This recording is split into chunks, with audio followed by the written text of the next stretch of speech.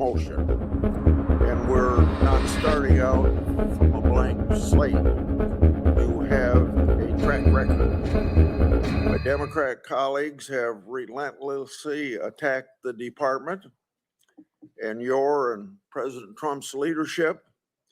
They've called the department, quote unquote, a disgrace and suggested the agency is broken. Their media allies and activist networks have echoed that message. Are these assertions correct? Let's put aside partisan criticism for a moment and address the evidence. The department's primary duty is to enforce our nation's laws and to keep Americans safe. So how is the department stacking up? The answer is, for those who care to judge fairly, it's a record of success. The United States has the lowest murder rate since 1900.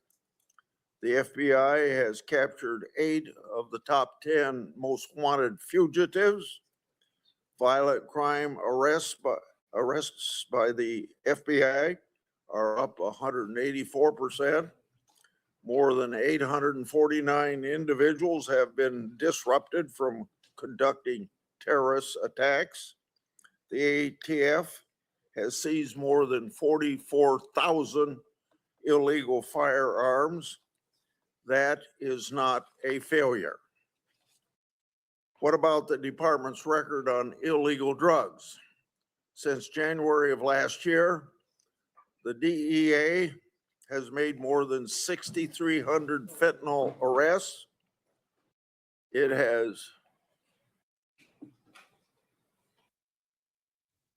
has seized more than 5,000 kilograms of fentanyl powder, 55 million fentanyl pills, 240,000 kilograms of methamphetamine, and 1 2/10 million kilograms of cocaine. The fentanyl alone amounts to more than 428 million fatal seizures. That is not a failure. And what about protecting children? Our committee has fought for years on a bipartisan basis to protect our nation's children from the horrors of exploitation. Ranking Member Durbin and I, in a bipartisan way, are leading landmark legislation, the James T. Woods Act, to tackle that very issue. And once again, our partners at the Justice Department have a record of success.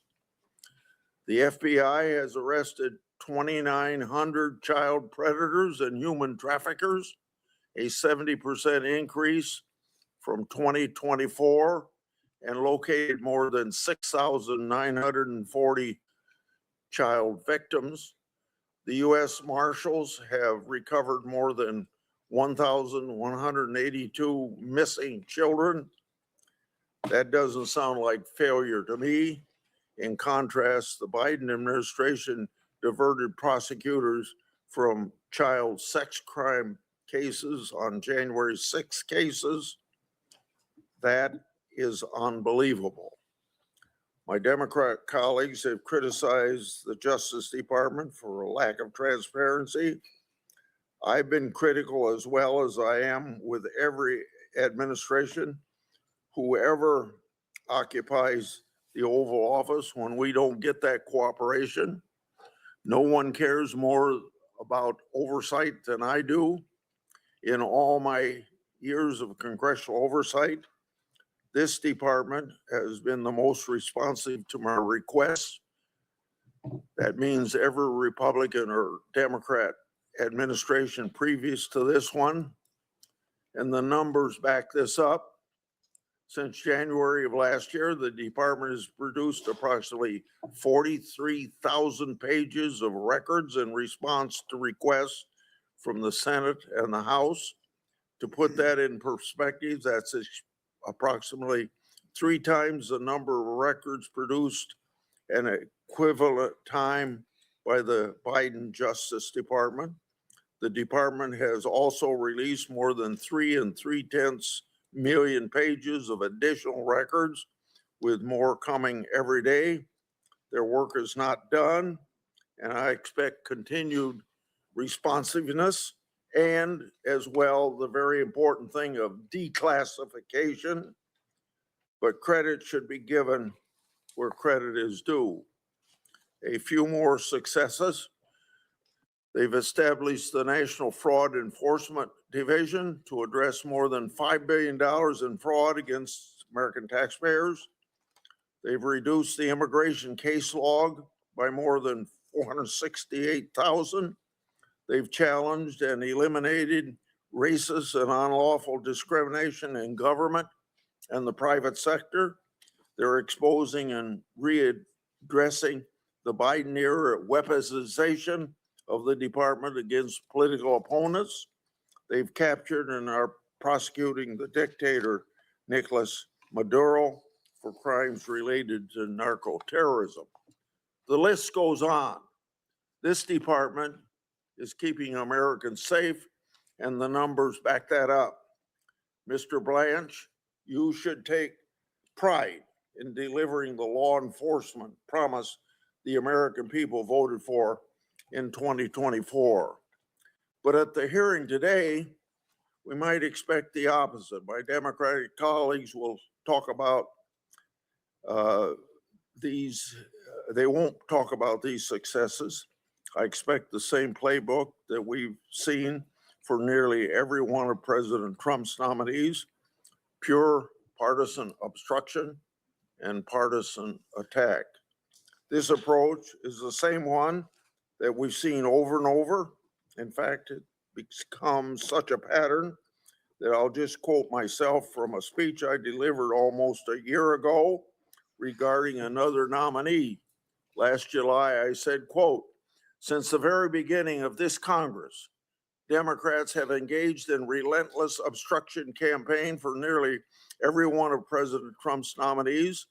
Their playbook has included maximum procedural obstruction, unfair media attacks, repeated attempts to allege misconduct and demands for delayed consideration, records, and investigations. Like clockwork, just before a hearing or a vote, we get another breathless accusation that one of President Trump's nominees needs to be investigated." End of my quote of last January. So here we are again, just like clockwork. The Democrats and their media allies and activist networks have launched the expected crusade against your nomination. To be clear, there are fair questions for Mr. Blanche. I don't agree with how Mr. Blanche or the Justice Department has handled every matter, and I've demanded answers and will continue to do so. But many of the criticisms aired in recent days just completely missed the mark, and I'll give one example. We've seen a coordinated campaign from former Justice Department employees opposing Mr. Blanche's nomination. My Democratic colleagues in the partisan media have publicized their letter framing the signatories as a group of nonpartisan, quote unquote, career civil servants. Of course, they fail to mention in that letter was coordinated by the same group that engaged in partisan and misleading campaigns opposing Judge Bovey's nomination. They also don't mention that the letter's signatures include a who's who of partisan activists, including former Chicago Mayor Lori Lightfoot and Jack Smith's partisan prosecutors, J.P. Cooney, Molly Gaston, and David Rhodey. And they certainly don't mention that Mr. Blanche has received letters of support from organizations representing more than 600,000 law enforcement officers, 23 state attorneys general, and scores of former Justice Department officials. So, from my vantage point, if the people who engaged in the worst partisan lawfare this country has ever seen have a problem with Todd Blanche, That's a good thing in my book. As sure as sunrise, today some of my Democrat colleagues will tell us that Mr. Branch has uniquely terrible nominee. Before they do so, however, I urge them to remember the boy who cried wolf and take a long look in the mirror before lecturing anyone about partisanship at the Justice Department. So I have one more subject. I'd like to discuss developments in my and Senator Johnson's Jack Smith investigation. Smith team subpoenaed the National Archives June 2023. That subpoena sought text messages from cell phones connected to Trump's White House staffers. The date range for the records was October 1, 2020 to January 20th, 2021. The Archives then General Counsel Gary Stern emailed Thomas Wyndham, one of Smith's deputies, on August 21st, 2023 at 12:19 p.m. That email said responsive records were ready. On August 21, the same day, 2023, just 20 seconds later, Wyndham had already downloaded the text, and shortly after that, other DOJ and FBI personnel involved in the case did as well. Whistleblowers told my office that Smith didn't pass these records through a filter team, and you can see in 20 minutes there wasn't time to go to a filter team. That filter team was already in place. The Justice Department has confirmed that fact in a letter to the committee. Quote, the special counsel's investigative team apparently bypassed the filter team and directly accessed these text messages, end of quote. The DOJ letter to the committee also said, quote, the special counsel's office had previously been made aware of the risks that records relating to members, meaning members of Congress, communications could raise constitutional questions and might be privileged under the speech and debate clause, end of quote. That speech and debate clause is a constitutional issue. Even if Smith's team had been instructed to look for congressional or other privileged information, it wouldn't matter because in this example, it appears the filter team was entirely bypassed. Based on the information provided to the committee, Smith's operation cut corners and blew through constitutional stop signs instead of respecting them and having been advised about the constitutional problems. The White House messages obtained and reviewed by Smith's team included communications with many senators and representatives. The communications included messages with members on this committee, including this senator. The subject matter of those members' communication included core constitutional responsibilities, such as congressional legislation, resolutions, and investigative work. It also included other information irrelevant to Jack Smith's case against then citizen Trump. Instead of that information being walled off, it was intentionally shared. This is another example how this misguided investigation wasn't normal and demands further investigation. Jack Smith's operation was a runaway political train that improperly obtained congressional information. I've requested Acting Attorney General Blanche to allow members to review these records. Senator Durbin. Thank you very much, Mr. Chairman. Mr. Blanche, thank you for coming by my office yesterday. I think we both knew going into that meeting that we had strongly held political beliefs on both sides of the table. And yet we had, I think, a respectful exchange, and I thank you for coming by. Thank you. I'm glad you brought your staffers with you. My staff was there as well. If there was any misunderstanding, my representation of your remarks, you'll have a chance to correct the record in a few moments. but I'll do my best to stick by what I said, and as my staff has backed me up, and in my memory of it, yours may be different. But thank you for meeting with me yesterday. I want to acknowledge the obvious empty seat at the dais here, which is the chairman, next to the chairman. The committee is mourning the loss of our friend and colleague, Senator Lindsey Graham, former chairman and ranking member of this committee. I served on the committee with Senator Graham since he joined the Senate in 2003. I'm going to cherish my memories of both our fierce partisan battles and our landmark bipartisan agreements. He was a trusted friend. My friends and family back home can't believe it when I say these things. You mean that, Lindsey Graham? Yes, I do. He was a good person, a valuable part of the Senate family, and an extremely valuable part of this committee. I'm glad that we're honoring him with this memorial today. Let me say at the outset that the chairman spent several minutes talking about Jack Smith. I want to make one thing clear about Jack Smith, who was a special counsel. Months ago, perhaps 6 months ago, maybe longer, he volunteered to appear before this committee under oath and testify about what he did as special counsel and to answer the questions of the committee.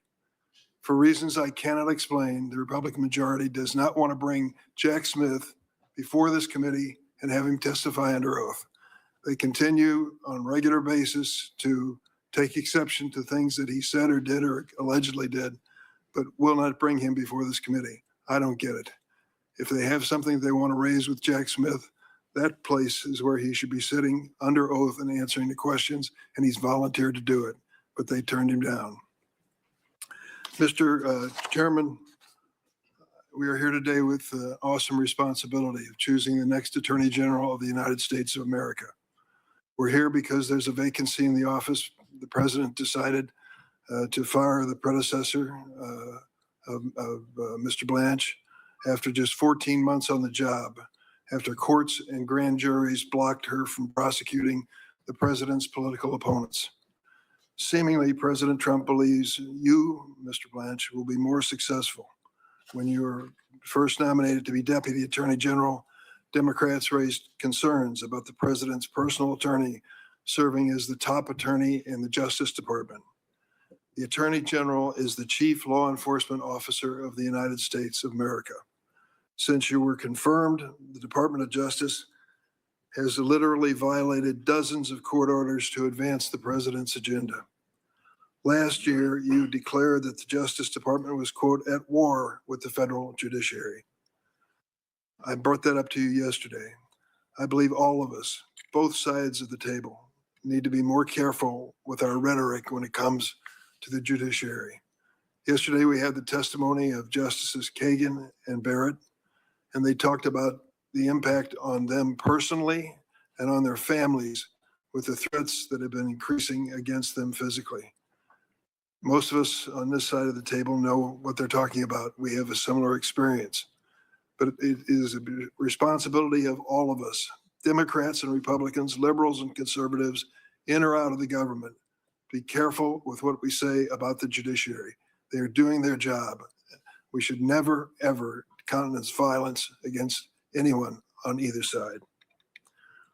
One of your first official actions as acting Attorney General, Mr. Blanche, was to establish the $2 billion weaponization or slush fund to benefit January 6 cop beaters while immunizing President Trump from IRS liability. You defended the slush fund by claiming, quote, people hurt police, get money, who hurt police get money all the time, end quote. Despite resounding bipartisan criticism and admitting that it was a mistake, you've refused to rescind the order creating this fund. That order can still be found on the Department of Justice's website today. We talked about this yesterday in my office. I didn't quite understand your explanation. I'll give you a chance, of course, to explain it. But you said it was up to Congress to codify the elimination of this fund. This was a creation of the executive branch. It was not a creation of Congress. So I hope you'll clarify that statement. Earlier this week, a federal judge characterized your explanation of the settlement that led to this fund, quote, at best misleading and at worst disingenuous. You told me yesterday that the opinion was, quote, a hit piece on you, another troubling attack on a judge for doing her job. Then there's the cover-up of the Epstein files, which former Attorney General Bondi herself said you were, quote, in charge of. Under your leadership, more than 1,000 FBI personnel were pulled off of other priorities and directed to flag Epstein records for any mentions of President Trump. When scrutiny of the cover-up intensified, you participated in meetings in the White House Situation Room to strategize about how to protect President Trump, not Epstein survivors, the president. When Congress forced the administration to release the files, hundreds of survivors' personal information was unredacted, victimizing them again. Meanwhile, the names of powerful Epstein allies remain protected in clear violation of the Epstein Files Transparency Act. Your explanation, quote, it isn't a crime to party with Mr. Epstein. Mr. Blanche, these survivors deserve much better. I want to recognize many of them who are in the audience today. I thank them for their courage in speaking out. Tomorrow, we will hear one of them during our outside witness panel. I'd like to enter into the record 6 letters from Epstein survivors in opposition to the Blanche nomination. Without objection, so ordered. I'm asking you, Mr. Blanche, today, before you leave this room, to agree to meet with these Epstein survivors personally and to bring with you professionals from the Department of Justice to hear them out. They have the courage to tell their story, and they should at least hear from their government that they take it seriously. After your interview with convicted sex trafficker Ghislaine Maxwell, an attempt, I believe, to exonerate President Trump, Ms. Maxwell was transferred to a minimum security camp. That is unheard of for offenders like her. You said it was for her own personal safety. I hope you'll explain that today. You told me yesterday you want to be Attorney General because you love the Department of Justice and you love prosecutors, but you have removed from the department some of the most effective prosecutors that have ever served our government. Done that for personal reasons, purging career law enforcement officials who won't prioritize President Trump's interests over their oath to the Constitution. You fired the career pardon attorney because she wouldn't sign off on restoring gun rights to a convicted domestic abuser, Mel Gibson, personal friend of President Trump. You fired career immigration litigator Erez Reunibi for refusing to follow unethical orders from your former law partner, Emil Bove, and other senior DOJ officials to lie to a federal court. You bragged about firing career law enforcement professionals simply because they were assigned to investigate the president's criminal misconduct, including FBI agents who specialized in investigating threats from foreign adversaries like Iran. More than 1,200 former career DOJ employees who worked for both Republican and Democratic administrations sent this committee a letter opposing your nomination because you have purged DOJ of thousands of experienced law enforcement officials, putting our nation's security at risk. I would like to enter this letter into the record with unanimous consent. Without objection, so ordered. You testified under oath last year that as Deputy Attorney General, you would consult with career ethics officials to avoid conflicts of interest, a significant concern since you received nearly $10 million as a president's personal attorney. But you've gutted the DOJ offices that handle ethics and professional responsibility. After the department's top career ethics lawyer advised you to recuse yourself from any matters relating to Trump in his personal capacity, that lawyer was fired. Every smarmy, suspect deal in this administration has cryptocurrency behind the curtain. And again, it has happened when it comes to the billion-dollar windfall that went to the president in his first year in office. Shortly after you were confirmed as Deputy Attorney General, you issued an order dismantling DOJ's crypto enforcement team and shutting down ongoing criminal investigations of the crypto industry. At the time, you owned at least $159,000 worth of crypto-related assets. While you eventually divested, those assets didn't go far. You simply transferred them to your children and grandchild. With the crypto enforcement unit out of the way, President Trump brought in $1.4 billion from his family's cryptocurrency business in 2025 alone. Take one example of the dealing in the administration. In April 2024, the founder of the crypto company Binance was sentenced to prison in order to pay $50 million fine for a money laundering scheme. $50 million fine. He then brokered a deal to channel $2 billion into the Trump family's crypto business, World Liberty Finance, after which President Trump pardoned him. Binance accounts have funneled about $1.7 billion to Iranian entities linked to terrorism.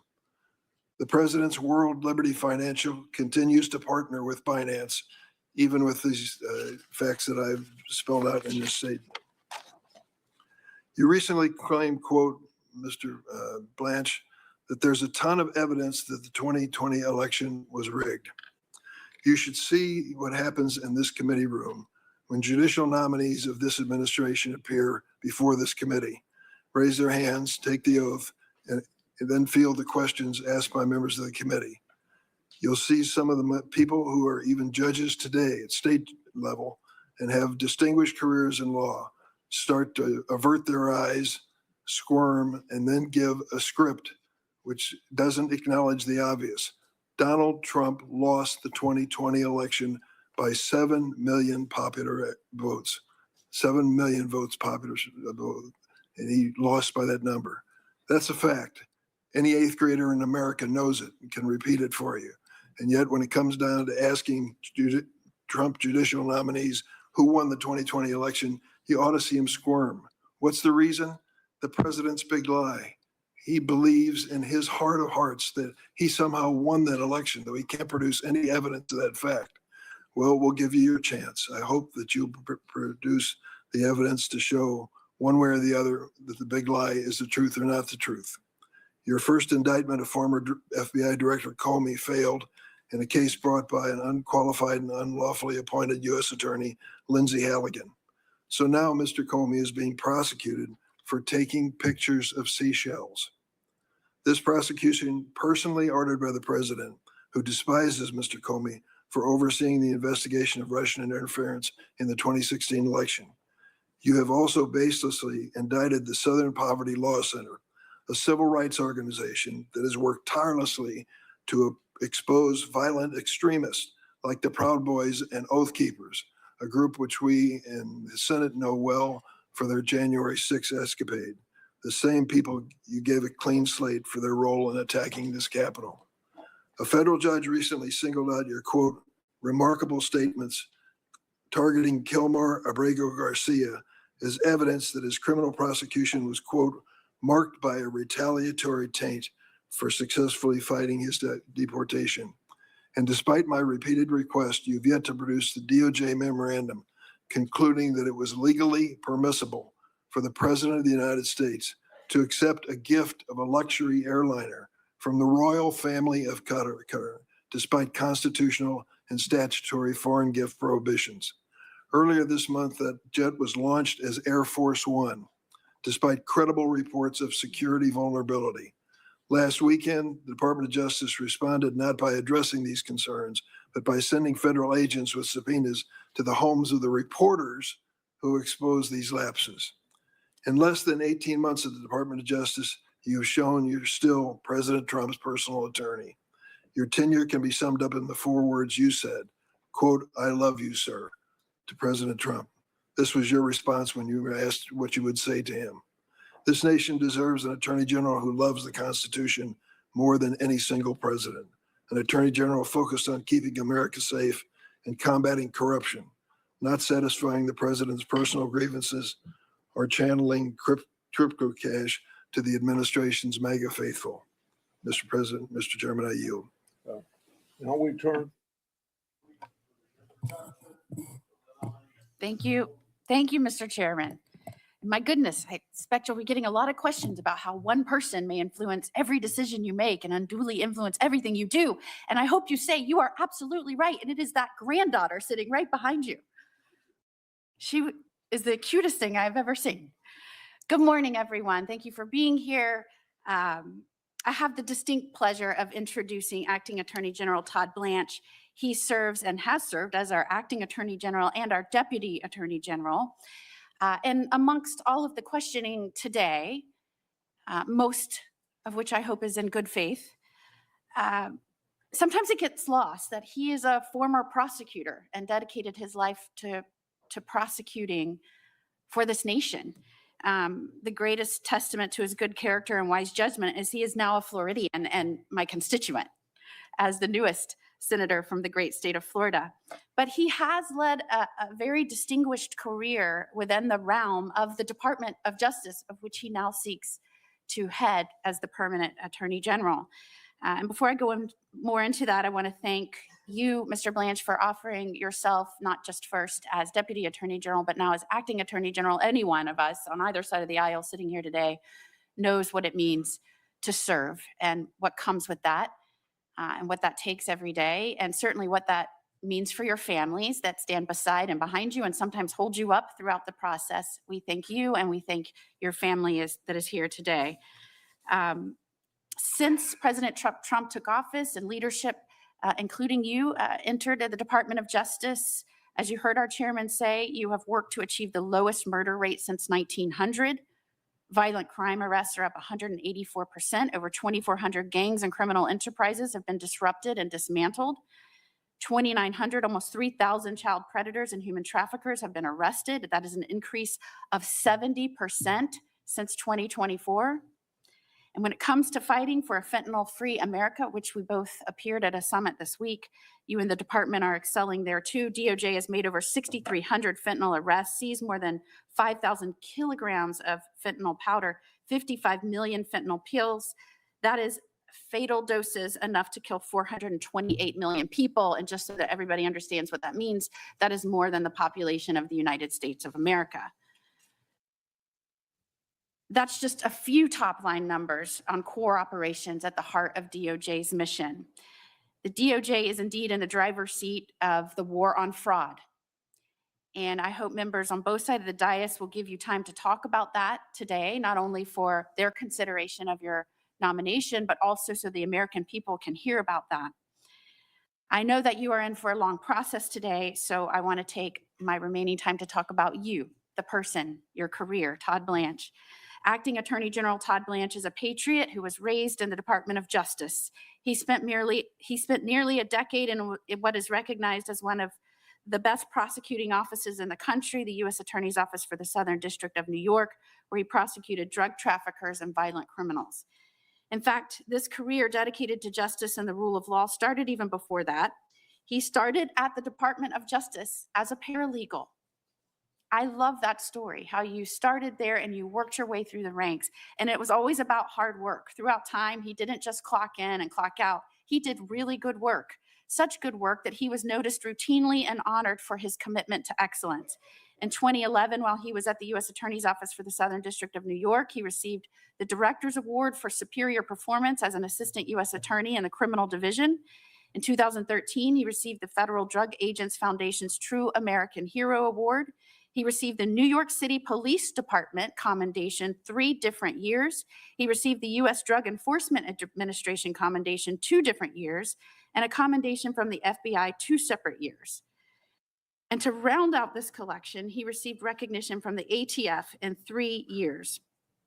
I think this is emblematic of a career that was really spent doing the work of the people and trying to do it well, keeping his head down without seeking recognition, but he couldn't help but get it because of the work and the superior performance that he was doing. And I really think that's an example for anyone watching today, anyone in this audience, any young person at home, any young lawyer. Do good work, put your head down. You are evidence of that. You do good work, you do a job well done, and you get noticed for that, and opportunities will seek you out, commendations will seek you out, more than networking, political connections, anything like that. It is that in which people will seek you out to serve. And it may be just that job well done that got you recognized by the President of the United States and completely changed your life. Some members will try to hold that against you today. They will ignore that long career and every commendation that you received before you ever met or served or acted as an attorney for the president. They'll ignore all those orders and they'll gnash their teeth because they don't like one man. And I believe that misses the mark. It completely ignores the fact that the reason you stepped up to serve is because you love this country. You dedicated your career to the Department of Justice. And in fact, you lived out the motto in Latin. I will not say the Latin because no one will understand that, but I will say the motto of the Department of Justice is who prosecutes on behalf of justice, not who prosecutes on behalf of a political agenda or to target someone, who prosecutes on behalf of justice. And you stood up and took on that responsibility. And so I hope today's questions will focus on allowing you to explain the legal positions of the department that you've been a part of, or why you've made certain positions in cases or compliance with orders. All things that might go towards how you will perform on behalf of this great nation and the people you serve, how you will excel as an attorney general. But I suspect that nuance and good faith will be the price paid for clips and likes by some members in this room. I hope today is the exception. Nonetheless, I thank you for stepping up to serve, acting as the Attorney General in this time in which we are seeking for your formal nomination. I thank you for being willing to take on not only this nomination process, but the job itself, because that will be an enormous responsibility, not only to the Department of Justice and the people that work there, but for the American citizens in this country moving forward. So I thank you very much. And with that, Mr. Chairman, I introduce Mr. Todd Thank you. Blanche as President Trump's nominee. Thank you, Senator Moody. Would you please stand at this point and respond to this oath? Do you swear or affirm that the testimony you're about to give before this committee will be the truth, the whole truth, and nothing but the truth? So help you God. Thank you for your positive response. Now it's up to you to take what time you want to make a statement and introduce any people you have with you. Thank you. Thank you very much, Chairman Grassley, and thank you, Senator, for that introduction. I appreciate you and your friendship. Good morning, Chairman Grassley, Ranking Member Durbin, and the other members of the committee. Thank you for having me. As Senator Durbin said a minute ago, I would like to offer each of you my condolences for the loss of your colleague, Senator Graham. He was a patriot and a friend to so many of us. It's a loss for the American people, and I think honoring him today, and as he's been honored for the past several days, is the right thing to do. 17 months ago, I sat at this table as the nominee to be the Deputy Attorney General, and I told you that serving in the Department of Justice was my American dream. Since then, I have helped lead it, first as deputy and now as acting Attorney General, and I'm here today to earn your trust once more. I've lived the American dream. I waited tables to get through college, moved to New York with my wife and 2 young kids, went to law school at night, read textbooks on the late train home while I worked days as a paralegal at the U.S. Attorney's Office. From that start, I became a prosecutor and spent 9 years prosecuting violent gangs and drug dealers.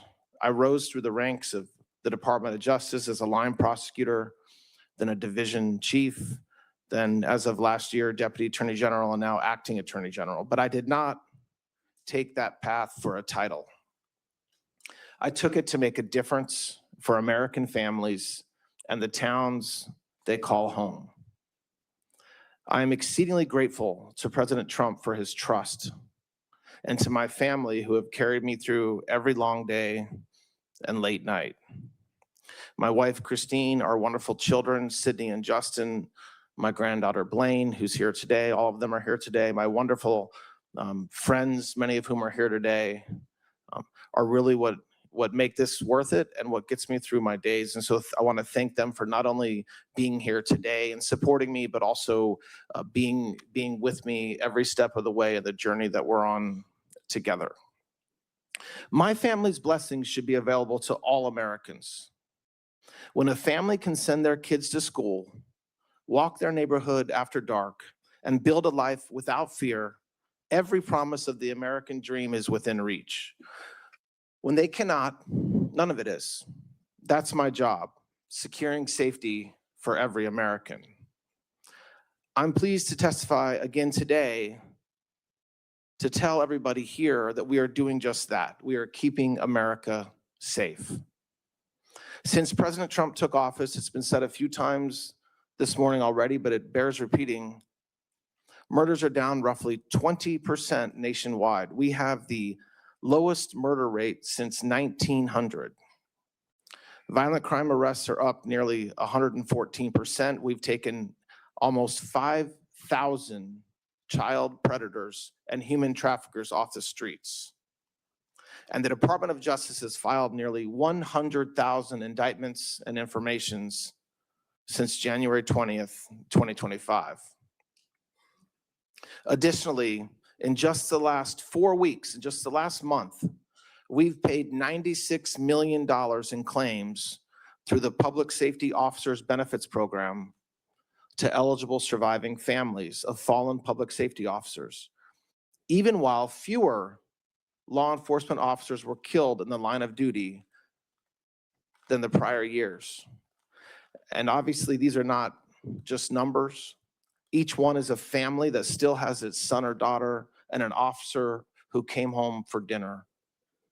If you look at Washington and Memphis as examples, where we have worked with federal, state, and local partners, pulling thousands of criminals off the streets in those two cities.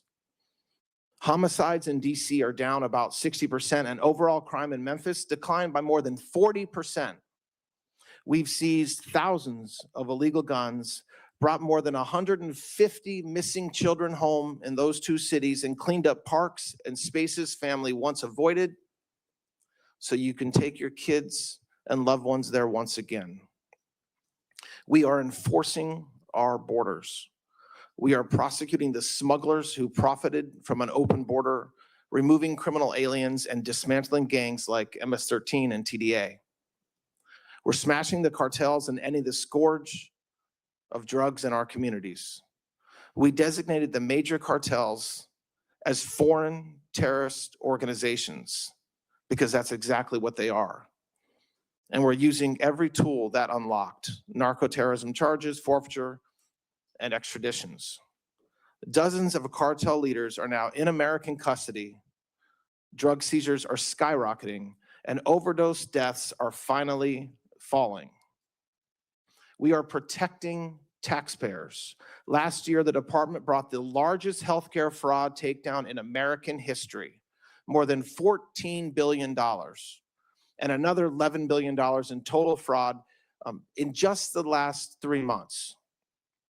That's money stolen from the fisc, stolen from Medicare, from seniors, working families, and we're clawing it back.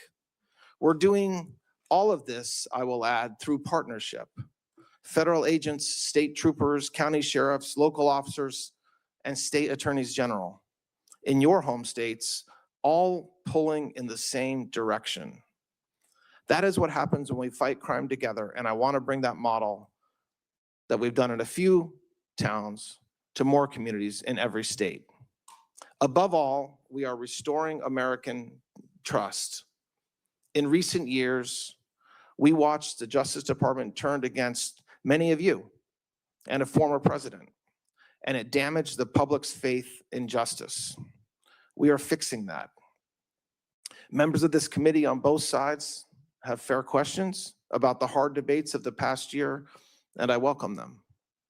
I'm proud of what we've done to help American families see safer streets and to have a fair shot at the life they're working to build.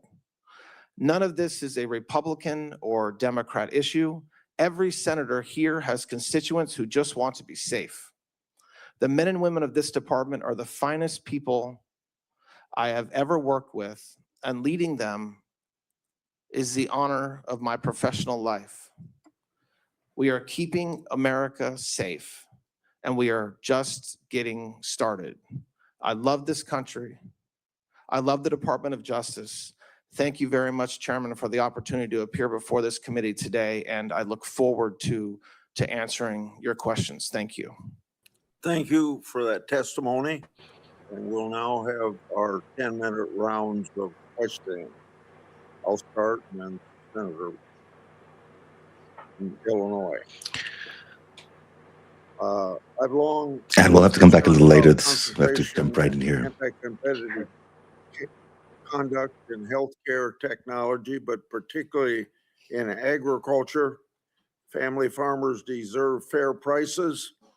I held a hearing on anti-competitive activities. Well, actually, as he's going to be in this asking about committee last October on the subject farm prices, of agriculture. we might dip down on him a little bit here and just say to everybody, good morning and welcome to our coverage as we're giving you coverage of Todd Blanche's confirmation hearing for the AG, for the Attorney General position in Donald Trump's cabinet. This is happening in the Senate, as you can rightly see, before the Judiciary Committee, which is noting an absence today in Lindsey Graham, who, of course, died over the weekend. Let's talk about the opening statement there. He obviously framed his opening statement around the key missions he sees around his new job, if he gets it, and that is the safety of the American people. But that isn't really true for a lot of what he's saying there, because much of the data that he's quoting, like the drop in murder rates and all of those things, are just naturally occurring because of demographics. We've had murder rates dropping for a long, long time. And so has violent crime, because demographics have changed. The demographics of the country are getting older. So those stats aside, he has, shown us a couple of examples of where they've had success. But in his opening statement, he dodged the biggest issue of the day, which is likely to be Jeffrey Epstein and his handling of the Epstein files, his handling of the release of the details of the victims of the Epstein files, and what is essentially a cover-up that is happening in real time in front of our eyes by this man, Todd Blanche, and others at the Department of Justice. Anne Mitchell, as everybody knows, is part of the TESS group, which is the organization that looks at all the data and collates all the data around the Epstein survivors. It's called Taking Epstein Survivors Seriously. And Anne joins us today. What did you think of that opening statement, Anne? Well, first of all, thank you for having me, and good morning, everybody. It's typical BS from a nominee. It's what they need to say. I'm sure that he had a speechwriter help him write it. He talked about how so many Americans are now so much safer, and as you rightly pointed out, the rates were already falling, and it was doing, yes, in part to get demographics, but also to the efforts of the individual states and their state systems. But also, in some ways, he's right. He is making America safer for white people and, for Republican elites. So, I guess he can say that with a straight face. Let's just jump in here, Beck, because I think he's now talking about the redactions. Let's just see what he's saying. The lower security prison. I wanted you to take the opportunity to respond to these allegations. What would you like this committee to know regarding these files? When President Trump signed the Epstein Transparency Act, the Department of Justice undertook a Herculean task to review millions and millions of potentially responsive files. We were required under the statute to do this expeditiously and very quickly. The Department of Justice did so.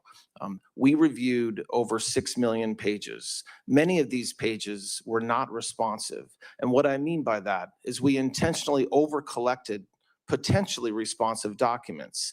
So for example, there was a case going on in Florida at the same time as the Jeffrey Epstein case involving another defendant named Epstein, having nothing to do with Jeffrey Epstein. When we collected materials, we collected everything involving Epstein, including the Epstein that had nothing to do with Jeffrey Epstein. So the review of materials included non-responsive materials. The reviewers were qualified, experienced attorneys within the department and the FBI. They took pains to apply appropriate redactions. There were mistakes that were made. And so approximately 1% of the redactions had to be fixed after we released the Epstein files. Chairman, we had dozens of lawyers on call 24/7 whenever we learned that any victim's name had been improperly not redacted. We immediately took the document down and fixed it as soon as we could. That doesn't excuse the mistakes of which I take responsibility, but it does mean that we tried to fix them. We complied with the act. It required us complying with judges' rules in New York, which required us to redact certain victims' names, even if the victim was also somebody who participated in criminal conduct. The judge did not allow, judges in New York did not allow us to unredact those names. The other thing that we did, Chairman, is we made unredacted versions of the entire database available to everybody in this body. And we did that because of transparency. Remember, for 4 years, there wasn't a peep about Jeffrey Epstein. The Biden administration did nothing to be transparent about the Epstein case.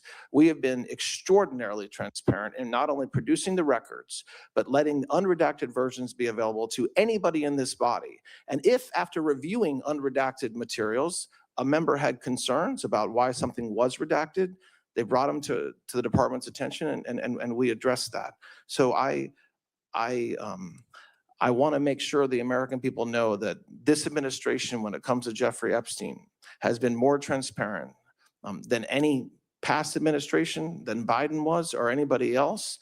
And what we did is we complied with the law. And if we learn a new material, we will most certainly review it and make it available. When it comes to the victims of this horrible man, we will never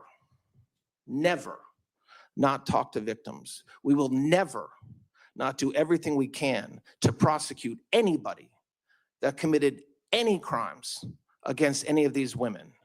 So that narrative is false. We have spoken with over 30 representatives of dozens and dozens of victims since this process started. Any victim, if they're here today, I would encourage them or their lawyers to meet with the FBI. We will 100% investigate. There are no closed investigations. If we learn today, if we learn next week, if we learn next month that there's an individual that we can investigate, indict, and prosecute out of the Epstein files, you better believe it, we will. And so we worked hard, the hardworking lawyers within the department to do the right thing to comply with the act, and we did, and we'll continue to do so, Chairman. Jack Smith and his team possessed and reviewed congressional information and other sensitive materials when they shouldn't have, and they were advised not to.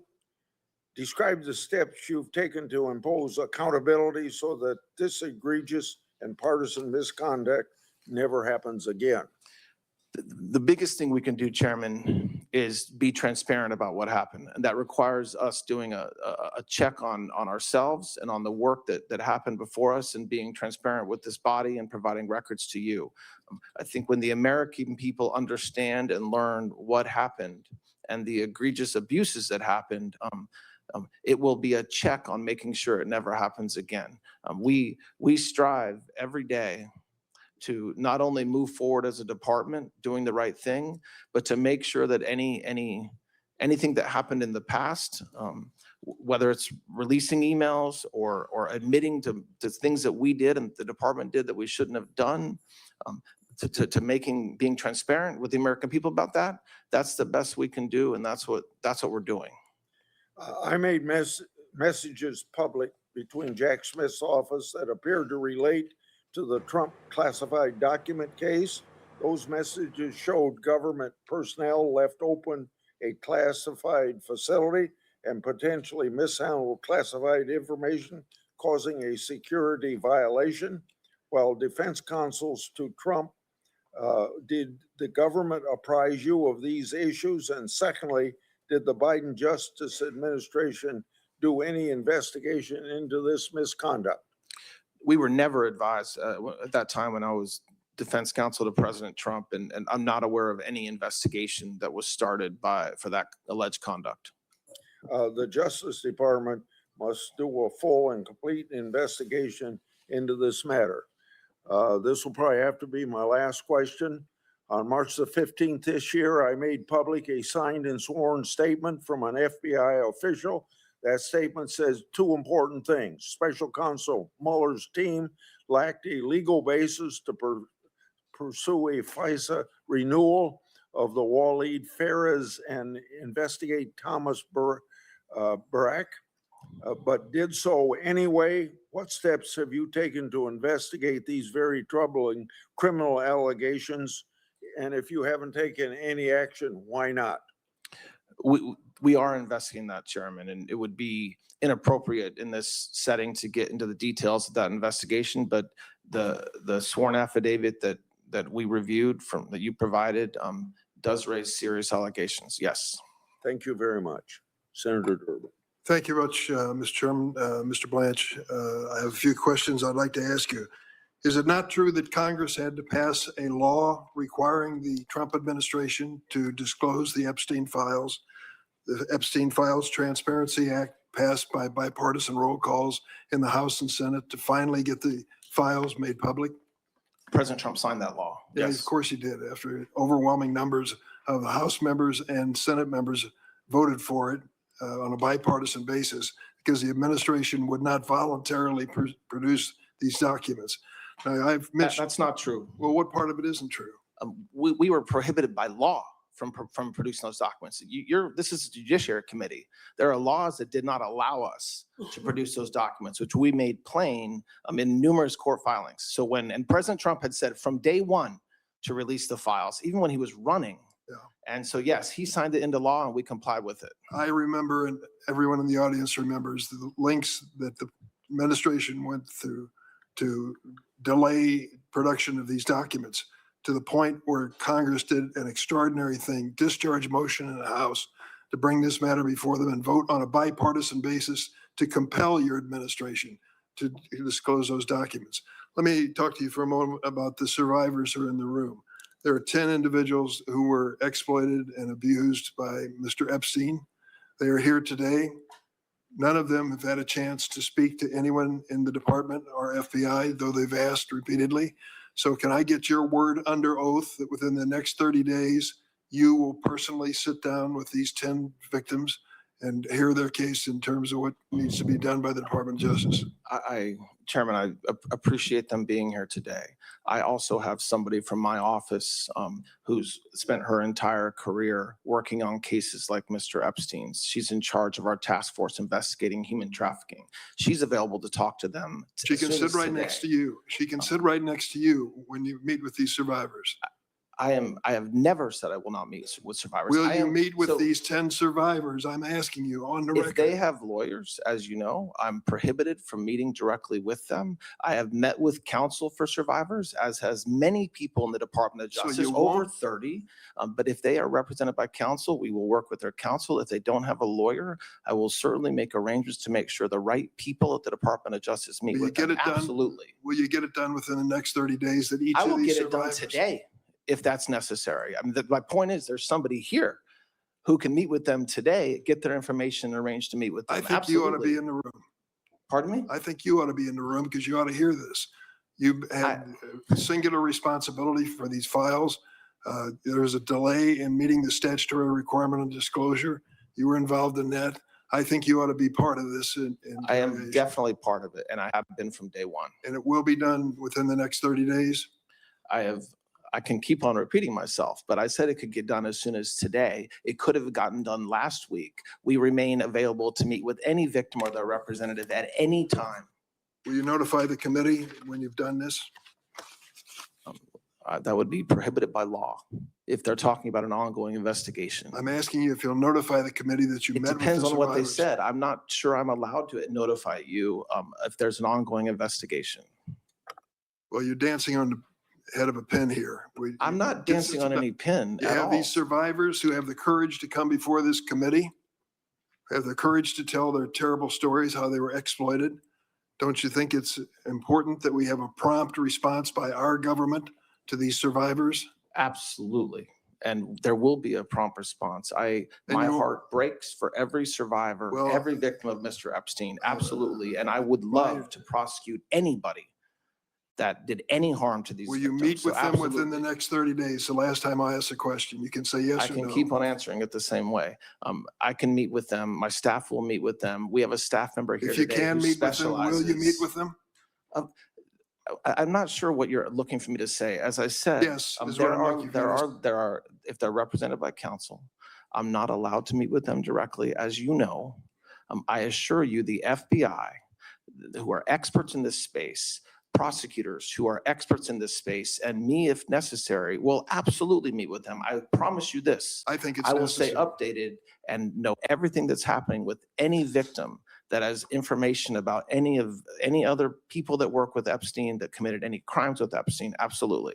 Well, if you're truly committed to extraordinary transparency and you're willing to meet with these victims, I hope you will do it immediately, or we're going to hold you to it.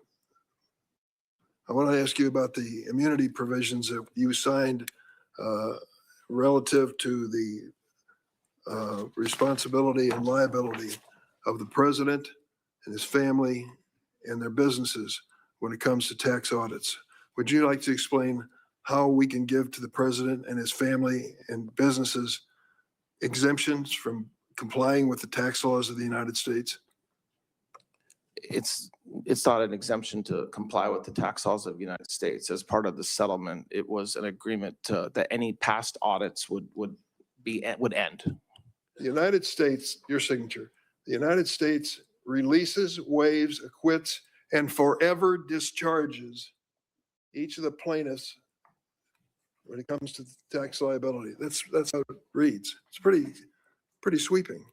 You don't believe that is a discharge forever from liability? Of any past filings, yes. All right, it is. How do you explain that to the American people, everyone in this room, all of us on this side? We have to follow the tax laws of the United States. And if we don't, we can be held responsible for it, to the point of even criminal prosecution. Why did you decide that President Trump and his family and their businesses should be exempt from that same responsibility? As part of the settlement between the IRS and President Trump and some of his family, two of his sons and his organization, as is typical when there's a settlement between plaintiffs and the IRS, part of the settlement included release of any past audits. It does not give any protection to the president, his family, or his organizations for any taxes they file. If they filed it the day of that I signed that agreement, or the day after, they have no protection. No matter what their liability, no matter what their violation of tax law, you signed a document that forever discharged them from any legal responsibility. As part of the settlement that we entered into, any past audits were How often do you think that's been done in the history of the United States? involving the president of the United States. I'm not sure it's ever been done, but this type of settlement is done regularly. So you're saying that when it comes to the president of the United States, his family and businesses have no responsibility under the tax laws for any wrongdoing prior to the signing of this document? No, I mean, I didn't say that at all. What I'm saying is that I think President Trump and his family are the first president that had their tax returns illegally and made available to the public. So that is unique to President Trump, yes. But this type of settlement is not unique to the Department of Justice or the IRS.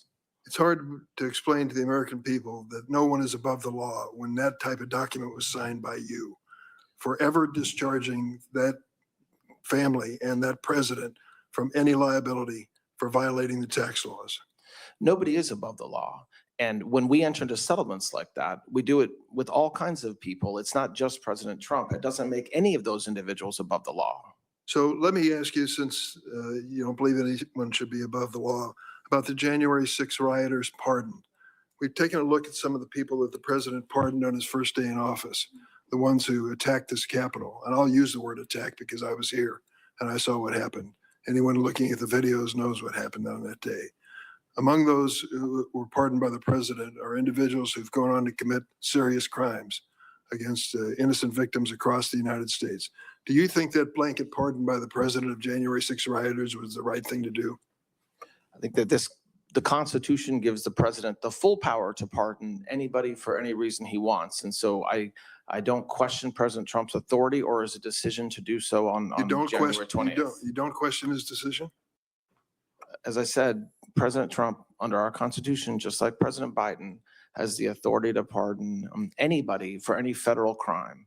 And that's something that every president, that's a privilege every president's afforded, and including President Biden and President Trump.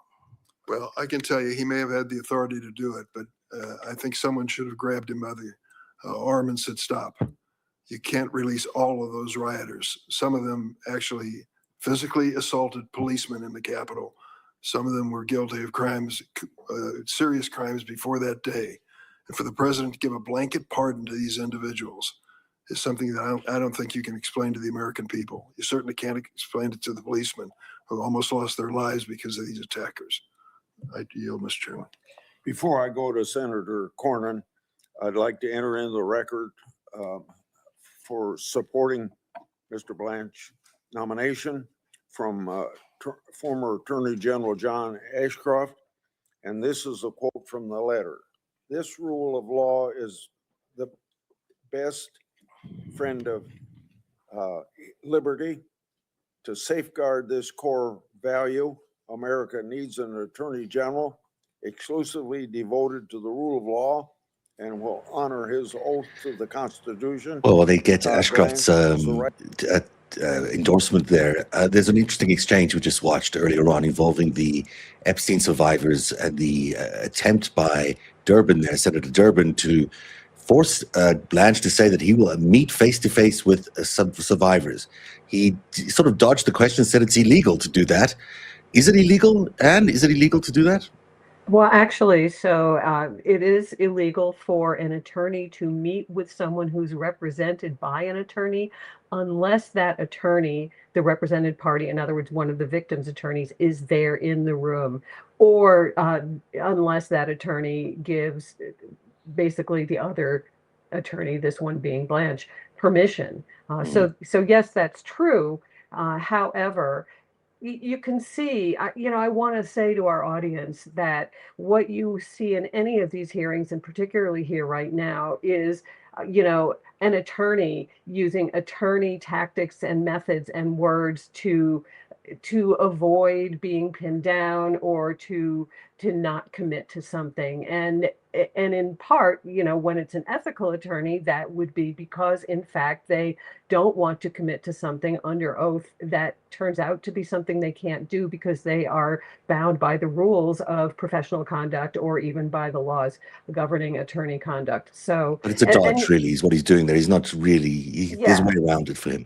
Yeah. Let's step back into the hearing, because Cornyn is, of course, a very unique person on this panel. There's two people who are not facing re-election, and they might be the people who vote down the confirmation here of Todd Blanche. If they, as I just said, I just said in the chat that it's not a complaint given. and attempt let's to just jump avoid back in here. We'll be back with statute more for limitations, Anne. but that struck me as unusual.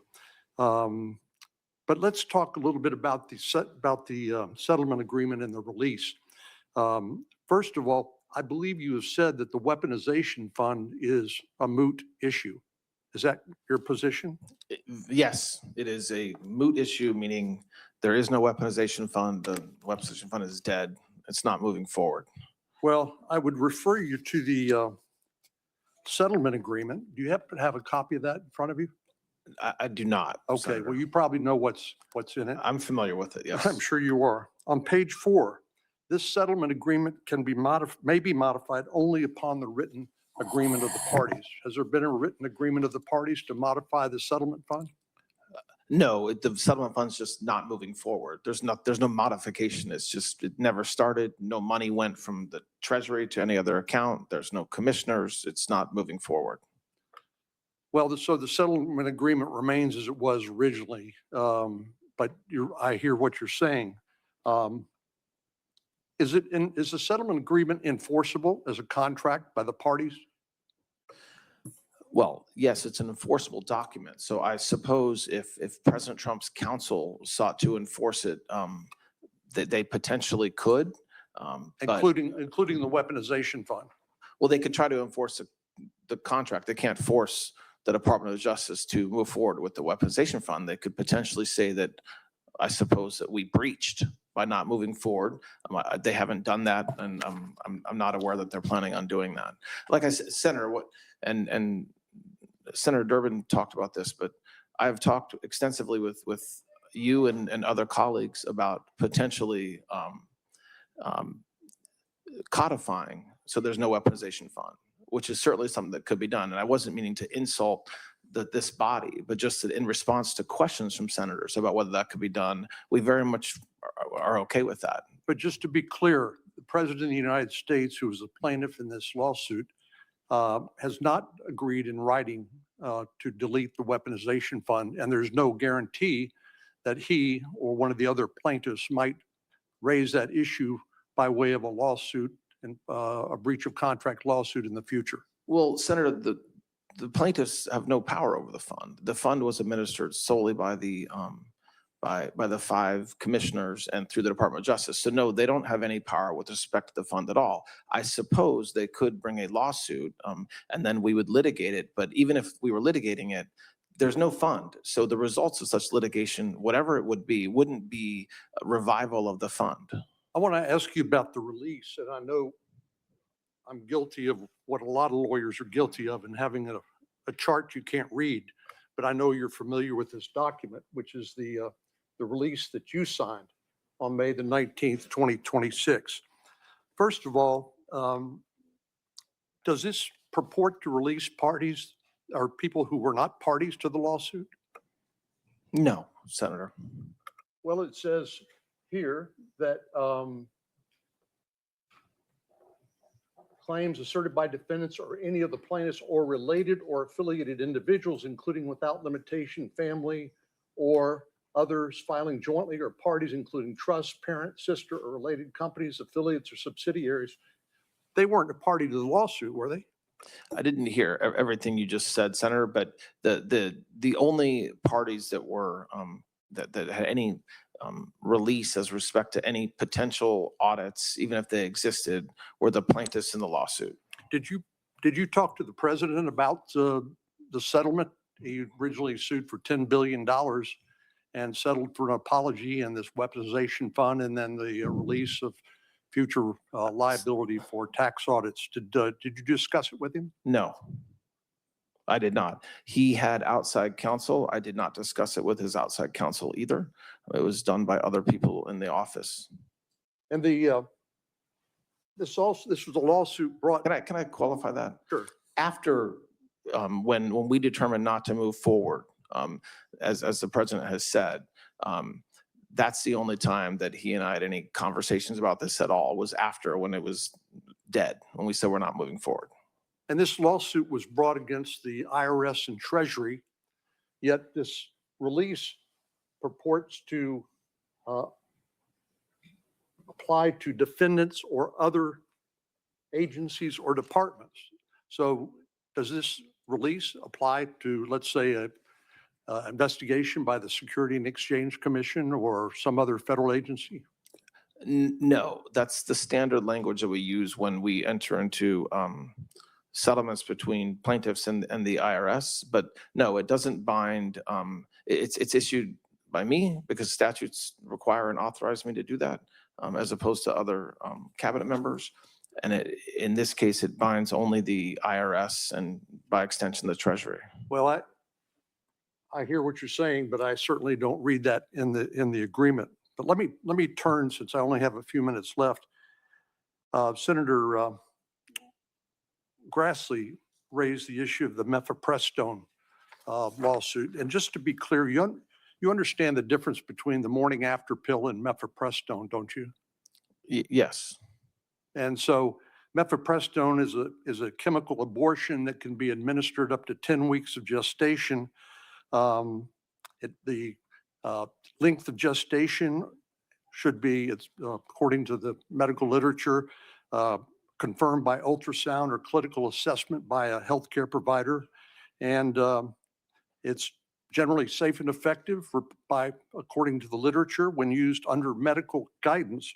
But the problem is that President Biden's administration changed the Trump policy and allowed the administration of this chemical abortion drug, without any medical guidance whatsoever. And as you know, I've written a letter. Senator Tillis and I sent a letter yesterday. And what I would appreciate, I understand you can't necessarily talk too much about your litigation strategy in the case of Louisiana against FDA, but I would appreciate it if you would respond to this letter for the record about the intentions of the administration. If President Trump is the most pro-life president, this ought to be a pretty easy call because women are hurt as a result of side effects, heavy bleeding, prolonged potentially infection or sepsis, incomplete abortion, other complications when this is being sold through the mail or through online prescription. Will you do that for me? Yes, Senator, I will.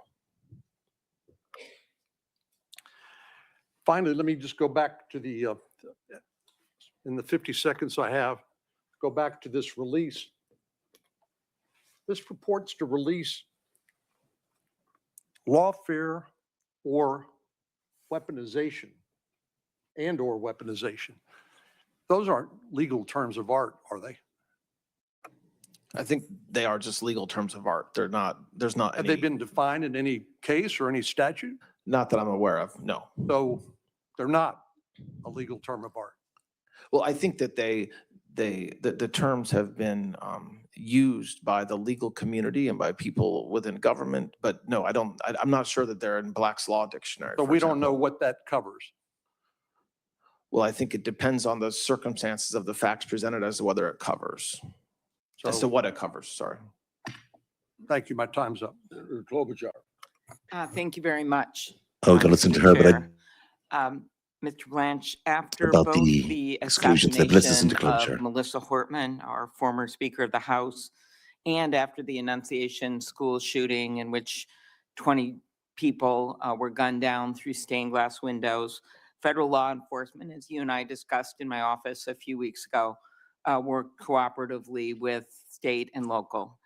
And we also know that they've worked together on the important work going on in the U.S. Attorney's Office in Minnesota with regard to fraud and the ongoing fraud investigation. And I know we have your commitment to continue giving resources for that investigation.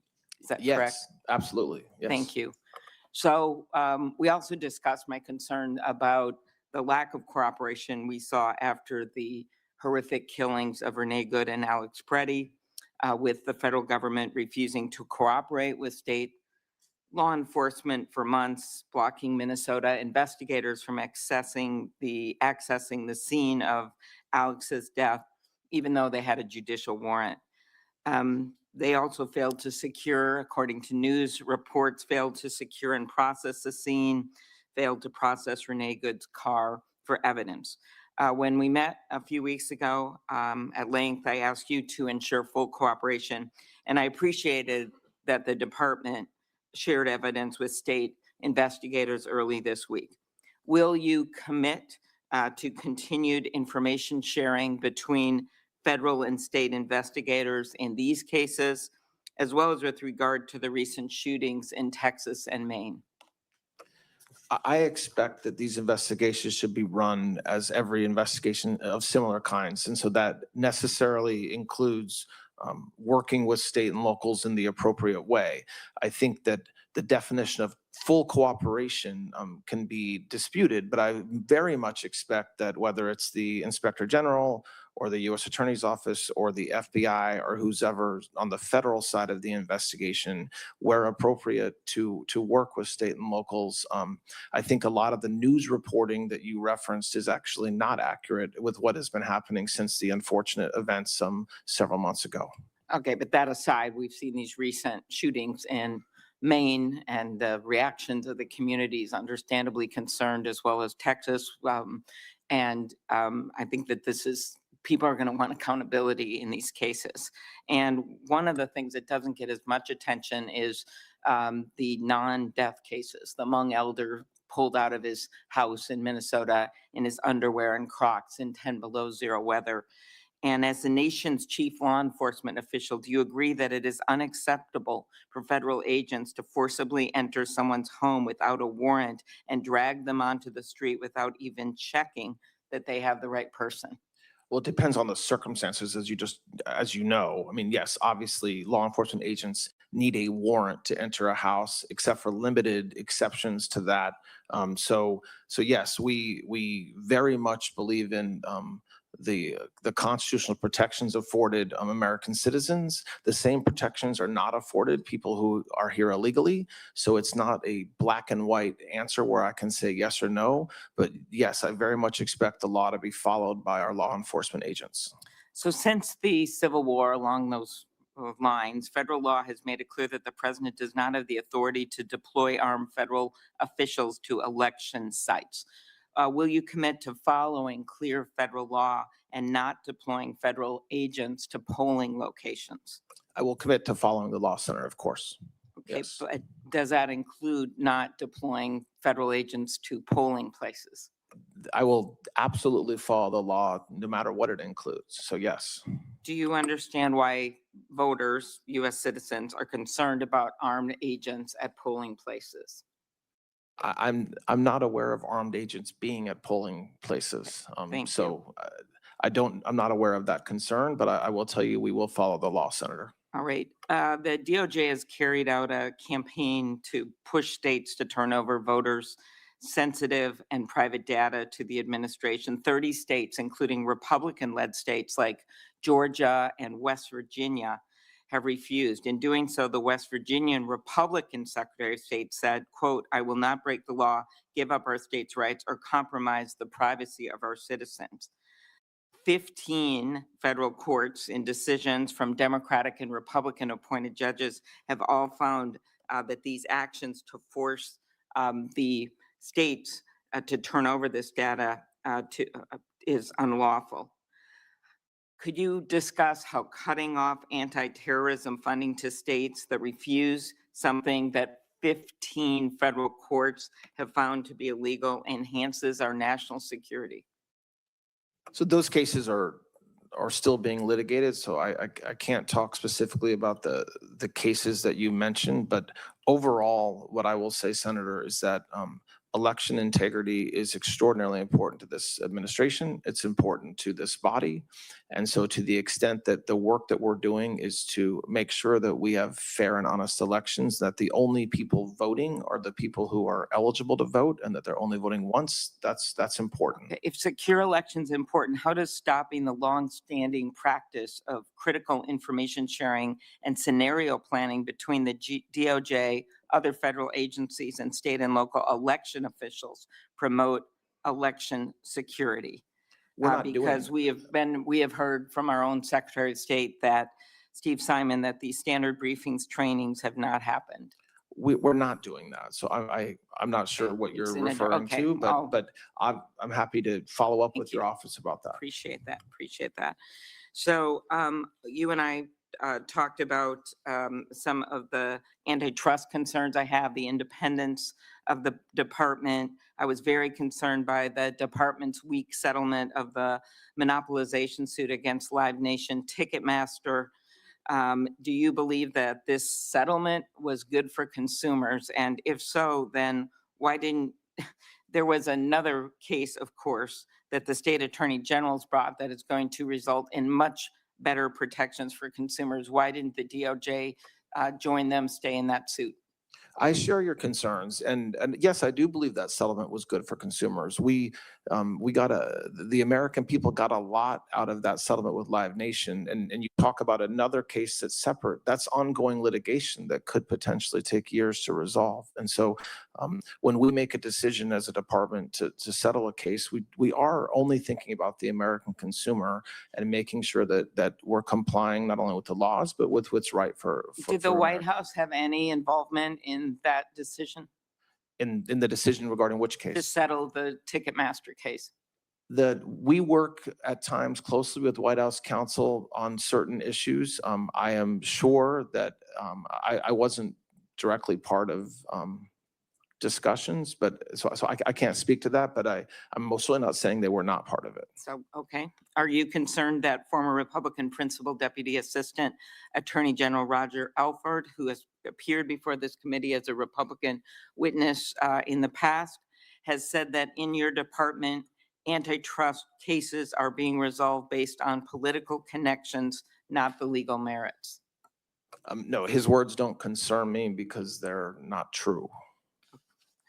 Well, a lot of us disagree on that front. So I want to turn to some sort of number of issues involving security. So in the wake of the shooting last year, Annunciation Catholic School was approved to receive funding through the Office for Victims of Crime for mental health and other support services. And I appreciate that the department has worked closely with the Annunciation community on this issue.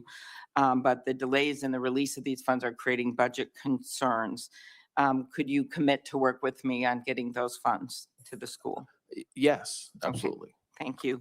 The president's most recent budget reduces COPS office funding by nearly $500 million, eliminates the Stop School Violence program that I championed with Senator Hatch. He was the lead on it. Are you concerned that cutting this funding will impact school safety? No, I understand the question. I fully expect that the grants that ultimately are included in the budget that's passed will make sure that we're providing appropriate funds to our communities so that they can continue their good work. I have concerns about, and I've heard this from several law enforcement and domestic violence groups, about the DOJ plan to consolidate the COPS program, HIDA program, Office on Violence Against Women.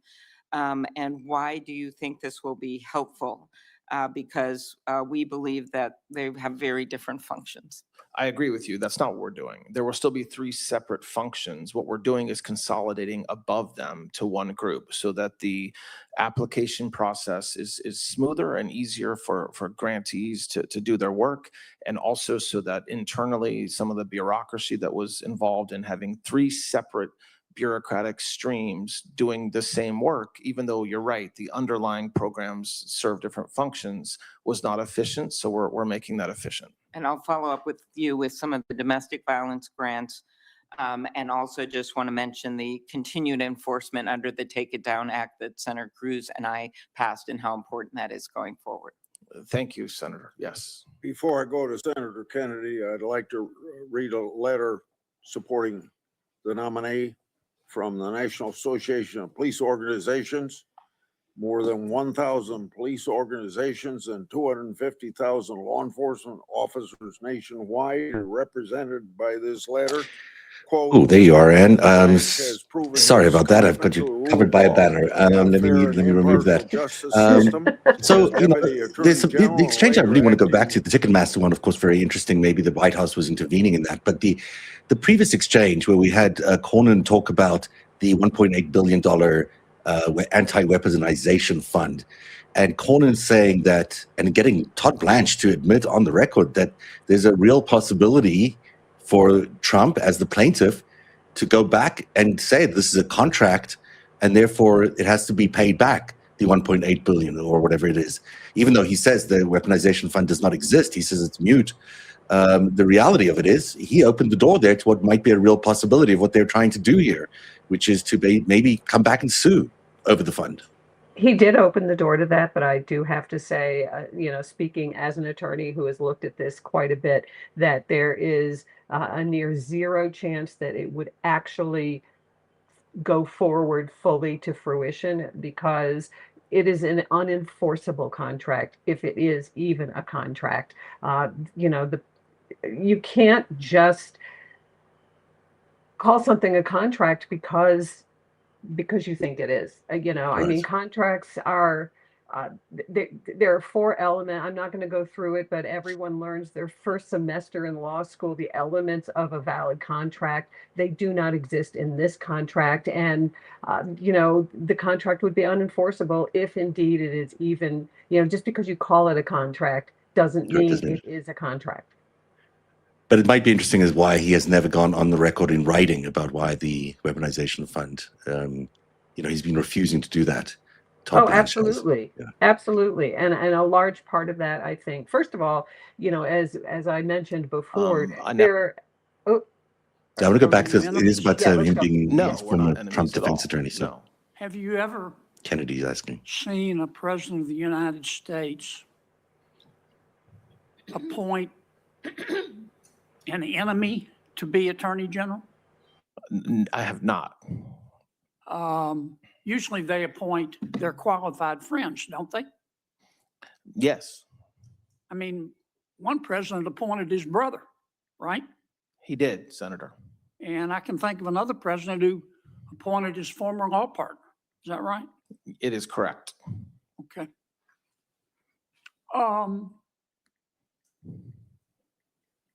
you responsible for all the president's decisions? No, Senator, I'm not. I mean, does the president get up in the morning and give you a call first thing and say, Todd, tell me what I ought to do today? He does not. Does he ever ask your opinion on actions he should take? Yes, Do you tell him the truth? every time. Have you ever disagreed with him? Yes, And have you ever disagreed with him and he did it anyway? yes, And did you go call a press conference and announce that the president made a bad decision? absolutely not. That's not what attorneys general do, Correct. okay? Has he ever asked you to do anything illegal? No, Would you do it if he asked you? absolutely not.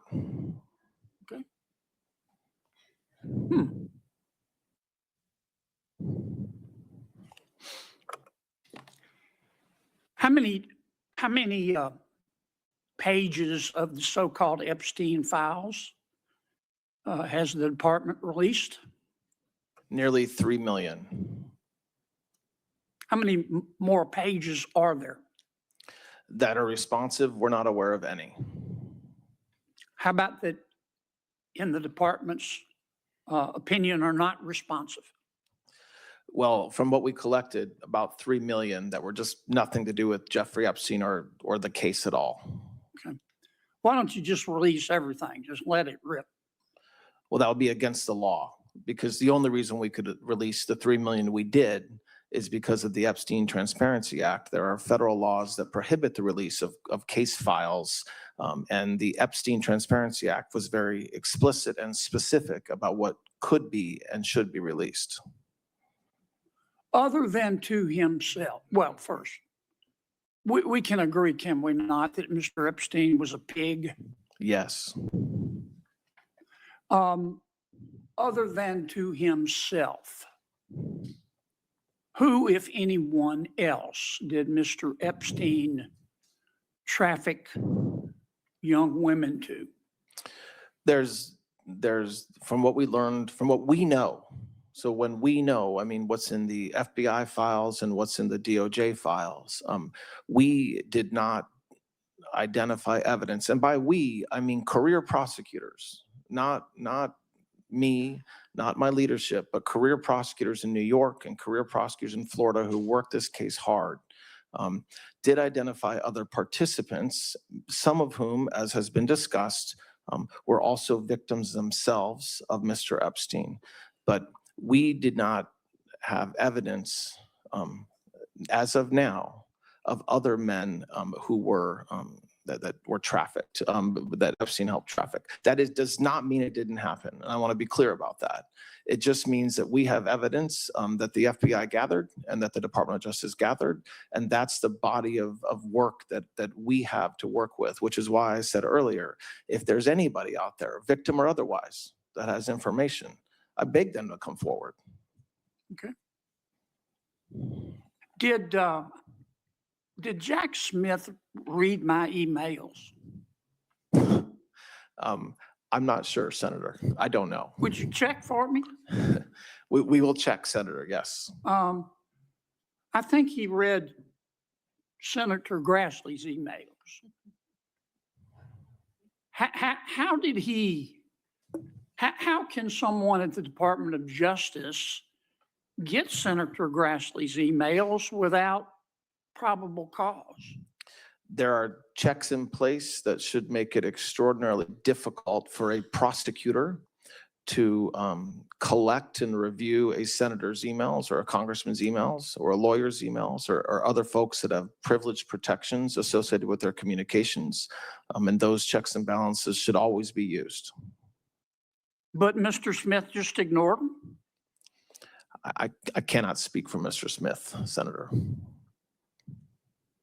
Would you check for me first if he read my emails? And We will check. Number two, how he got them. And number three, I don't mean to single out my friend Senator Grassley, but what emails did he get of Senator Grassley? And I mean, what were they limited to, if at all? You know, did he get emails of Senator Grassley talking about his corn harvest and all of that? And who did he share them with? Do you know if Mr. Smith shared my emails with Attorney General Garland? I do not know. Can you check for me? We are investigating that, Senator, yes. Yeah, I'd kind of like to know all that. Now, Mayor Lori Lightfoot she sent the world a letter suggesting that we should not confirm you as Attorney General. Who is Mayor Lori Lightfoot, just for the record? So she's the former mayor of Chicago. I believe she had a brief stint in the Department of Justice prior to her political life. Right.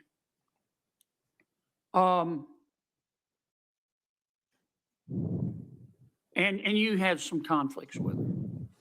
I do not believe she supports our administrators' efforts making America safe again. Okay, right.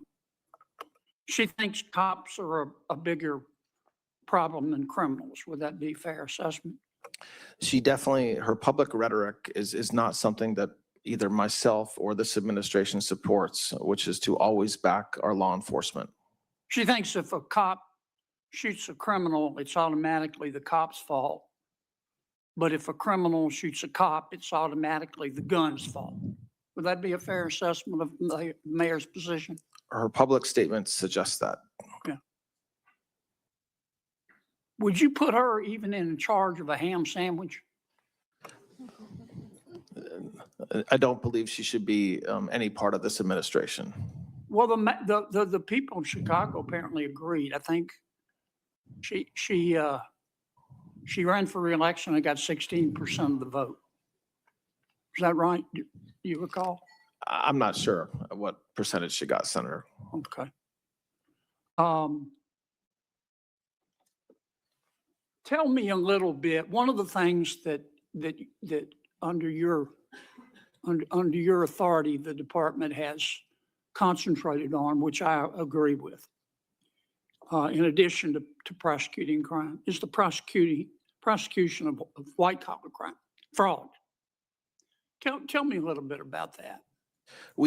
It's incredible since COVID, the absolute thievery that's happened from the fisc by people in this country. And so we have focused tremendous amount of efforts, not only in the new division, but at every U.S. Attorney's office, with every Inspector General and their offices, the FBI, DHS, and HSI, to just root out this fraud. You have examples of individuals just stealing. So setting up entire centers for autism when there are no patients, when there is no center, and taking millions of dollars of hard-earned taxpayers' money. And so we are very focused on that. We've already, like I said earlier, billions and billions we've already collected in just the past couple of months. That effort is going to go forward for as long as I am in the position that I'm in now, no matter whether I'm confirmed or not. And it's extraordinarily important to every American that this doesn't happen, because we're not talking about whether someone agrees or disagrees with a policy. It's just outright theft by individuals, and unfortunately, many state governments, if they didn't absolutely know what was happening and just encourage it, they certainly stood idly by while it was happening, which is also a problem. Okay. Don't forget to check on my emails for me. Senator, yes. Thank you. Senator Whitehouse. Morning, Mr. Blanche. Good morning. Why won't you tell us what became of the $50,000 in confidential money that the FBI reported that it gave to Tom Homan? I'm not aware of what you're speaking about. To the extent that there have been public reporting about an investigation, I know nothing about it.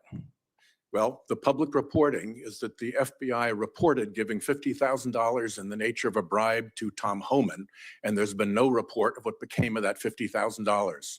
Will you answer that question? Not now, but will you answer that question? Because we've been asking for a long time now. Your department certainly knows what's happening. I'm not aware that that's true. Well, take a look at it, and it's publicly reported, and the FBI reported it, and you should answer the question. That's not the only one. Here's a list of unanswered questions that I have just asked. I don't know how it is that the chairman thinks that you've cooperated with the committee or that you've been transparent with the committee. That is not my experience. You said earlier that you welcome our questions. Great, answer our questions. That's the real point. Where we've failed to get answers to our oversight questions, we've actually had to revert to the Freedom of Information Act, the general law of government transparency, to try to get answers from the Department of Justice. Here's how we did. Not well. We have this stack of questions that you haven't answered in the nature of oversight. We have this stack of FOIA requests that you haven't answered. And I think it's important for us to believe that you actually take seriously your constitutional oversight responsibilities in order to confirm you, that you actually take seriously your obligations to this committee, irrespective of party, majority or minority, in order to confirm you. So I will ask before we get to a vote on this, that you take a look at these and get us answers. Where we have had answers, Mr. Blanche, they have not been informative. They have been blow-offs. So let's move on to Trump versus IRS. Our research indicates that senior DOJ officials have never in the history of the department before faced a judicial inquiry into a fraud on the court participated in by the Department of Justice. That was the inquiry opened in Florida. The question about fraud on the court committed by the Department of Justice remains open in the judge's decision. Here's what she did find. She found that the Department of Justice colluded with the Trump plaintiffs, that the Department of Justice violated DOJ policies in that collusion, that department attorneys were derelict in their responsibilities as DOJ attorneys, that the department failed to zealously advocate on behalf of the United States of America, its true client. And as I said, the fraud on the court question remains open, an unprecedented allegation about the department.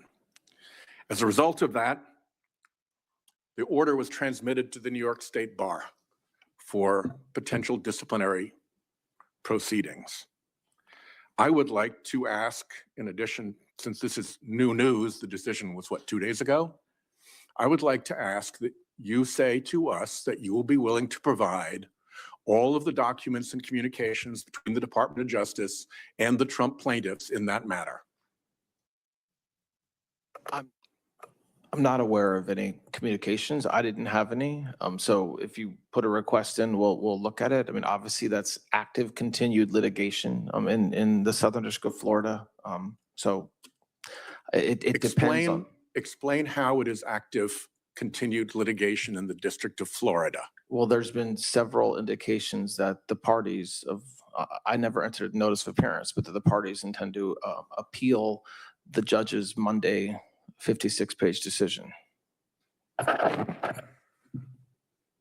Well, it'll be interesting. Do you intend to appeal the Department of Justice?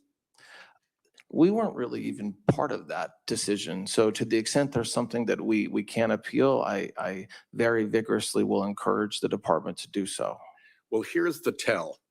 In that case, the Department of Justice filed no answer, filed no agreement with respect to the extension of time, filed no response to the case or controversy amici, filed nothing related to the withdrawal of the complaint, filed no settlement, and filed no response to the fraud on the court inquiry. To me, as a one-time litigator, that looks like really weird behavior. And when for the first time in history, there's an inquiry into fraud upon the court committed by the Department of Justice, the silence from the department in response to that is deafening, Mr. Blanche, deafening. And it strikes me that the stratagem here was to file no pleadings, to try to keep the department out of the authority of the court, when what the department knew to be a collusive and false enterprise was blown up in that court. Now, it didn't work because the court found collusion, and it takes two to collude. And they also went on and made the other adverse findings about the department's conduct. And the problem here, Mr. Blanche, is that it's not just that one occasion. Between judges appointed by every president harshly criticizing the department's work in your tenure, grand juries rejecting indictments, judicial findings of outright misconduct, capable lawyers fleeing the stinking ship, this seems to be the most troubled Department of Justice in history. Here are some of the misconduct findings against your US attorneys. And if I haven't put it up yet, here's a word cloud of the commentary by federal judges about the conduct of your DOJ. These are red flag words that when I was a US attorney would have provoked at minimum an internal conversation about what the hell went wrong, and very likely a conversation with OPR and maybe OPR pursuit. Words like pretext mean a lot coming from a judge about a government argument, usually enjoying the presumption of regularity. We need answers. I need you to be able to tell me that this kind of misconduct is going to stop if you're confirmed as Attorney General. Can you say that? The Department of Justice works hard. The prosecutors work hard every day, and I appreciate the hand-picked words that you have behind you right now, but it's not reflective of the 100,000 indictments and informations that have been filed to do the work that I talked about earlier today. And so while cherry picking a few isolated words from district court or magistrate judges in certain districts is something that you're entitled to do, it's absolutely false to suggest that this Department of Justice is not executing as we should and doing the right thing every single day. I will tell you that you are wrong. That in the history of the department, this kind of criticism by federal judges is unprecedented, and it comes from judges of every different political persuasion. Let me ask about the FBI. How long do you intend to put up with that Kash Patel character? Are you good with his airplane jaunts? Are you confident he's not drinking on the job? Are you sure none of his travel is a pretext for vacation activities like snorkeling, Olympics, and visiting girlfriends? Are you sure he knows what he's doing? Do you vouch for him? Are you willing to look at whether he lied to this committee? That's an extraordinarily obnoxious question, Senator, and I have full faith in Director Patel and the work that he's doing every day. Great, you get to own that. One last thing, if I may. You have refused to exclude January 6 rioters from your anti-weaponization fund. You have refused to put in writing that the slush fund is dead. Indeed, you signal to allies that payouts are still on track. You have vacated seditious conspiracy convictions against members of the Proud Boys and Oath Keepers. You hired January 6 rioter Jared Wise, who had urged the mob to kill police officers. You scrubbed press releases about January 6 prosecutions and called the releases partisan propaganda. You denied that Trump encouraged any violence on January 6th. You've cleaned house of every attorney who worked on a case related to Trump, and you've bragged that bringing justice for violent rioters meant that every one of them was either pardoned or had their sentence commuted. I hope that our colleagues who are concerned about what happened on January 6th take that into account. Thank you. Would you like to respond? I would. Almost everything the senator just said, and he's protected, he's allowed to lie, but almost everything he just said was absolutely false, okay? Starting with the fact that I have never said that any sort of violence against law enforcement is appropriate. I have never said that publicly. I have never said that in a speech, and I certainly do not believe it. I did not hire the person referenced. And that is, again, something that just happens not to be true. When I talk about what happened with the convicted January 6 defendants, I talk about what President Trump did. He has the absolute right to pardon anybody for any reason he sees fit. And every one of them got pardoned or commuted. I am not celebrating that. It is a fact. And the fact that my department had to take action in response to those pardons by dismissing some cases is exactly what I have to do under the law, and it's what I did. So that the narrative that the senator just suggested and put on me as something I believe is absolutely not true. Since he accused me of lying personally, Mr. Chairman, let me ask that I put this series of concerns into a question for the record, and that you, under oath, one by one, tell me where there's a lie. I'm happy okay? to do that. We'll get that to you. I'm happy to do that. Absolutely. Before I go to Senator Blackburn, since oversight was brought up and responsiveness of your. So that was a department, bristling exchange I'd there, like an to important one that speak we should about just how it quickly was note with here, the Biden Anne. Justice Department's What is your takeaway non-responsive. of that? I mean, it certainly seems like Senator Whitehouse is very upset, as he has been with the Department of Justice. Oh, sorry, your microphone's off here. Go. Turn it back on. There we There you go. go. Yeah, boy, you are the only man who I allow to shut me up like that. Because the hearing's so- going on. So Senator Whitehouse, first of all, as I just said in the chat, Yeah. you can always tell when someone has a background as a litigator. He Mhm. was masterful. He just got Blanche to admit that he did not agree with Trump on the actions. I mean, that is going to sting when Trump gets back to him about that. I have no doubt. Just to underline that for us, because it is important. You said that he disagreed. He on the record now has disagreed with Donald Trump about January the 6th and the pardons for January 6th.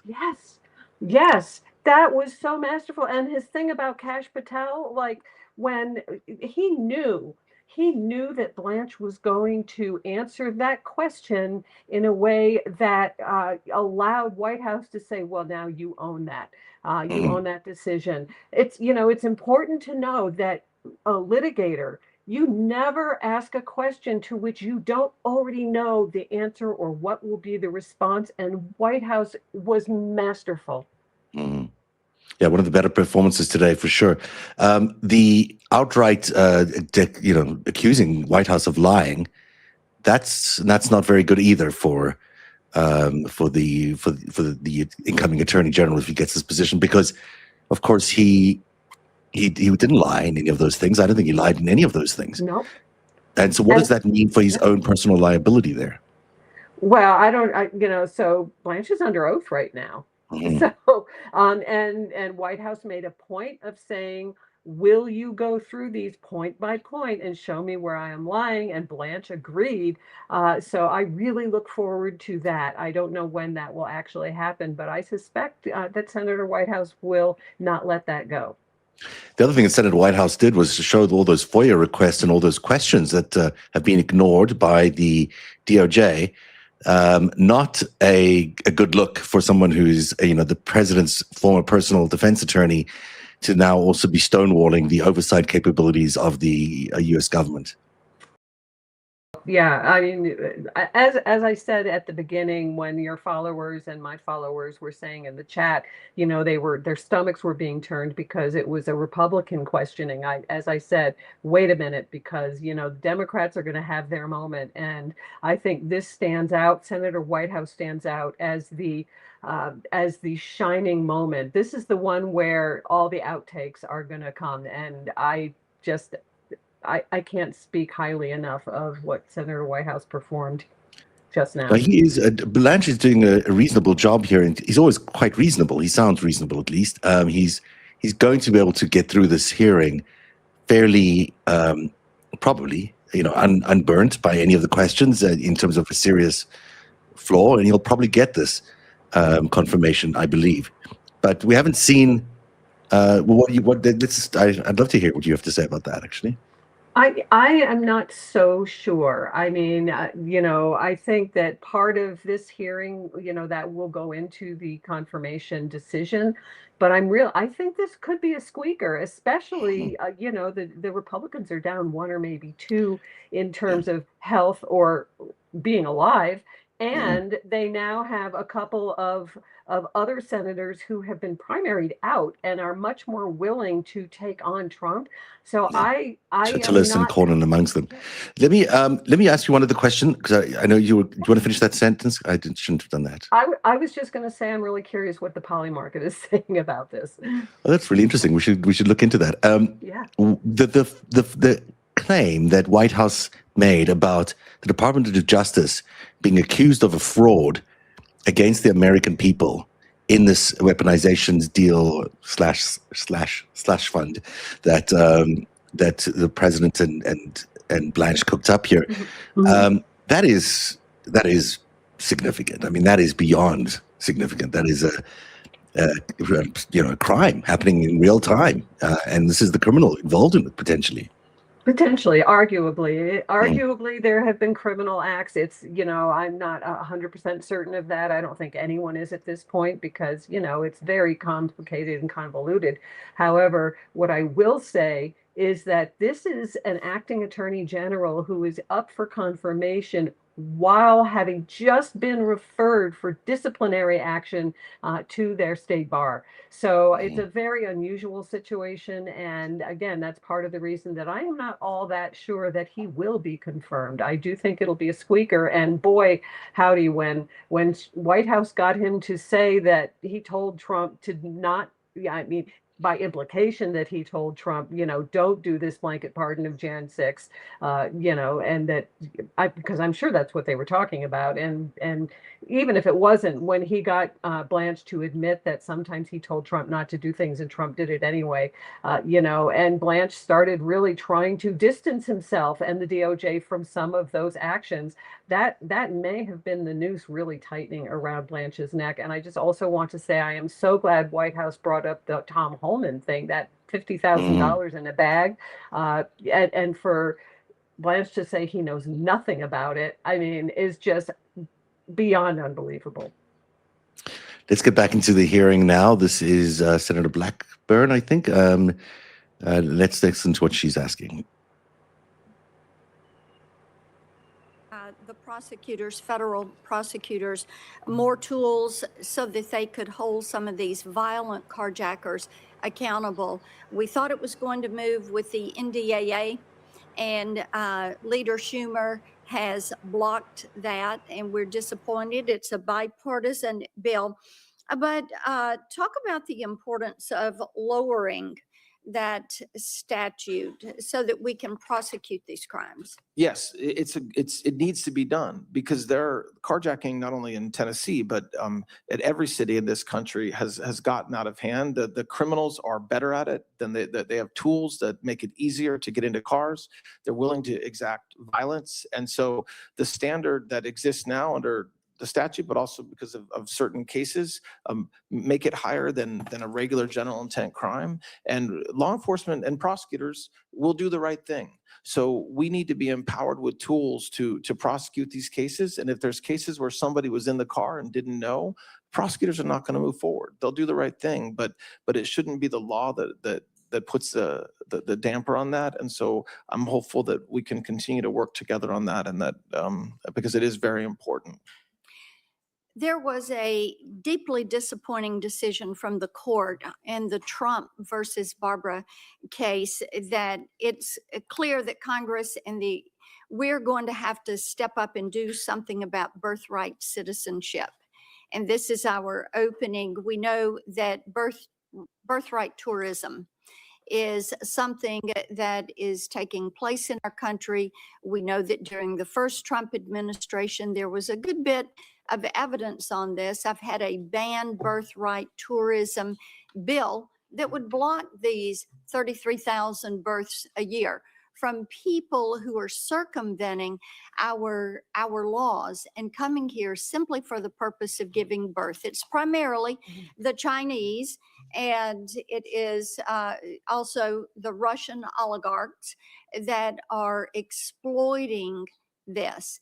And my bill would make coming here to give birth inadmissible as a way to obtain a visa, and deportable, immediately deportable as an offense. And touch on why Congress needs to act and give the administration more tools to enforce this. Yes. So the very day or the day after the decision came out, the Department of Justice issued a directive to prosecutors to focus on the conduct you're describing using existing laws and tools that we have, which is mostly around false statements or fraudulent information in the visa application process. We're going to do that. And that's pretty much, we are limited in how we can prosecute folks that are coming here for lying about why they're coming here just to give birth, and also the organizations that are facilitating that. Any congressional statutory adjustment, the Supreme Court opinions relied in part on the statutory part of this that would control, would give us more tools and would give the president more tools to keep out people who are absolutely not coming for the right reason, only coming to give birth. And you're doing a great job on fraud and going after fraud that has been committed. The fraud task force seems to be working well. And from Tennesseans, I hear a good bit about this. They want the fraudulent activity to stop. It's taxpayer money, and they want their money to be used wisely. We have had legislation that would apply to individuals that have come into the country either illegally or maybe they've been naturalized citizens. But the Fraud Accountability Act would push for that deportation and denaturalization if they have been found to be defrauding individuals or local, state, or federal government. And I wish I'm over time, and I'll ask you for this in writing since I'm over my time, but I'd like to hear from you why it is important to put more tools in that toolbox for you all to go after these individuals that are defrauding the U.S. taxpayer. Thank you, Mr. Chairman. Thank you. Before I call on Senator Coons, Senator Durbin would like to speak for a short time. Very short. Thank you, Mr. Chairman. Based on the statements just made by the senator from Tennessee, we've checked the transcript of the committee. During the November 30th, 2023 Supreme Court Ethics Subpoena Authorization Markup, I chaired and attempted to recognize Senator Blackburn multiple times so that she could offer her amendment regarding Epstein's flight logs. But her Republican colleagues prevented her from doing so by filibustering and then invoking the Senate rule on 2 hours to end the markup. Many Epstein records, including flight logs, have been public for years. My staff subsequently reached out to Senator Blackburn to work to identify which records she actually wanted and still believes had not been made public. To this day, she's never responded. Mr. Chairman, since he mentioned my name, I have previously and will continue. There is video, there is a transcript, and Mr. Blanche, I'll be happy to forward that to you. Senator Coons. Thank you, Mr. Chairman, Ranking Member. Acting Attorney General Blanche, thank you for your service and for appearing here. And thank you to your family and to the men and women of the Department of Justice who work tirelessly to fight crime and to make our nation secure. I'm grateful for their service. I'm sorry that your schedule apparently didn't permit us to meet before this confirmation hearing, but I hope and expect we'll find time to meet soon after today. Absolutely. Thank you. As I consider your nomination, like all other nominations to similar cabinet positions, I need to know you're qualified to serve. You demonstrably are. That you have the policy views to serve well. We will discuss that today. And most importantly, in this role, that you have the independence to serve as the Attorney General for the American people. And that last question has troubled me the most. You're in charge of a Department of Justice I don't recognize, prosecuting the president's political enemies, firing rank and file prosecutors and FBI agents because of the cases they were assigned to, slashing grants for law enforcement and public safety. These are some actions that in your previous confirmation hearing before us, you said you would not take. Now, I appreciate your statement walking back the $1.8 billion weaponization fund that you created, but I question how it got that far, and we'll get into that. You sat in appropriations hearing earlier this year before me and defended it at that time. In fact, if I remember correctly, you told me I was wrong for criticizing it. But following questions by Senators Durbin and Cornyn, I'm concerned it's not dead yet, and I think we should talk that through. Overall, this is not what I believe the American people expect or deserve from the Department of Justice. Having spent critical parts of January 6th in this room, taking shelter from the mob, I just wanted to open with some questions. How many people were convicted of assaulting law enforcement officers on January 6th? I believe around 120 approximately, but I could be off a few more. You are. The answer is more than 200. And how many of those individuals had their sentences commuted or were pardoned by President Trump? President Trump either commuted or pardoned every defendant from the January 6 events. That's correct. And in this room right now and outside this room are Capitol Police officers protecting us in this hearing room. How many of them do you think might have friends or colleagues who were attacked by supporters of the president on January 6th? I don't know the numbers, but I'm sure many of the Capitol Police officers who are here today were working on January 6th or knew people who were. I'll just say that I consider it a shameful slap in the face of the men and women of law enforcement for those convicted of assaulting police officers to have been pardoned.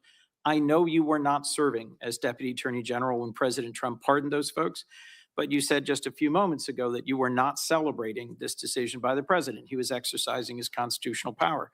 But earlier this year in front of CPAC, a conservative event, I would say from the transcript, you actually trumpeted it as an achievement. And I quote, saying, if you look at what happened to the men and women convicted because of January 6th, by 5 p.m. on January 20th, every one of them was either pardoned or had their sentence commuted by President Trump. So when folks say you've done nothing, I say you have a very short memory. Would you say that you're proud of President Trump's decision to pardon individuals who assaulted law enforcement? No, that's not what I was saying there at all, Senator. So I was responding to inquiries around why more hadn't been done by the Department of Justice with respect to January 6 defendants. And so my answer was that January 6 defendants and some of their lawyers had a short memory because a lot had already been done. Indeed, by the end of the day on January 20th, they had all been pardoned or commuted. So I wasn't celebrating it. I was merely stating a fact, which is that the January 6 defendants did receive a very generous pardon or commutation from President Trump, every one of them on January 20th. A generous, and in my view, for those who had assaulted police officers, unwarranted, unjustified, ahistorical, and a terrible precedent. Let me move on to questions I've asked in previous hearings. Is President Trump, just as a simple matter of constitutional law, eligible to run for another term as president in 2028? I don't believe he is, no. That is a correct, in my view, reading of the plain language of the 22nd Amendment. Why do you think several of the judicial nominees of this administration have refused repeatedly to answer that question simply and clearly as you just did when I put it to them? I have no idea why they answer questions. Me neither. I mean, It was you're asking me confounding. to speculate about something. I don't know. Is the Department of Justice that you're running independent from the White House? The Department of Justice, like every single department in the executive is part of the executive. I mean, Article 2 of the Constitution gives the power of the executive to President Trump. So we certainly operate with integrity. We certainly operate in the single mindset to serve the American people and do the right thing. But I am a member, if confirmed, I will be a member of the cabinet. I'm serving in the acting capacity that way now, just like the other cabinet members. And President Trump can fire me whenever he wants. So do you have a sense why he fired your predecessor? I have no idea. I mean, President Trump, we all serve at the pleasure of President Trump and this administration. Did President Trump ever post on Truth Social directing your predecessor to get at it, to prosecute his perceived political enemies? I don't think those were his exact words. But those were not his exact words, no, but clearly that was the intention. It is my impression, sir, that you are here rather than your predecessor because the president was unhappy with her failures to actually secure convictions of folks like Attorney General Tish James or former FBI Director Jim Comey. If you're confirmed and you're asked to take an action you believe to be illegal or unethical, would you resign? That will never happen, but yes, if it were to happen, I'm not going to violate my oath to the Constitution. I appreciate that answer. You did answer a question by a colleague about input that you gave to the president. Did you ever say no to the president on the slush fund, the anti-weaponization fund? Did you advise him against this? I will not talk about communications I have with the president. I served as his lawyer for a couple of years before he was elected. I'm the Deputy Attorney General and the Acting Attorney General. So I'm not going to talk about communications that I have with him. But Senator, I will say that President Trump trusts me to give him counsel. Counsel does not mean yes, man. And so that's true in my case, like it should be in any Attorney General's case. Let me just for a minute bear down on the anti-weaponization fund. You've testified to the House. We are not moving forward with that fund, period. But you've repeatedly refused to put that commitment in writing or to submit a declaration to the court. You're an officer of the court, a member of the bar. You should be able to make that assertion in a court filing or even in a letter submitted to this body. On May 19th, you testified before the Justice Appropriations Subcommittee. Since the case had been dismissed, there was no judge and no mechanism for judicial review. But in an opinion this week, a federal judge wrote, and I'm quoting, that your testimony was at best misleading and at worst disingenuous, explaining the court remained available to review this agreement had you sought relief. Why not seek review of the settlement agreement or submit some record, some writing, given that the president continues to publicly champion this weaponization fund, and given your previous answer to me in another hearing that you wouldn't say whether or not those who assaulted cops on January 6th would be eligible for multi-million-dollar payouts? So there's a lot of questions there. First Indeed. of all, we have put it in writing. It's in repeated court filings in EDVA and DC. So this narrative that you won't put it in writing happens not to be true. The reason why neither myself nor Secretary Bessent agreed to put a declaration in is because there's longstanding precedent that judges cannot ask cabinet secretaries or people like me to put in declarations. It has nothing to do with whether the fund is alive. I'm under oath today, and I've said it's dead repeatedly. I said it to the House Oversight Committee, and I'm happy to say it as many times as necessary. As far as what the judge said in Florida, just the last question you asked about Florida, that judge disagreed with what I said. I still believe that 11th Circuit precedent, which I've studied, I am right. So we'll see.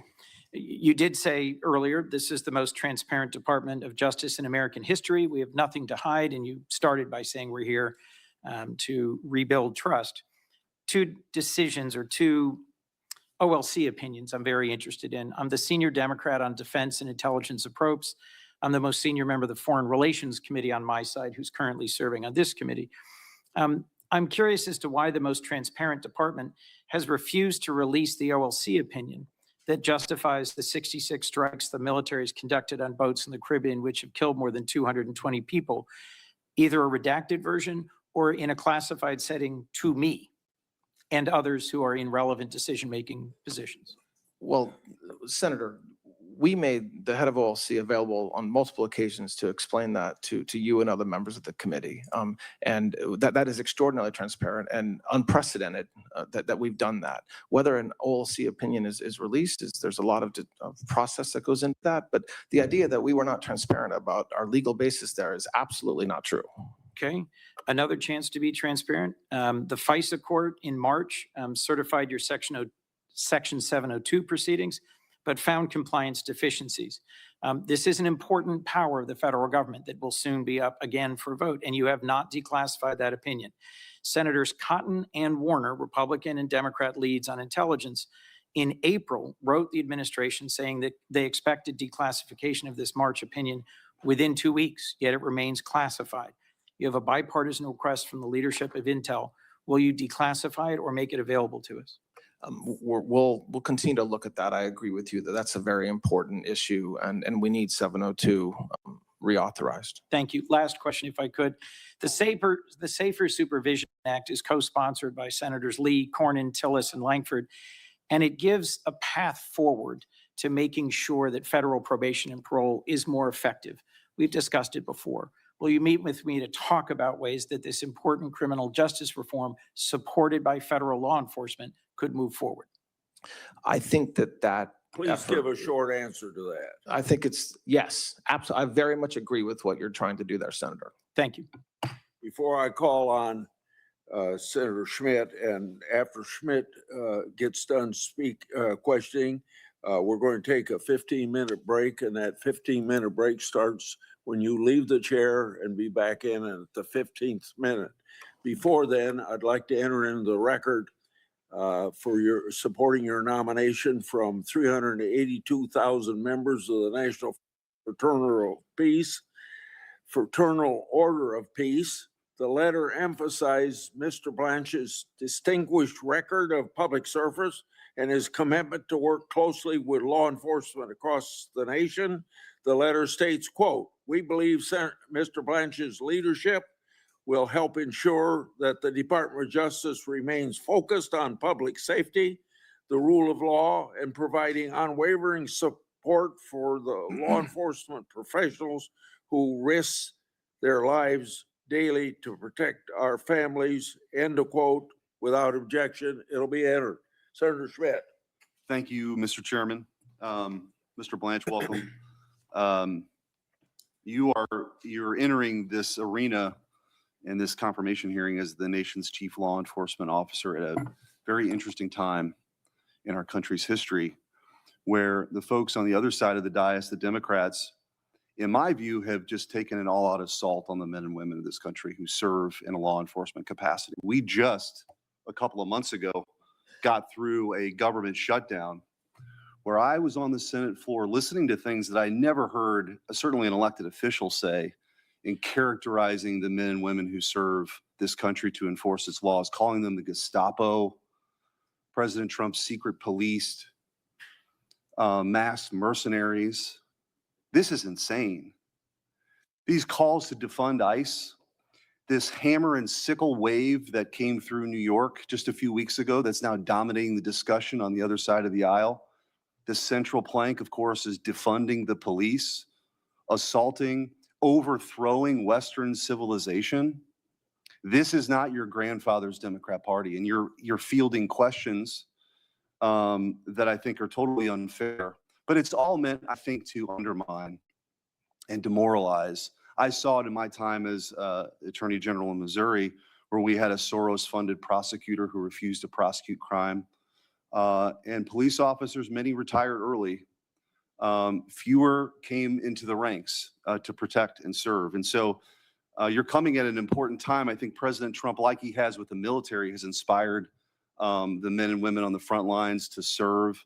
You're helping, I think, restore that with your focus on violent crime, your focus on fraud. I heard one of my colleagues say that this is the most troubled Department of Justice in history. I happen to live through the previous administration where you had a Department of Justice completely weaponized against political opponents. They tried to throw their chief political opponent in jail, ruin his family's lives. You were his lawyer to see some of that, and I was with you in a courtroom in New York to witness that Yes. defense, one of those cases, were aimed against Catholics in this country who happened to attend a traditional Catholic Latin Mass, went after parents under the Patriot Act for showing up to school board meetings to object to critical race theory or the masking of their kids.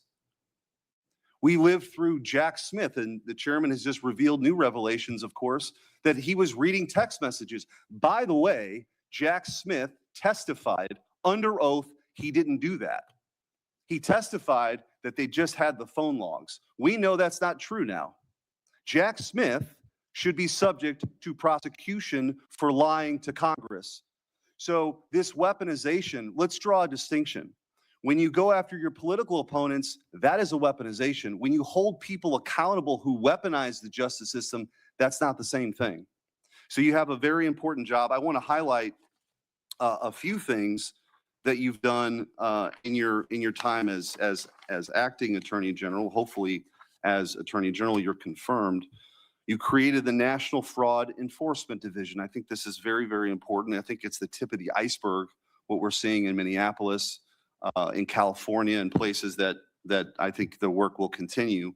Carried out the largest healthcare fraud takedown in department history, expanded the fight against Medicaid fraud after the $90 million Minnesota fraud takedown. You secured 6 fraud convictions involving more than $1.1 billion in less than 3 weeks.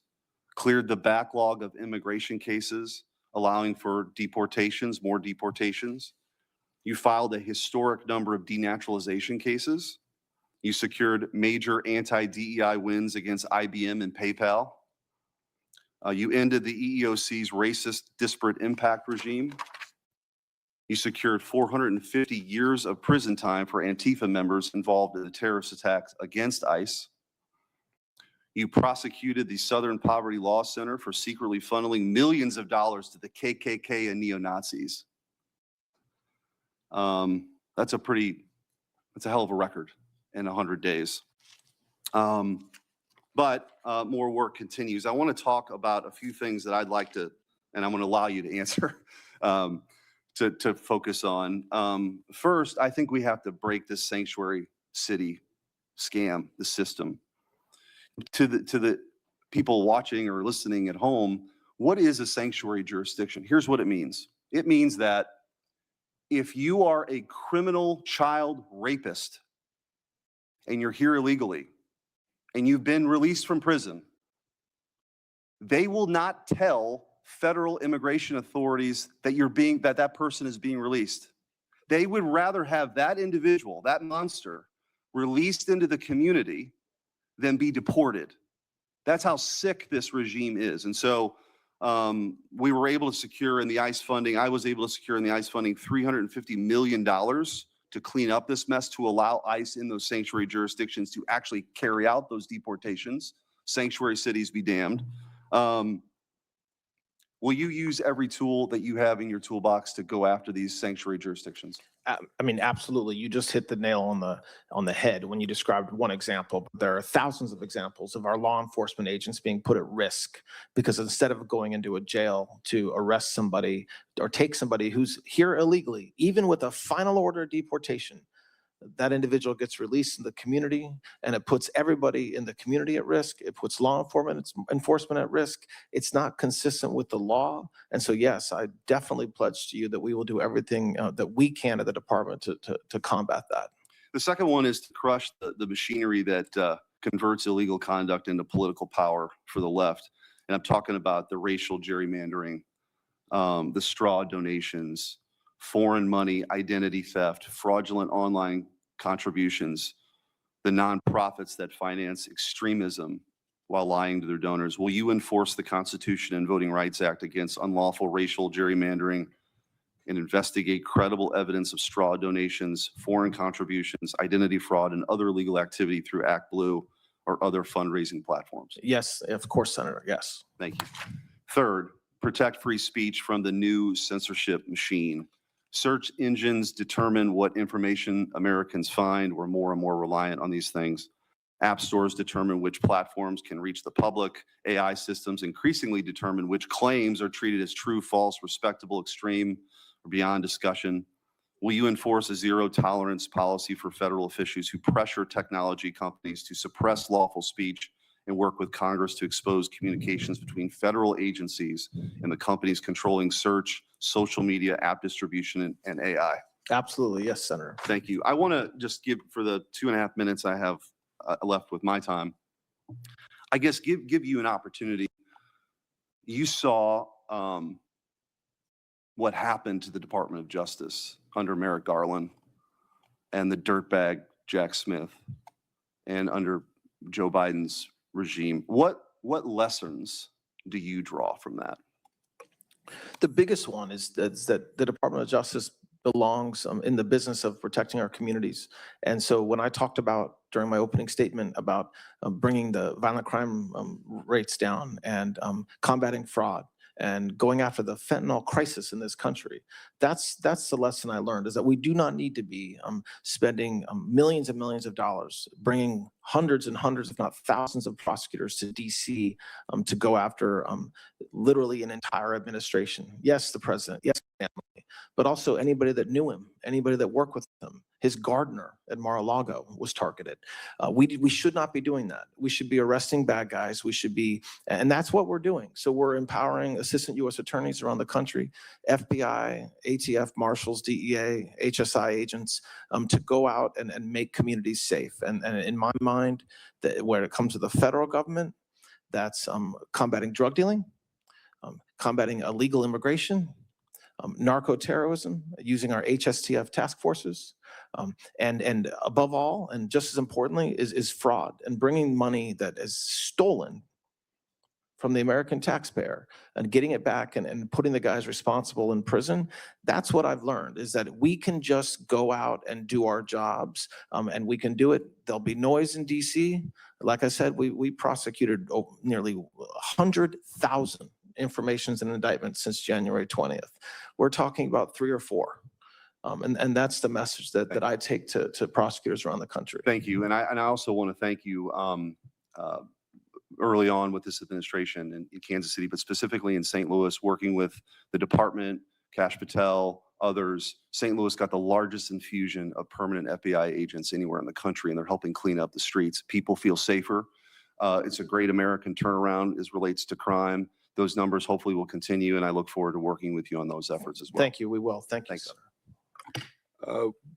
Before we take this 15-minute break, I wanted to say that from 12:30 till 1, I'll be in the Capitol to vote. Another Republican will chair the meeting, so we're going to go on through the noon hour. And so we'll take a break now, and we'll be back at 11:45, and Senator Blumenthal will be the first person to ask questions.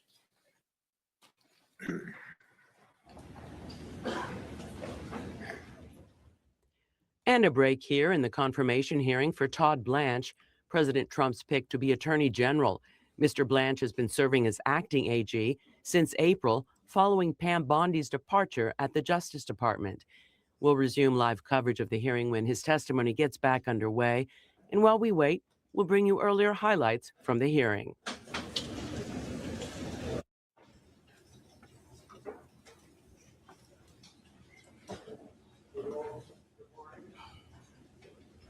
We welcome everybody to this hearing. When we consider Todd Blanche's nomination,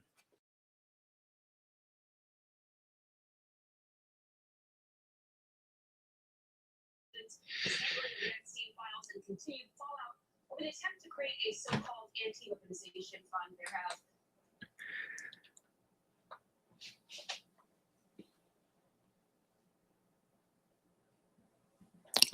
Well, we're back. Sorry for just stepped away from the cameras a little bit, and right there, and then they took a break. It's a 15-minute break that they're going to take, so we will not hear from them for a while. Then they're going to be working through the noon hour, they said, which is unusual. I guess they're going to be talking. I wonder why that is. I guess they're behind, but we'll hear from Senator Blumenthal next when they're returning 15 minutes. I've also lost Ann Mitchell, who's gone off to do something like probably have lunch. So let me just give you a summary of what happened as soon as I plug myself back in here. Done. We've been watching Acting Attorney General Todd Blanche receiving a number of questions from the Senate Judiciary Committee members there. Of course, they are short one, Lindsey Graham, because of his death of the weekend. That could affect the result of this hearing. This could affect the result of this confirmation hearing. On the other hand, it looks like his sister will be in place and likely will vote him in time for that. I see Anne is back. Let me just get her settled in, and then we can have her thoughts about the last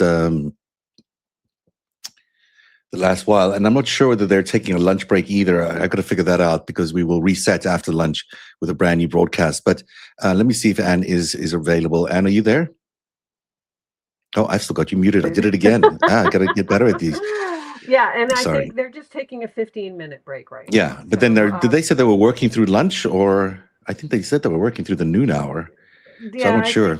I don't know either exactly what that meant. Of course, we don't know what any of this means in terms of, the obfuscating and prevaricating. So we're just giving a summary quickly then of what happened in the last few hours. There are two standout moments, really. The not necessarily moments, but issues that came up that I thought were really important for everyone to focus on. And one of them is, of course, the Epstein files and the Epstein witnesses. But the other one, which let's start with this second one, is this anti-weaponization fund. That's what they called it. And the judge's rebuke of it and really kind of damning, what would you call that? I'm not sure the legal term would be for what she issued the other day. Was it a judgment or a... It was a spanking. Spanking. Is that the legal term of ours? As my followers know, that's a legal term of art, which actually brings up another point, which if I can just very quickly sort of go to a side point, which is that a couple of the senators brought up the point that there are various things that have been put into these documents that actually have no legal definition. So, the whole lawfare thing, for example, which was in the anti-weaponization fund, that's just a term that has no legal definition. As I would like to point out is the term sanctuary jurisdiction or sanctuary city, which the last speaker referred to. But in fact, there is absolutely no legal definition for quote unquote sanctuary city, sanctuary state, or jurisdiction, even though there have been executive orders against them. I mean, this entire administration is just so ridiculous in terms of how they craft things that sound like they have legal import, but they really don't. They really just have, let's do what Trump wants. Let's take a listen to one of these moments from today. We are playing a bit of clip roulette here, so we're not quite sure where we're going to get it, but let's see what the first one is. To the Trump classified document case, those messages showed government personnel left open a classified facility and potentially mishandled classified information, causing a security violation. While defense counsels to Trump, did the government apprise you of these issues? And secondly, did the Biden Justice Administration do any investigation into this misconduct? We were never advised at that time when I was defense counsel to President Trump, and I'm not aware of any investigation that was started for that alleged conduct.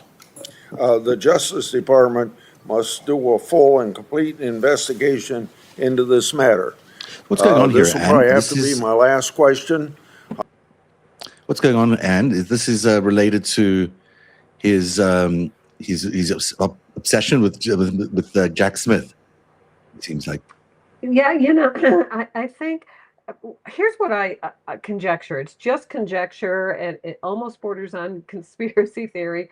But the Jack Smith Volume 2 report that Judge Eileen Cannon just absolutely tried to lock away for Trump was compromised. And there's a lawsuit going on about that right now. And I have every belief that at some point it will be leaked. And I really have a feeling that this was planned damage control ahead of time. They are trying to discredit, they're using this hearing to try and discredit Smith before that happens. I mean, you see a lot of this in confirmation hearings where things like that, where they're trying to slip in some messaging that isn't really related to the case at Yeah. hand.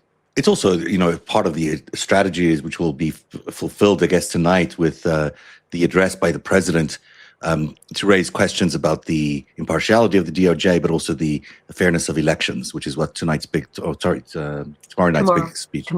speech is all about. Here's the dancing on the head of a pin conversation that Durbin had with the acting attorney general. Minister Epstein. She's in charge of our task force investigating human trafficking. She's available to talk to them. She can sit right next to you. She can sit right next to you when you meet with these survivors.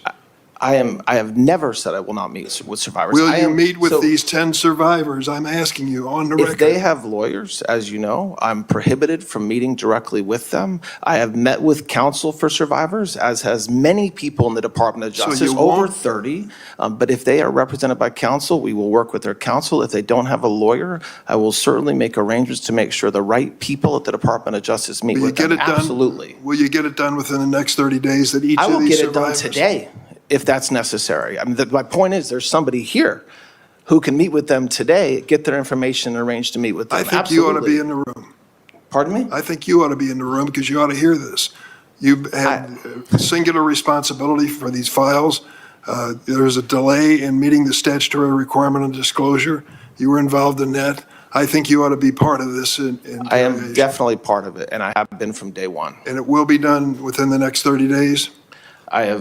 I can keep on repeating myself, but I said it could get done as soon as today. It could have gotten done last week. We remain available to meet with any victim or their representative at any time. Will you notify the committee when you've done this? That would be prohibited by law if they're talking about an ongoing investigation. I'm asking you if you'll notify the committee that you met with the survivors. It depends on what they said. I'm not sure I'm allowed to notify you if there's an ongoing investigation. Well, you're dancing on the head of a pin here. I'm not dancing on any pin You at have all. these survivors who have the courage to come before. It's interesting. He just moments earlier said there were no open investigations. Now he's saying, he won't even reveal if he has any conversations because there might be open investigations. He is dancing on the head of a pin there, but he's also, you were saying earlier, not actually accurate that there is a way to get out of him not, meeting, or at least allowing him to meet with the survivors. Well, I mean, and I wouldn't ordinarily say getting out of just simply because it's accurate that attorneys are not allowed to meet with parties if those parties are represented by attorneys, unless their attorney is either present or has given consent for them to do so. And so, I have no love at all for Blanche, but in this case, he really is, I think, trying to be careful because he's under oath. And, he can't commit to something that's illegal while he's under oath, despite the fact that he's certainly backed many illegal things during his time in this position. But if the lawyers for the survivors say it's okay to meet with this guy, the acting attorney general, future attorney general, potentially, then he can meet with them, is what you're saying.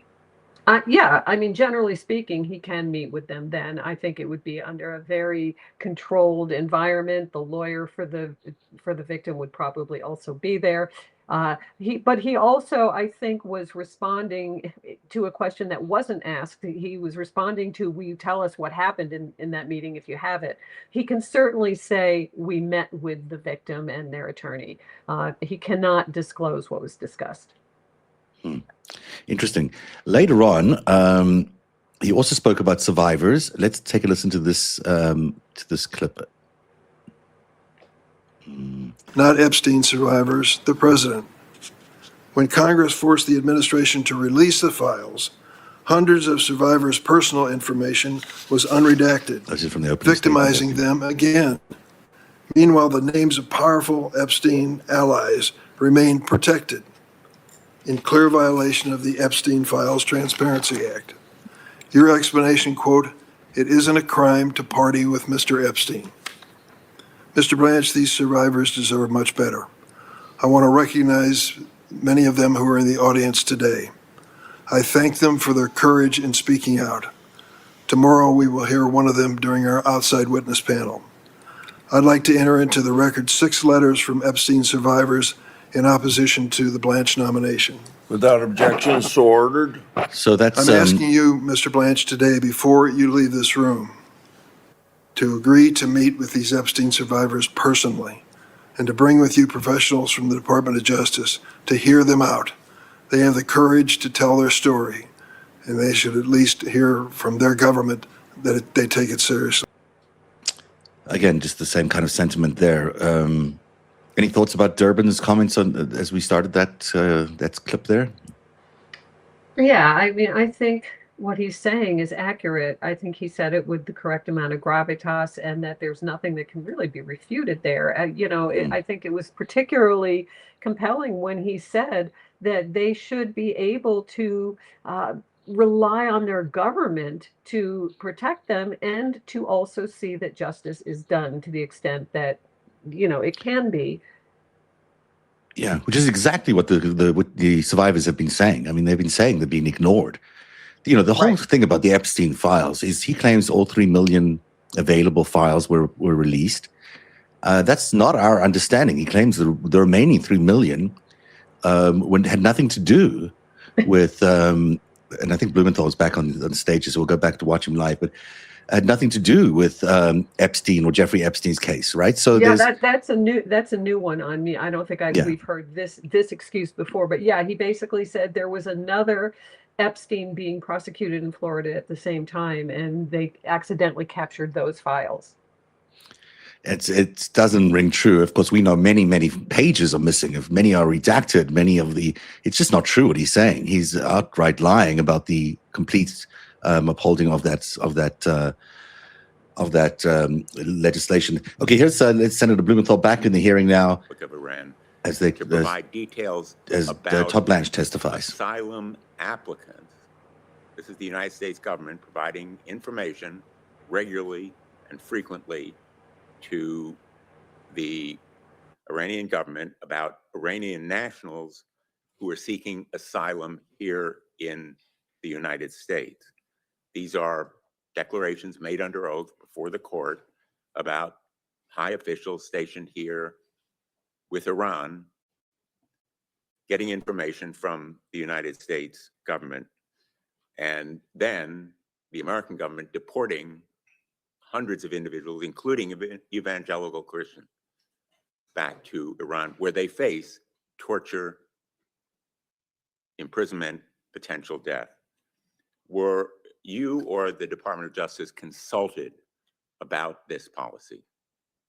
Well, that's not our policy, Senator. We would never send somebody home to be tortured. That's not what the American people would expect of us. That's certainly not what President Trump does. So I'm not familiar with the lawsuit you're talking about, but there's no such policy. Will you commit to investigate these allegations?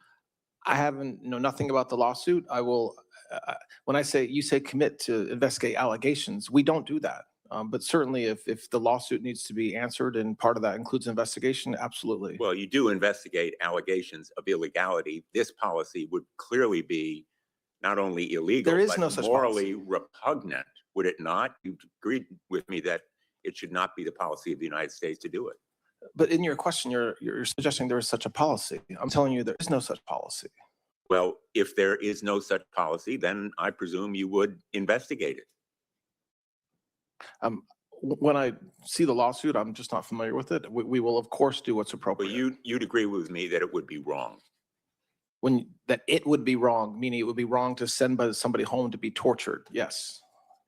Let me ask you about allegations in connection with David Gentile. I think we talked about these allegations when you visited me.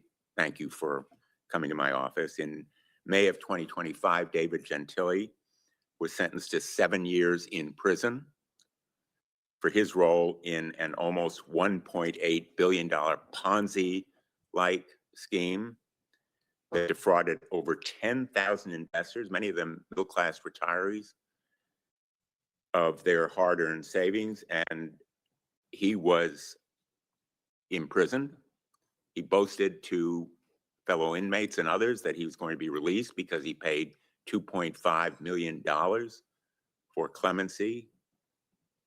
Evidence collected by the Eastern District of New York supported those allegations and reportedly also included statements by Father Frank Mann that he spoke to the president about David Gentili.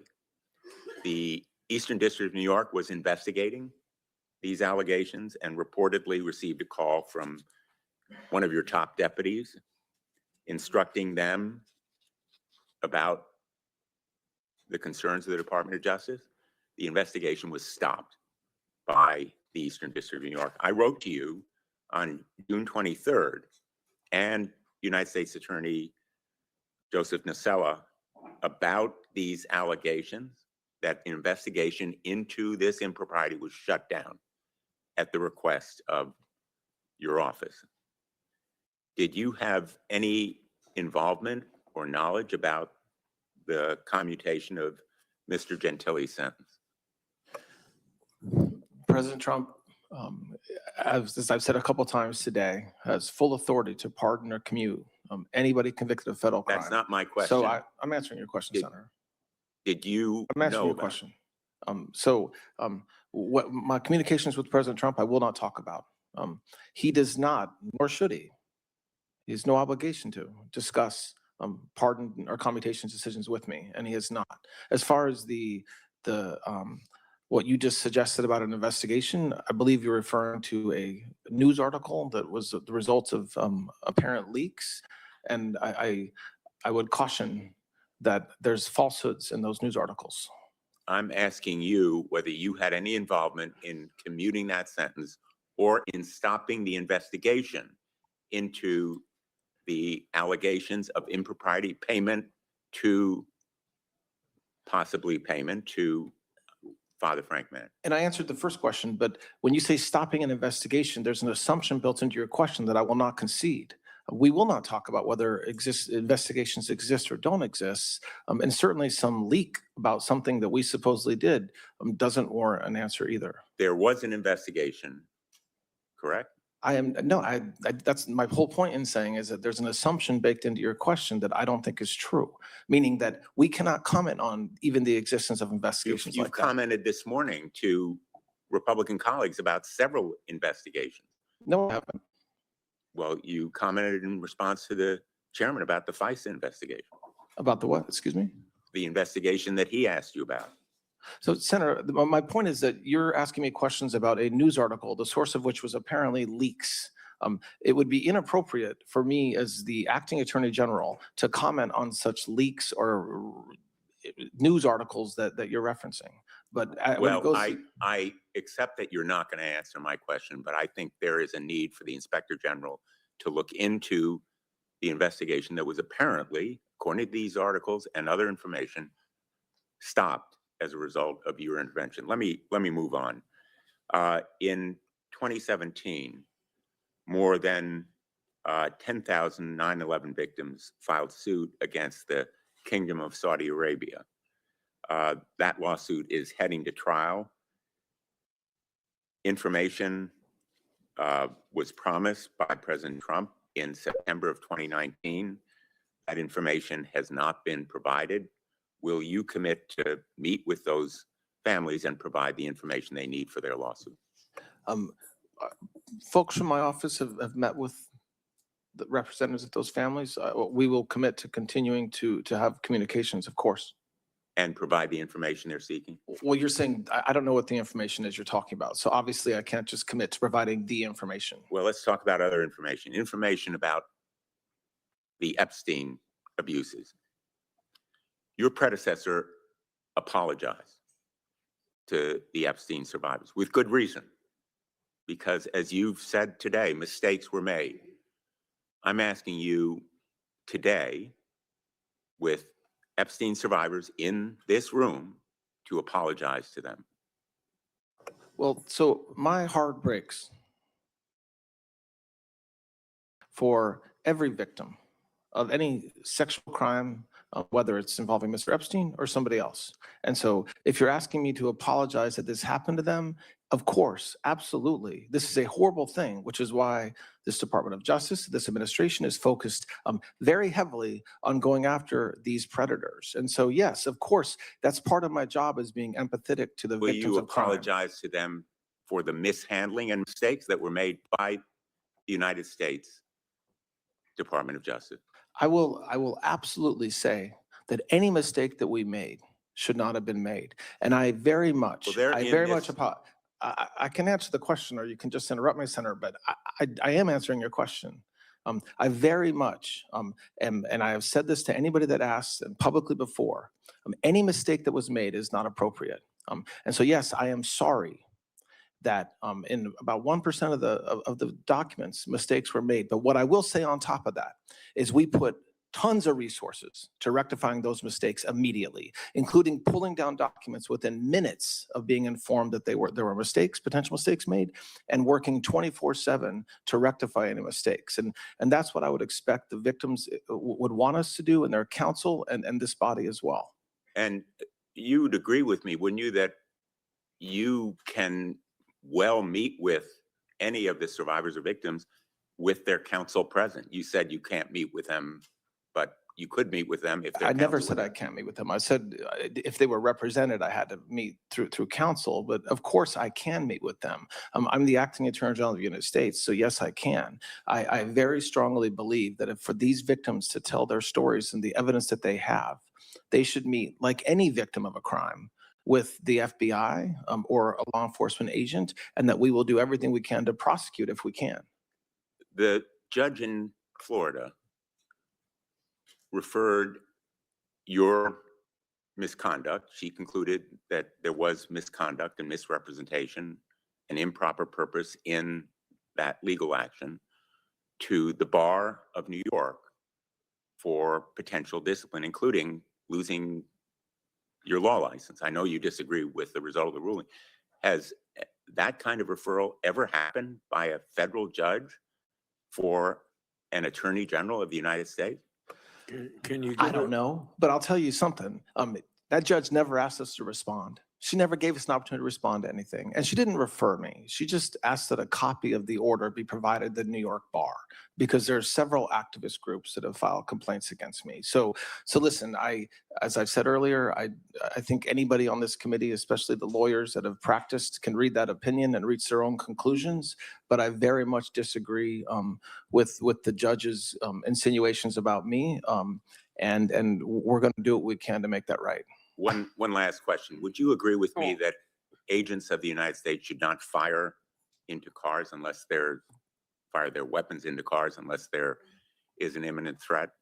Give a short answer to that. There's a well-established standard as to when an agent can discharge their firearm, and I think that's something that should be followed in every case. And that includes not firing weapons into cars.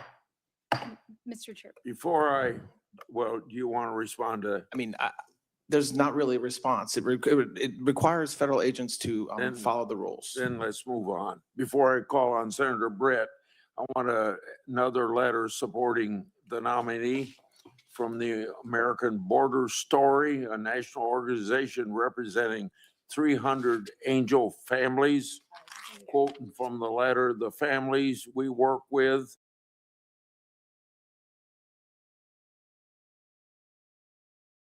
It's on here, turn you on as well, so I'm not accused of keeping you silenced in any way. I will not be silenced. You should never be silenced. Your insights are always too brilliant to be silenced. Oh, thank you. That was another interesting exchange there, and he's acting quite defensive on a lot of these things. He's certainly got a lot to answer for in terms of the weaponization fund, and he has a lot to answer for around January the 6th. Is he providing the right kind of answers, do you think? Oh gosh, well, I'm gonna go all lawyer on you and say, well, that depends on what right means in this context. Is he providing the answers that will hopefully give him a path to being confirmed? Yeah, I suppose so. Yes. If you mean is he applying responding with the accurate answers, then absolutely not. So it really does depend. I also wanted to mention, for those of you who don't know what an angel family is, this is a term of art that they are applying to people who have lost a loved one, a family member, to violence committed by an undocumented immigrant.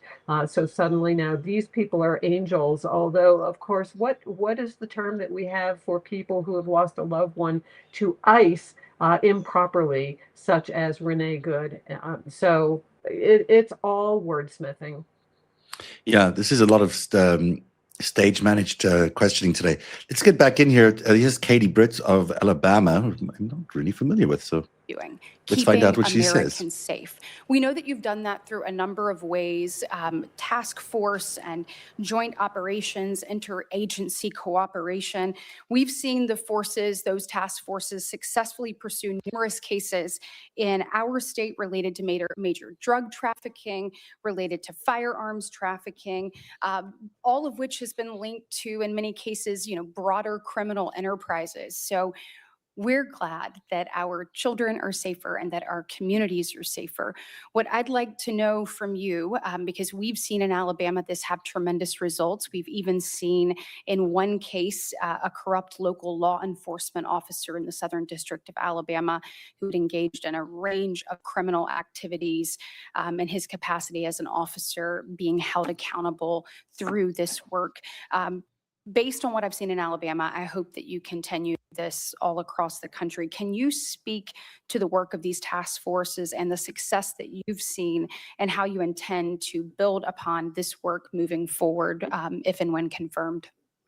Yes. So the Homeland Security Task Force regime that we've set up in every single state and every single district in this country is designed to do just what you were describing. So work not just with the federal government, not just DOJ, but to work with Department of Homeland Security, sheriffs, cops, local prosecutors, local law enforcement, and assistant U.S. attorneys to go into that community and eradicate it of human trafficking, drug dealers, narco-terrorism, and the results. It's been set up for almost a year in most places, and the results are evident in the statistics that we show. But they're really more evident when I go out to U.S. attorneys' offices and meet with HSTF groups, like I do all the time.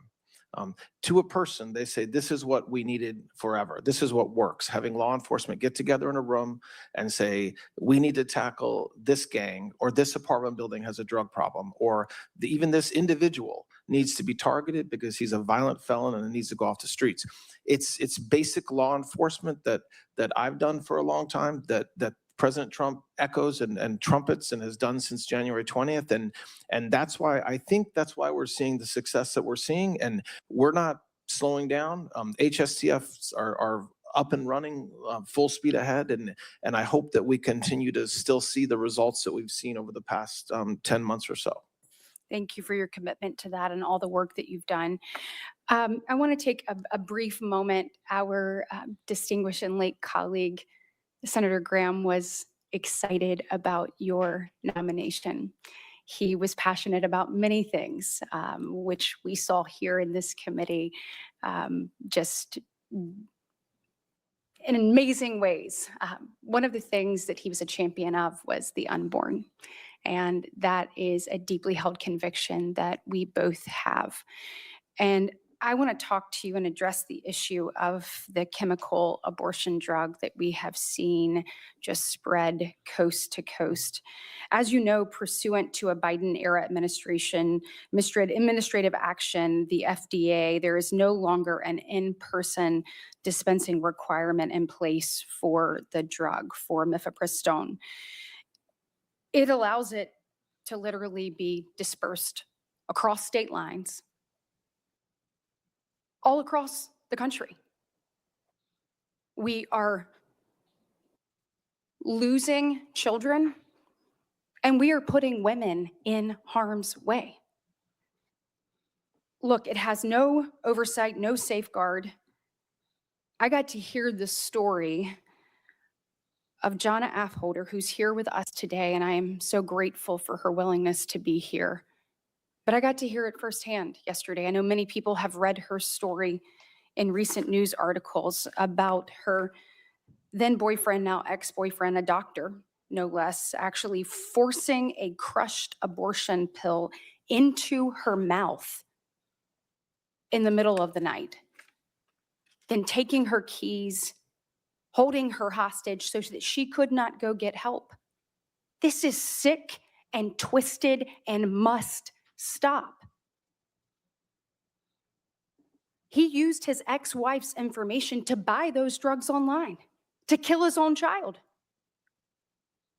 and to endanger Jana's life. And sadly, her story is one of many. And so can you commit to me today that this administration and DOJ will prioritize taking meaningful and thoughtful action to address the dangers that occurred in the current status quo to women all over this country? Absolutely, Senator. And it's not only what the Department of Justice can do, but it's what the FDA is doing right now for the first time in a decade, actually doing real studies about the safety and the appropriateness of these drugs. And, you know, I've seen video myself of what appears to be pills coming even from overseas to young women, and doesn't matter who applies for it, anybody can get it. There's no instructions. They just come dumped out of a little plastic bag, and it's wrong. And I very much commit our resources to stopping this. Thank you very much. I want to turn to an issue that I also raised with former Attorney General Bondi, and that's illegal offshore gaming and the concern in the rise of illegal gaming amongst minors.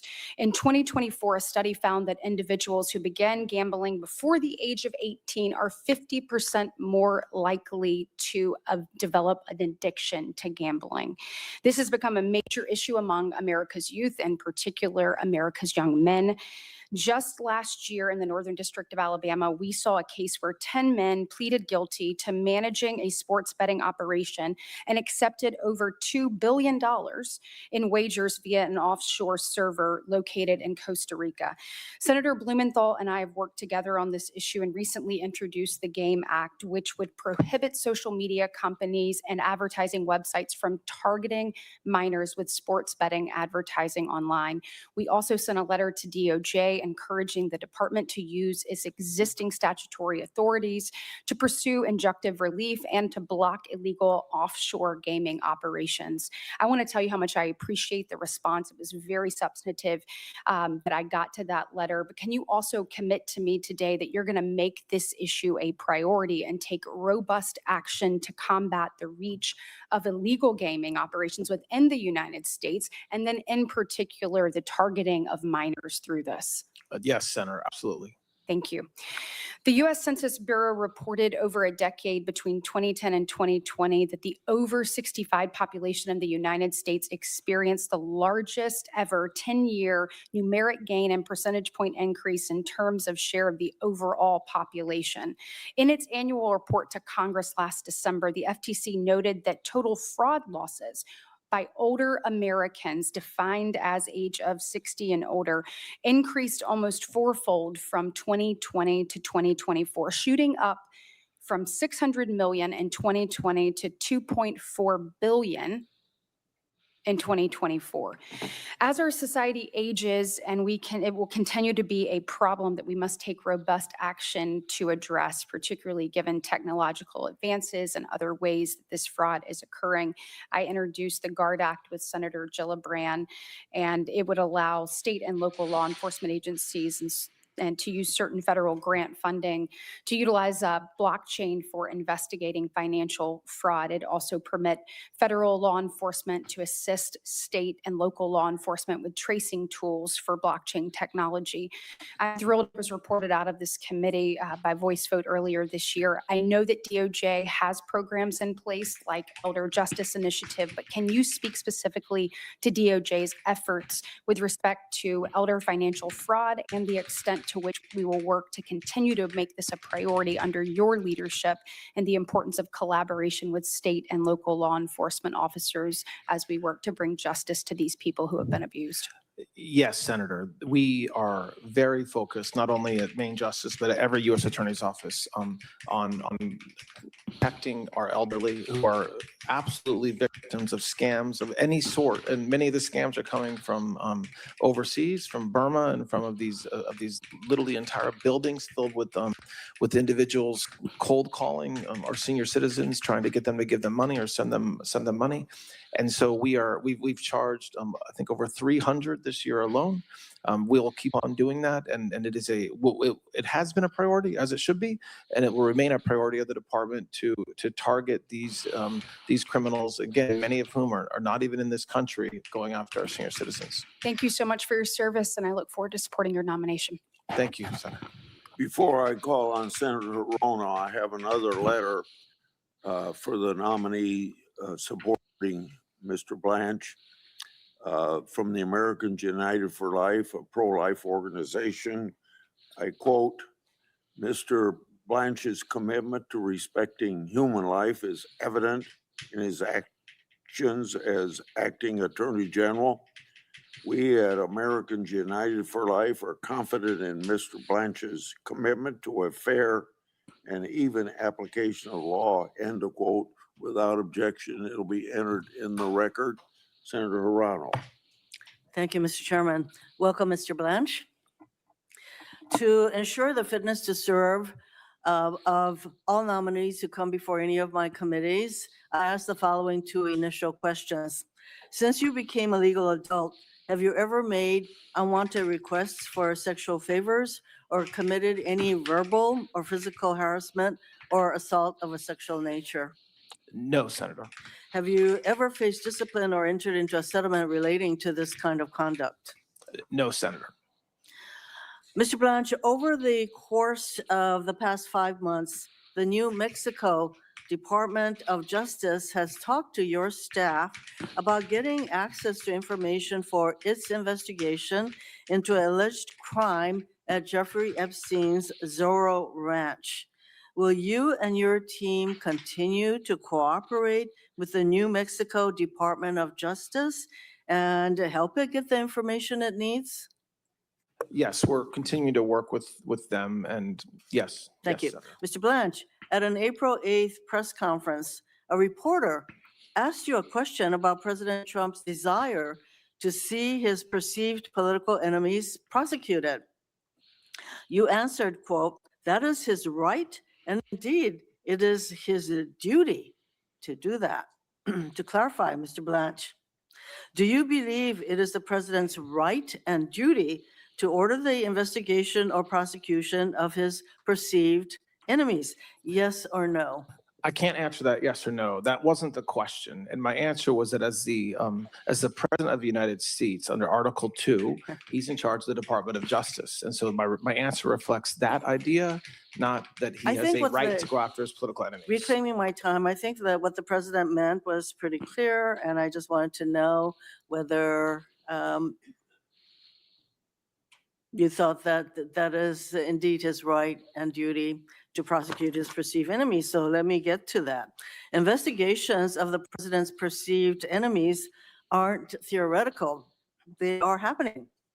For example, last August, President Trump posted on social media that George Soros should be charged with RICO. Weeks later, one of your deputies directed several U.S. attorneys' offices to investigate Soros's charitable foundations for violating the RICO statute.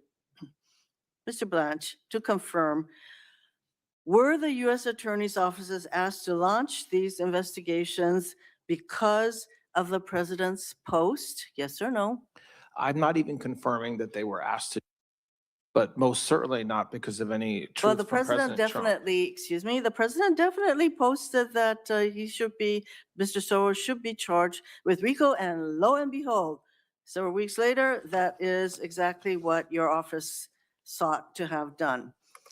Since last year, DOJ has sued 30 states seeking their voter lists. 14 of those lawsuits have been resolved by federal judges. Mr. Blanche, did any of those 14 federal court judges from across the country agree with DOJ's legal position? Again, yes or no? With some of the legal positions, yes. Pardon? The answer to the question is yes. Some of the judges The agreed 14 with some, judges? agreed with some of our legal positions, and most of those cases are under appeal. Actually,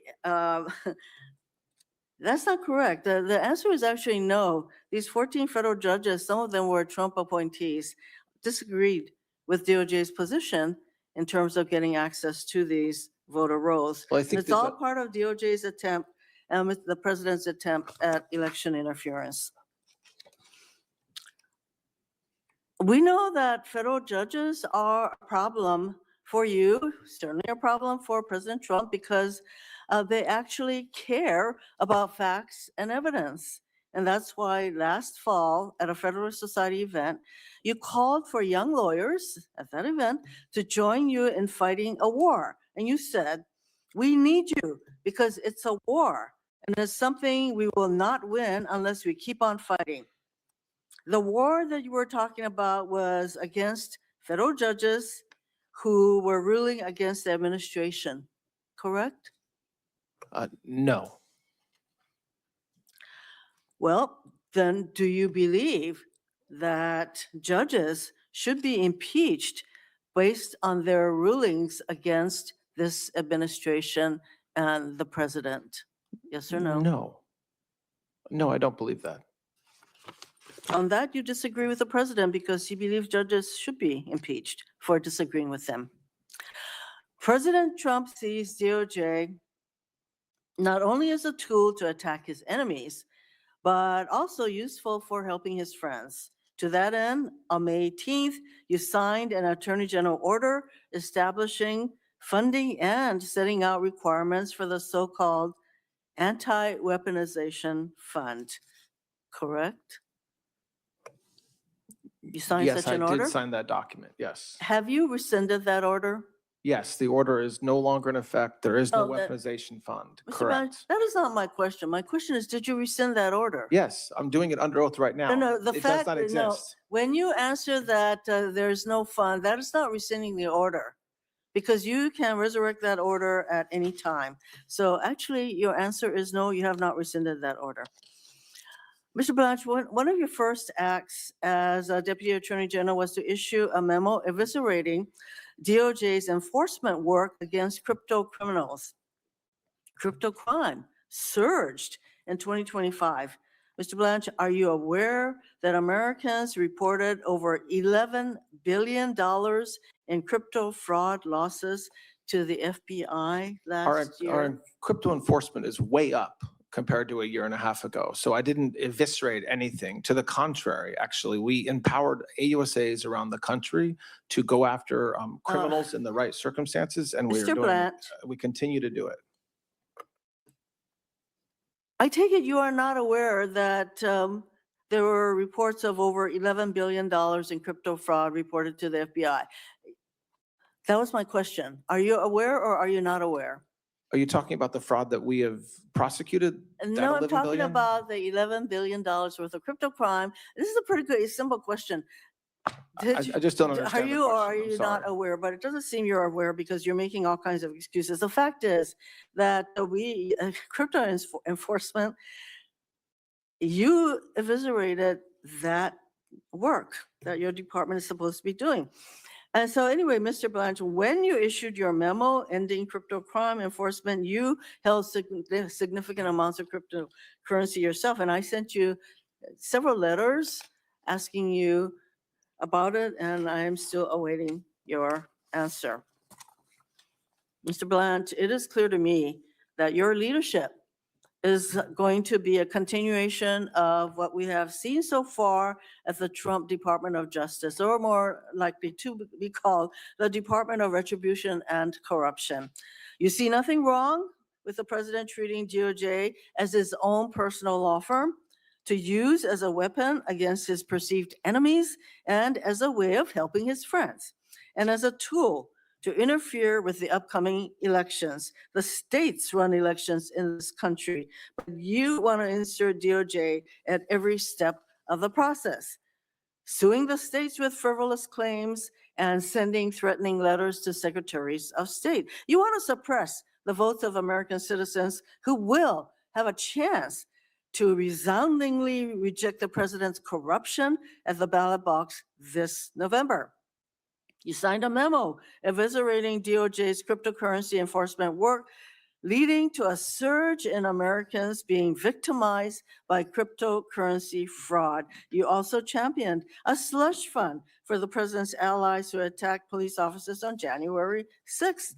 From the beginning, we all knew that that's what this fund was for, but now we have findings of fact from a federal judge concluding that the fund came out of a fake lawsuit filed solely to lend an air of legitimacy to the president's attempt to compensate his insurrectionist allies. You played a key role in attempting to perpetuate this fraud on American taxpayers, and you oversaw the botched release of the Epstein files, denying justice once again to survivors who have been waiting so long for it. You have no business being the Attorney General of the United States of America. I certainly urge my colleagues to vote against your confirmation. Thank you, Mr. Chairman.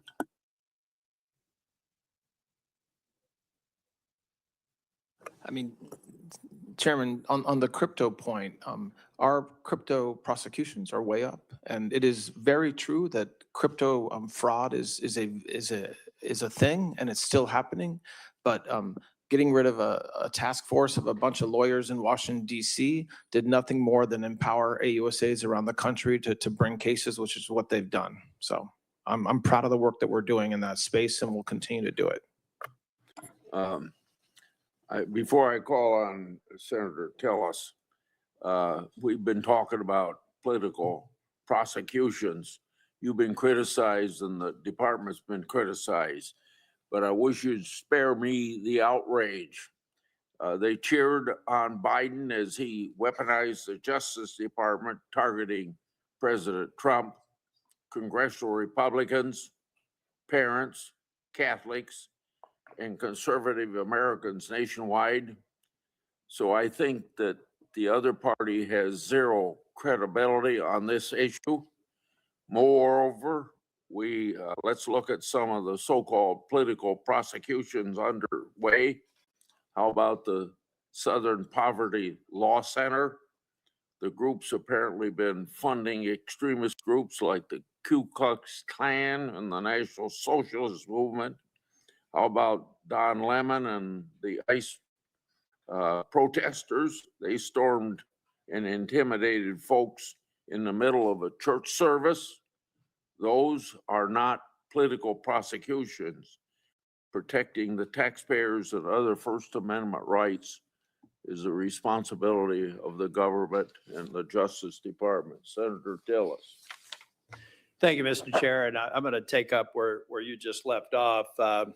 Thank you for being before the hearing. I think you're doing very well, Mr. Blanche. I'm going to kind of ascend to the rarefied air of the moral high ground here for a minute. As I've heard some of the Democrats talking about this administration, it's almost as if they weren't here when the Biden administration did the indictments against President Trump. We've already heard it talk about Jack Smith. We haven't talked about the way that they dealt with a family member who was being indicted, and Hunter Biden. I don't remember them saying anything during those days in Judiciary Committee. I don't think I remember them ramping up the freedom of access to clinic entrances and trying to arrest pro-life people from the law that they decided to ratchet up in 1994. A couple of important cases there. And then the January 6th Capitol riot prosecutions. The fact of the matter is, and I'll get to this in a minute, the part I don't like about it, but hundreds or thousands of people's lives were destroyed because they did something stupid that day. And there's a vast difference between doing something stupid and doing something that destroys your career and ruins you financially. And this administration, the Biden administration, tapped on the emotions of the time to over-prosecute and weaponize the DOJ and went after people that I believe deserved a pardon because they weren't the people that attacked police officers. They weren't the people who knowingly destroyed the Capitol. They weren't the people who proudly went in like the QAnon shaman and pretending like he'd taken the Senate ground. They're the people that get me mad, which is why I'm not going to talk about them anymore. But it's remarkable how it's almost as if that Men in Black, that device they use to erase their memories, it's remarkable that these people sat before this committee when all that was going on and not a whiff. I hate duplicity and I hate situational ethics. And I want to lay the groundwork to say I was against that, and I'm also against some of the decisions of the president. Not you, Mr. Blanche. You work for somebody, and you got to do what you're told to do. And I hope you stay within the ethical bounds of the law. You have to answer to the bars and everyone else. But it's just jarring to hear people criticize this administration when they can't look in the mirror and ask themselves why they weren't criticizing an administration when they happen to have a blue jersey. Now, my criticism of the administration with the red jersey. January 6th, I have searched heaven and earth, and I haven't found anything except a passing comment at a C-SPAN conference. So can you tell me definitively that you think that any Capitol police officer who was harmed on January the 6th was a victim of a heinous crime at the hands of the person who did it? Yes, and should have been prosecuted and was. And they were. And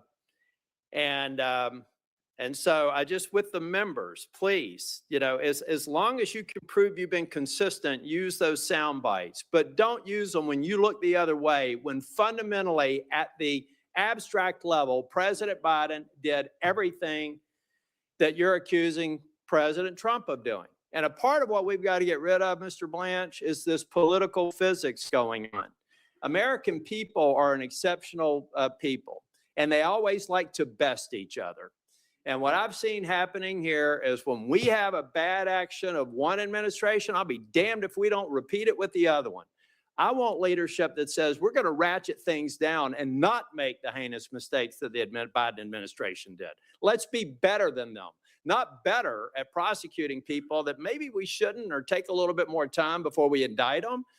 But let's just be better than them. Let's set an example and stop this spiraling, or the next Congress that I will not be a part of will be talking about it again, or in 2029, if a Democrat president comes in, they're going to up the ante, and they're going to go right after the behavior of this administration as an example of why they should. Because this administration has done the same thing to justify some of their behavior. I'm not criticizing you, but I'm trying to just cut through the rhetoric and let people all know that we are at this place today in part because of the actions of the Biden administration and the weaponization that I even saw under Garland, who I generally supported. So let's just be real here, people. If you're going to criticize one administration, look in the mirror before you do it. Now, Mr. Blanche, I want to stick a fork in this turkey of a 1776 fund. And you've said that it's moot. I've had colleagues here, attorney. I'm not an attorney. I'm a business consultant. I see a problem. I want to solve it. This is a problem. It should never be paid out. You've said it's going to be moot, that it's moot. Others, these smart attorneys that I'm surrounded by, think that the courts are probably going to deal with it. But why should we waste the court capacity on this issue? If I could walk to the Senate floor with an agreed to piece of text coming from the administration that just renders this whole thing dead, gone. I don't need a probe's language. I don't need a statement from the administration. All I need is language to say everybody around here said it's over. So why can't we agree to language that I can walk down the Senate floor and get a UC and dare the Democrats to oppose ending this, and dare a Republican to if the president supports it? Why is that a bad strategy? It's not. I mean, certainly the Department of Justice and the White House has worked with you and your colleagues to come up with language. We do not object that path or including it in some other. I want to make the distinction, though, because I know that Senator Collins and the appropriations team are working on this language. But you've already, I don't know if you've been paying attention to Congress. You've got your own job to do, but we're not necessarily getting along really well right now on the party lines. Schumer's already threatening a government shutdown. We haven't even had appropriations discussions, except ongoing negotiations. He's already threatening a shutdown. So that language could be in a bill that's dead on arrival because nobody's going to do it. My question is, who on earth, who in this Senate chamber would raise an objection if we were able to put something on the floor that ended this debate? The only reason I think that a Democrat would be opposed to it is they love milking this thing for what it is. I want to stick a fork in it. And can I get your commitment to maybe provide us with some technical assistance on what that language would look like? Absolutely. Thank you. Mr. Blanche, I did want to just echo, and Mr. Chairman, I know I caught him off guard, or if I can seek unanimous consent to put into the record the letter that Senator Cornyn and I sent to Mr. Blanche. Without objection. So that's the letter on the issue that Senator Britt most recently brought up. I think there's a way to solve that, and I have confidence in your ability to do it, Mr. Blanche. But it is very important. And I guess for the purposes of back to the pardons, I get pretty emotional about that.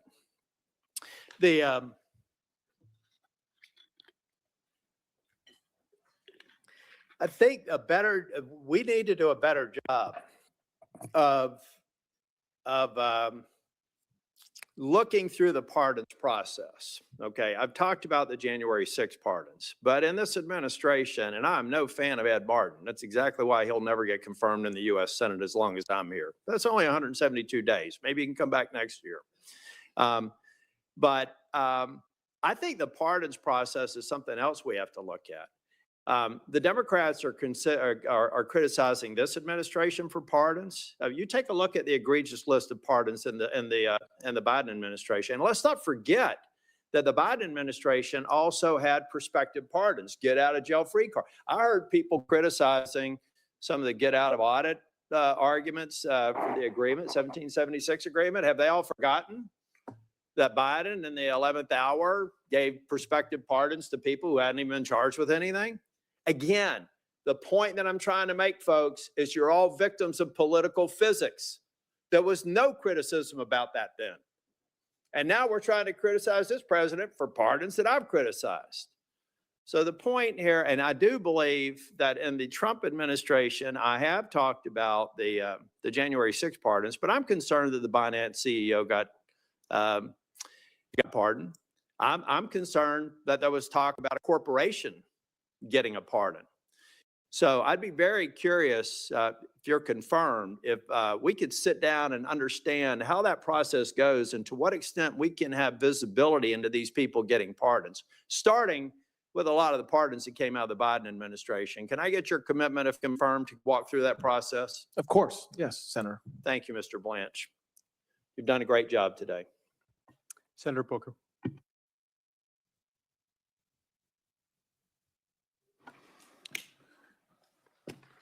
Good afternoon, Mr. Blanche. Good afternoon. Our president has a very well-documented history of attempting to corruptly influence government officials to advance his own personal interest. He called the Republican Secretary of Georgia asking him to find enough votes to overturn the election. He withheld military aid to pressure Zelensky to investigate Joe Biden's son. For these things, he has been impeached. He's been criminally convicted in Georgia, indicted in Georgia, because he uses his power to unjustly influence people. When a president routinely pressures public officials for his own personal benefit, the Department of Justice has to remain independent. This brings me really to you, and I think what has you at the center of so much concern is that you seek to lead the Department of Justice after being the president's personal lawyer. The American people are really entitled to know whether your allegiance to the rule of law is your focus or your allegiance to one man who clearly has an insatiable appetite for revenge, self-enrichment, and the abuse of power. So I want to talk about your record. Under you, the department has prosecuted people that have caught folks on both sides of the political aisle by surprise. Jim Comey, Letitia James, my colleague Adam Schiff, Federal Reserve Governor Lisa Cook. This cast a shadow over your ideas, any ideas of independence. You directed the arrest of Mayor Ras Baraka of my city of Newark. You weren't at Delaney Hall on May 9th, 2025 when he was arrested, but yes or no, did you have a conversation with Special Agent in Charge Ricky Patel ordering him to arrest Mayor Baraka? I had a conversation. I didn't order him to arrest. I authorized the arrest, which is my job. So you were not there, and we have body camera footage of him then moving and saying, "We are arresting the mayor right now per," this is his quote, "the Deputy Attorney General of the United States." I want to put that into the record, your comments there. And the district court, assessing all of your conduct, admonished the Department of Justice. This is the quote of the judge, the federal judge. "Your role is not to advance political agendas. Your allegiance is to the impartial application of the law and to uphold due process for all." But this is just one example cited by over 1,200 current and former Department of Justice officials appointed under presidents of both parties who warned that you should not be in this position because of your inability to be independent from your personal allegiance to Donald Trump over the rule of law. I met yesterday with Epstein survivors. Some of them are here in the room today. Congress, in a bipartisan fashion, passed the Epstein Files Transparency Act because the American people were demanding justice. Yet you failed to abide by that law and release the files by the deadline established by the law. And when the files were finally released, you failed to protect the survivors that law was intended to protect. Survivors' personal information, including names, phone numbers, home addresses, and images were released. Powerful people were redacted. Survivors were subjected to re-traumatization. More than 1,200 victims, yet only 2 people have ever been prosecuted, Jeffrey Epstein and Ghislaine Maxwell. Now, I was stunned earlier by your conversation with one of my colleagues that you wouldn't even commit to meeting with the survivors, but you did meet with Ghislaine Maxwell. Your claim that you can't meet with these victims because they're represented by counsel is utter nonsense. Counsel can be present or a client can waive their right to have counsel, but you're a lawyer. You know this. That was not truthful, what you said to my colleague. You said that they should meet with the FBI. All of these women have reported their crimes decades ago, but yet you won't meet with them. What you will do is meet with Ghislaine Maxwell. Over a year ago, you sat with her and you publicly said you were seeking the truth. So let's talk about what that 2-day meeting produced. Did your interview with Ms. Maxwell lead to a single additional person being charged, yes or no? No. Did it lead to a single new investigation, yes or no? I can't talk about whether there's any investigation. I'm not asking you about an ongoing or closed investigation. I'm just asking you I about can't this answer your unusual. question, yes or no. Did you or anyone else from the DOJ or associated with the president discuss a presidential pardon with Ghislaine Maxwell or her attorneys? No. Did you discuss clemency, yes or no? No. Did you discuss? She's convicted. What do you mean clemency? Did you discuss her transfer to another institution, yes or no? No. Well, just 1 week after your meeting, Ms. Maxwell was transferred from a low security federal institution to a minimum security prison camp. Were you involved with that transfer? When, as I've talked about before, in the time leading up to me going down to meet with her, we learned that she was receiving threats. It turned out. I'm going to interrupt you for a matter of time because. Okay, well, it's not a question I can answer apparently in the time you're giving me. I'm going to tell you this because I deal with issues of criminal justice. When people are under threats in a Bureau of Prison facility, they're put into solitary confinement or protective. They're not moved to a camp. That's not always true. It is. You're Well, just what wrong. is true is someone that is accused of child sex trafficking under the Bureau of Prison's own policies is not put in a facility like this that seems clearly like a reward. The Department of Justice is also responsible that powerful corporations play by the same rules. Let's take a proposed merger between Paramount, Warner Brothers, and Discovery. This is no ordinary transaction. It was a proposed $111 billion merger involving two of the last remaining legacy Hollywood studios. As Deputy Attorney General and later Acting Attorney General, you exercise oversight of the Antitrust Division. You approved the decision to close the department's investigation into that merger, yes or no? I was part of the decision. I don't Yes, know you were whether- involved in that. You That don't is a even let yes. me answer, man. Did That's the incredible. career attorneys The who answer to- investigated that deal recommend closing that investigation? I didn't have a conversation with the career, but as I was saying I didn't earlier, ask you that. I asked you, did the career attorneys who investigate the deal recommend closing the I investigation? have no idea what they You were in charge of that department, yet you have no idea. Well, I this didn't is, say I had no idea. It's no idea about the question you asked, but what the career attorney's view was. you do not know what the career attorney's view was. I'm not sure what the view was with respect to closing it or Well, not closing it. let me tell you why ethics laws that bind you about the appearance of impropriety are so damning in this case. On the same day that Paramount shareholders voted to approve the merger, David Ellison, the head of the acquiring company, hosted a dinner that you attended honoring the President of the United States.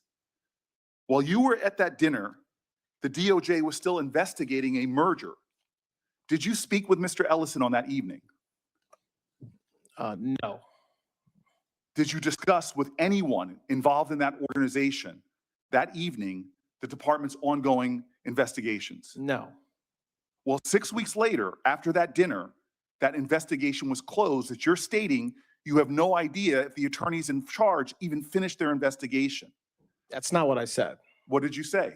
You asked me a question about whether the attorneys recommended that the investigation be closed, and I said I wasn't sure. That's different than what you just threw Well, back at me. do you believe that that creates an appearance of impropriety that you were at a dinner? No. Okay. The Justice Department ethics rules are very clear about avoiding the appearance of impropriety. In a case like this, I don't think that's appearance of impropriety. I think that's improper. That the connected and the powerful are getting a chance to rub shoulders. It would seem appropriate that you avoid those kind of appearances and dinners like that. Every appearance or dinner or speech that I give are cleared by ethics officials. So your attendance at that dinner was cleared by ethics officials? Everything that I do. I didn't ask you everything you do. Was your appearance at that dinner You cleared? can ask the questions, but you cannot control my answers. I'm under oath and I can answer the questions. I choose to answer them. Were Okay? you So what I will approved tell to you approve? is when I do Yes things or outside- no? when I Were do you things- approved when by I do ethics things to- outside of the department, whether it's a speech, whether it's a dinner, whether it's an event, they're approved by ethics officials. You did not answer whether that attendance was approved. Every time I go out, it's approved. Yes.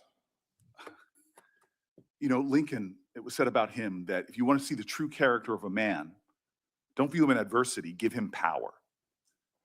I believe you've had a lot of power. And so we don't have to speculate about what has been revealed with your time in that office. We don't need to worry about what kind of attorney general. You've already had that power. This isn't a job interview like usually. You've sat before this committee before. You've made promises time and time again before. You got the job actually to be the number 2 and the acting director. So this isn't a confirmation hearing. This is more of a performance review. And clearly, when it comes to the treatment of Epstein victims, when it comes to politically motivated prosecutions, when it comes from avoiding appearance of impropriety with corporations, you failed. You're asking this body for a promotion. And you've spent today making a lot of promises to follow the law, promises to be independent, promises to serve the American people and not the president. But we don't need your promises. We have your record. We have watched you exercise one of the greatest powers entrusted to any public servant. And what have you shown us? 1,200 victims waiting for justice. What have you shown us? There's 2 prosecutions. While the people involved, the victims, are waiting for action, one of the people prosecuted gets the most cushy arrangement possible after you visit with her. Again and again, you seem to be favoring the interest of a president and the powerful. You've chosen Trump over truth. You've chosen corporations over the Constitution, and you failed to meet the test. I'll say this in closing. This is why your nomination should fail. The Attorney General's client is not the president. It's the American people. You've been protecting one man for most of your career, for years and years and years. He has demonstrated himself to put undue pressure. This is why he was impeached. This is why he was criminally indicted. If your record and your testimony today should show us anything, it should show you, in my opinion, that you should not be confirmed to this job. Thank you, Senator Booker. Before I commence with my questions, I've been asked by Chairman Grassley to enter something into the record. On behalf of Senator Grassley, I'd like to enter into the record a letter supporting Mr. Blanche's nomination. This is from the Newark Police Superior Officers Association, which represents the leaders of the Newark, New Jersey Police Department. The letter touts Mr. Blanche's experience, character, temperament, and leadership. It goes on to state, quote, Mr. Blanche has consistently demonstrated an unwavering commitment to the rule of law, the fair administration of justice, and the constitutional rights afforded to every citizen, including the due process rights of law enforcement officers. Throughout his distinguished legal career, he has earned a reputation for integrity, professionalism, sound judgment, and respect for the rule of law. These qualities are essential for the nation's chief law enforcement officer, close quote. Without objection, I will enter this into the record. Mr. Blanche, at the outset, earlier you were asked by one of my colleagues about the settlement agreement and about the definition of some of the terms. Now, as I've been going through that, it seems to me that some of those terms were defined earlier in the agreement, albeit not in the section of the agreement that you were shown on the board. Is that correct? Yes, Senator. And those make a difference, do they not, to the nature of the question asked to you? Yes, of course, yes. You have no reason to believe that the so-called weaponization fund will continue because of the settlement agreement. Is that correct? I'm confident it will not. Right. Okay. During the previous administration, we saw an unprecedented and unfortunate weaponization of the U.S. Department of Justice, an institution near and dear to my heart, as I know it is to yours, and an institution that's got a long and storied reputation for impartiality. Public trust in law enforcement plummeted as a result. That should concern every member of this committee and indeed every American. The Arctic Frost investigation swept up more than 400 Republican-aligned groups and individuals with blanket investigations, fishing expeditions in some instances designed to intimidate and silence conservative voices or anyone deemed not favorable to President Biden and those who served with him. Investigators even violated the sanctity of Congress in a brazen move that tramples on all sorts of protections, including the fundamental separation of powers. As Chairman Grassley's investigation continues, just yesterday, we learned that Jack Smith's team bypassed a required filter review and directly accessed the text, not metadata, not information about who texted who and what time they did so, but the actual content, the substantive content of texts of 44 members of Congress, 6 of them on the Senate Judiciary Committee, all without notice in a baseless fishing expedition.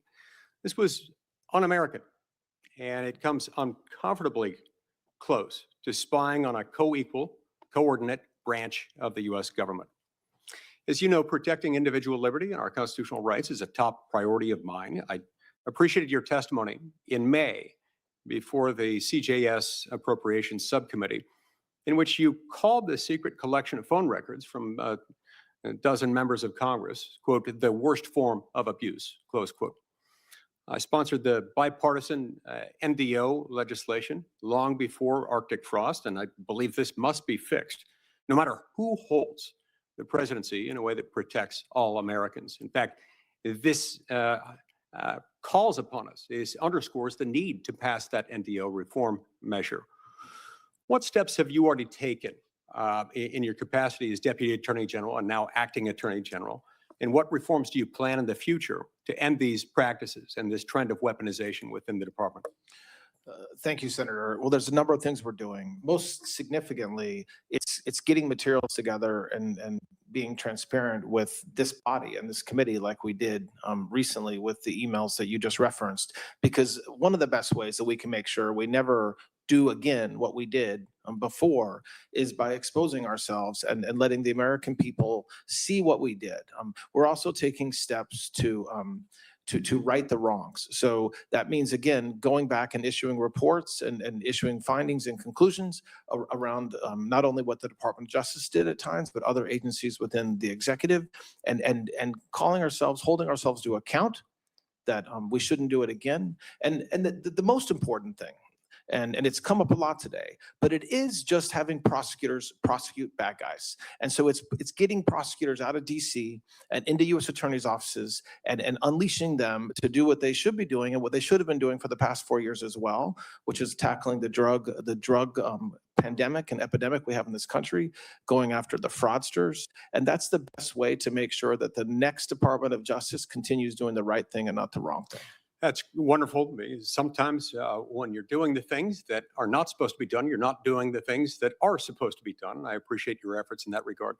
On another topic, federal law prohibits non-citizens from voting in federal elections. Separately, a law called the National Voter Registration Act of 1993, sometimes known as the NVRA, requires, among other things, that the states keep their voter registration files clean, removing voters who have died, who have become ineligible, and to make those maintenance records available for public inspection. The Department of Justice has relied on that disclosure requirement to request state voter rolls and to confirm compliance with this mandate in the NVRA among the states. But a number of states have refused.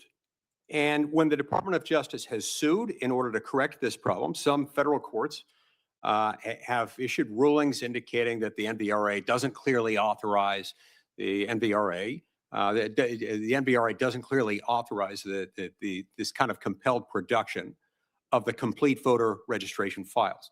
So the department is thus left without a reliable, viable enforcement tool, even where non-compliance might be staring us in the face, as it is in some jurisdictions. Put simply, non-citizens can't legally vote.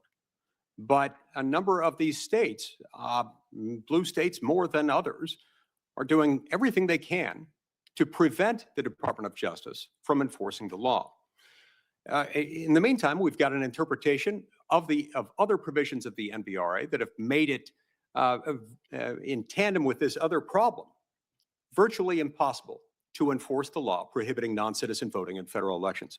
In your view, would the Save America Act give the Department of Justice clear authority in its efforts to protect the sanctity and security of those elections? Yes, absolutely. Yes. Thank you. I appreciate that very much. This is a very important issue. Now, under your leadership, the Department of Justice fraud enforcement has seen some real success. You've got a lot of success stories under your belt already. Can you describe how you're leading that effort in the department to combat citizen fraud, healthcare fraud, and fraud in taxpayer-funded programs and organizations? Yes, we're making it a high priority. We're working with the White House and the Anti-Fraud Task Force and unleashing, again, having prosecutors focus on fraud. And so that means working with inspectors general, that means working with the FBI, DHS, to get these cases, take them to prosecutors. The fraud division itself is being built up. We've already had tremendous success just in the past 4 weeks in recovering billions of dollars that have been stolen from the FISC. And this is work that is just starting. We've always done fraud cases. This isn't a new thing for the Department of Justice to do, but the focus on these fraud cases and the focus on every U.S. attorney having multiple prosecutors focused on going after fraud cases is something new. And it's something that is important to President Trump, and it should be important to everybody, not a Republican or Democrat issue at all. And that's why we're doing it. Shifting gears a little, tell us just very briefly about what the department's doing under your leadership to protect children from predators. Listen, there is no greater responsibility prosecutors have than protecting our most vulnerable. And so we recently stood up, I have a leader, she's here today, running our task forces, going after any sort of human trafficking or child predators in those cases, making sure we're coordinated. We are, again, focusing AUSAs on going after these cases. We've seen multiple investigations leading prosecutions and even multiple sentences at this point, starting since we first took office over a year ago. And again, this is about spending resources where they should be spent. So instead of spending time in DC working on cases that we really have no business working on, we are out in the field protecting our victims, protecting children, and going after the predators that are in every community and putting them in federal prison. I'd like to turn now briefly to Section 702 of the Foreign Intelligence Surveillance Act, FISA 702. And I want to address some of the repeated claims made by some of my colleagues that our intelligence collection under 702 would go dark when the statute lapsed as of midnight on June 12th. As you know, Section 702 operates under year-long certifications approved annually by the FISA court. Is that correct? Yes, that's correct. And the government most recently obtained approval of its 702 certifications in March of this year. Is that correct? It did, yes. So those certifications remain valid until they expire, right? Correct. And they don't expire until midnight on March 16th of 2027. Is that correct? That is correct. Okay. So in the event that the telecommunications providers don't comply, the FISA court can and would compel compliance and impose fines. Isn't that right? We would certainly try, yes. Okay. We would. Thank you. I want to echo briefly what my colleague, Senator Coons, has commented with regard to the Safer Supervision Act to ensure that supervised release is focused on those who need it, promoting both efficiency and public safety. So thanks for your comments on that. I really appreciated those. And then also, some of my colleagues have mentioned a recent court order in the case regarding the leak of President Trump's tax returns and the ensuing settlement. Responding to that opinion, was there any improper coordination of any kind between the Department of Justice and the Trump team as to this settlement? No, not at all. Okay. So, in fact, the case itself was settled based on an apology without any compensation being awarded, without the president receiving a penny. Isn't that right? Correct, and completely consistent with the Federal Rule of Civil Procedure 41, which absolutely allows what happened here to happen. It happens in hundreds, if not thousands of cases around the country every year. For any entity, whether it's the U.S. government or otherwise, that's been sued for $10 billion or any significant sum of money, that seems like a pretty darn good deal. I see my time's expired. I believe Senator Padilla is up next. Thank you, Mr. Chairman. Mr. Blanche, welcome. Do you believe every human life is sacred? Can you repeat that, Senator? Sorry. Do you believe that every human life is sacred? Yes. So do I. A lot of my colleagues have made remarks about our colleague who recently passed. This last week, we've also seen Lorenzo Salgado Araujo fatally shot by an ICE agent during an enforcement operation in Houston. Earlier this week, Juan Sebastian Guerrero was killed in another fatal ICE-involved shooting in Maine.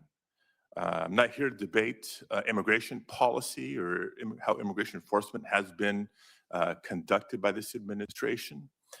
My questions are specific to law enforcement policy and best practices. Given that these are officer-involved shootings, federal officer-involved shootings, what role should the Department of Justice play in ensuring independent and transparent review and investigations over these incidents?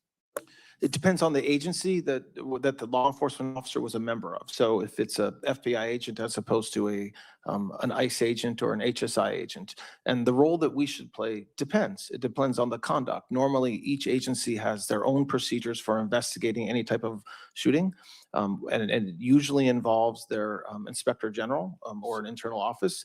At some point along the way, the DOJ I don't want to cut you may off play too quickly here, but I want to come back to that point. Sure. But first ask, should state and local law enforcement be involved in ensuring that there's an independent investigation of these incidents? I mean, it depends. I think there's a lot of times when state and locals should definitely be involved, but I don't think unequivocally state and local have to be involved for independence. Of course not. Here's the bottom line why I'm asking these two questions. Because in prior incidents, referenced Minnesota earlier in your testimony, Alex Preddy and Renee Good were also fatally shot. And as far as we can tell, it's been months and months, there's been no justice in these cases. As far as I can tell, those officers were not fired. They have not faced any charges. So it does undermine any confidence anybody should have in the Department of Homeland Security's ability, through the Inspector General or otherwise, to investigate its own. So I come back to the question, what should the role of the Department of Justice be when there's federally officer-involved shootings? Well, I very much disagree with the statement you just made. The mere passage of time between January and today doesn't mean there's no justice. It doesn't mean that so these investigations do take time. And as Senator Klobuchar talked about, and it's her state, we meaning the federal government, have worked with the state and I do locals want in to that case. move on to other issues, but here's what I see. No justice, clear justice, and I get investigations take time, but no justice. In those two cases, what we have seen is people continuing to die, not just in detention facilities, but on the streets of America. Next topic, coming back to January 6th. There have been several of my colleagues who've asked about the quote unquote slush fund. Do you personally believe that someone who forcibly entered the U.S. Capitol, assaulted law enforcement, should be rewarded with taxpayer money? Yes or no? I can't answer it yes or no, but if you want the answer, I think that the fund that doesn't exist anymore set up parameters where no, somebody that you just described would likely not recover funds. Which brings me to my other point, because several members have asked, and I know Senator Till is specifically focused on the weaponization slush fund and language versus declarations versus appropriations bills on how to undo this. I also need to be clear that January 6ers should not be able to seek payouts from other sources, including the Federal Tort Claims Act. Do you commit to vigorously defending taxpayer money from being paid out to January 6 riders, those who were convicted of their involvement with January 6, regardless of the source of funding from the Department of Justice? You're talking about a statute that exists and it allows anybody to seek to file a suit against the United States. So I can tell you we always vigorously defend our cases, but I can't speak to a particular case. Well, we know this isn't hypothetical. There's been at least 4 letters that I've signed on to, along with Senators Durbin, Klobuchar, and Whitehouse, who asked earlier about the status of January 6 riders seeking payouts from the department. When can we expect responses to those letters? When you say status, you mean those that have filed cases in court? I don't know what that means. The status of their request for payouts being reviewed, approved, or not? I think anybody, including January 6 defendants, can file a claim under the Federal Tort Claims Act, and I think some of them have. Those cases are ongoing. They're publicly available on ECF. And I know some people would suggest, well, they've all been pardoned for their crimes on January 6th, and so this may be fair game. Are you aware that at least 97 January 6ers have been accused of new crimes since January 6, 2021, including violent crimes, by the way, child molestation, etc.? That sounds like the worst of the worst to me. If anybody commits a crime, they should be investigated, arrested, and prosecuted. So if you're talking about people that committed federal crimes and they happen to have been pardoned before, they should be arrested and prosecuted. Yes. Well, I look forward to that as well, and we'll follow up in questions for the record. Mr. Blanche, during our courtesy meeting a few weeks ago, you said that, quote, independence of the department was a misnomer in the context of the Department of Justice because the president sets policies and priorities, and your view, the Department of Justice must enforce the law in a way that carries out the president's goals. Do you recall that conversation? Yeah, I definitely did not say that, but nice try. No, that's exactly what I recall from our conversation. So I want to be on the record saying, Well, I'm I happy to tell you disagree. what I said to help your recollection. So the Department of Justice should be independent or not? I think as I said earlier, the Department of Justice is under the executive branch. If confirmed, I will be member of the president's cabinet. So absolutely, my obligation is the American people and the rule of law. So we'll But talk that about being the if said, con- I am a member of the cabinet of the president of the United States. We'll talk about the if confirmed in a minute, but let me also point out the Department of Justice's own website states right on the homepage that what the department's core missions is independence and impartiality. So let me bring a specific example. Last fall, President Trump issued a statement for National Domestic Violence Awareness Month, where he said, quote, I am steadfastly devoted to uplifting survivors of domestic violence and ensuring they know they are never alone and that help and support are always within reach. End quote. Sounds like a statement that we'd all agree with. But the Office of Violence Against Women is a vital component of the Department of Justice that administers grants to organizations that provide services for victims of domestic violence, sexual assault, dating violence, and stalking. It provides critical resources to organizations that support victims. Yes or no? Are you aware that the office is substantially delayed in notifying grant recipients of awards that were intended to begin October 1st of last year?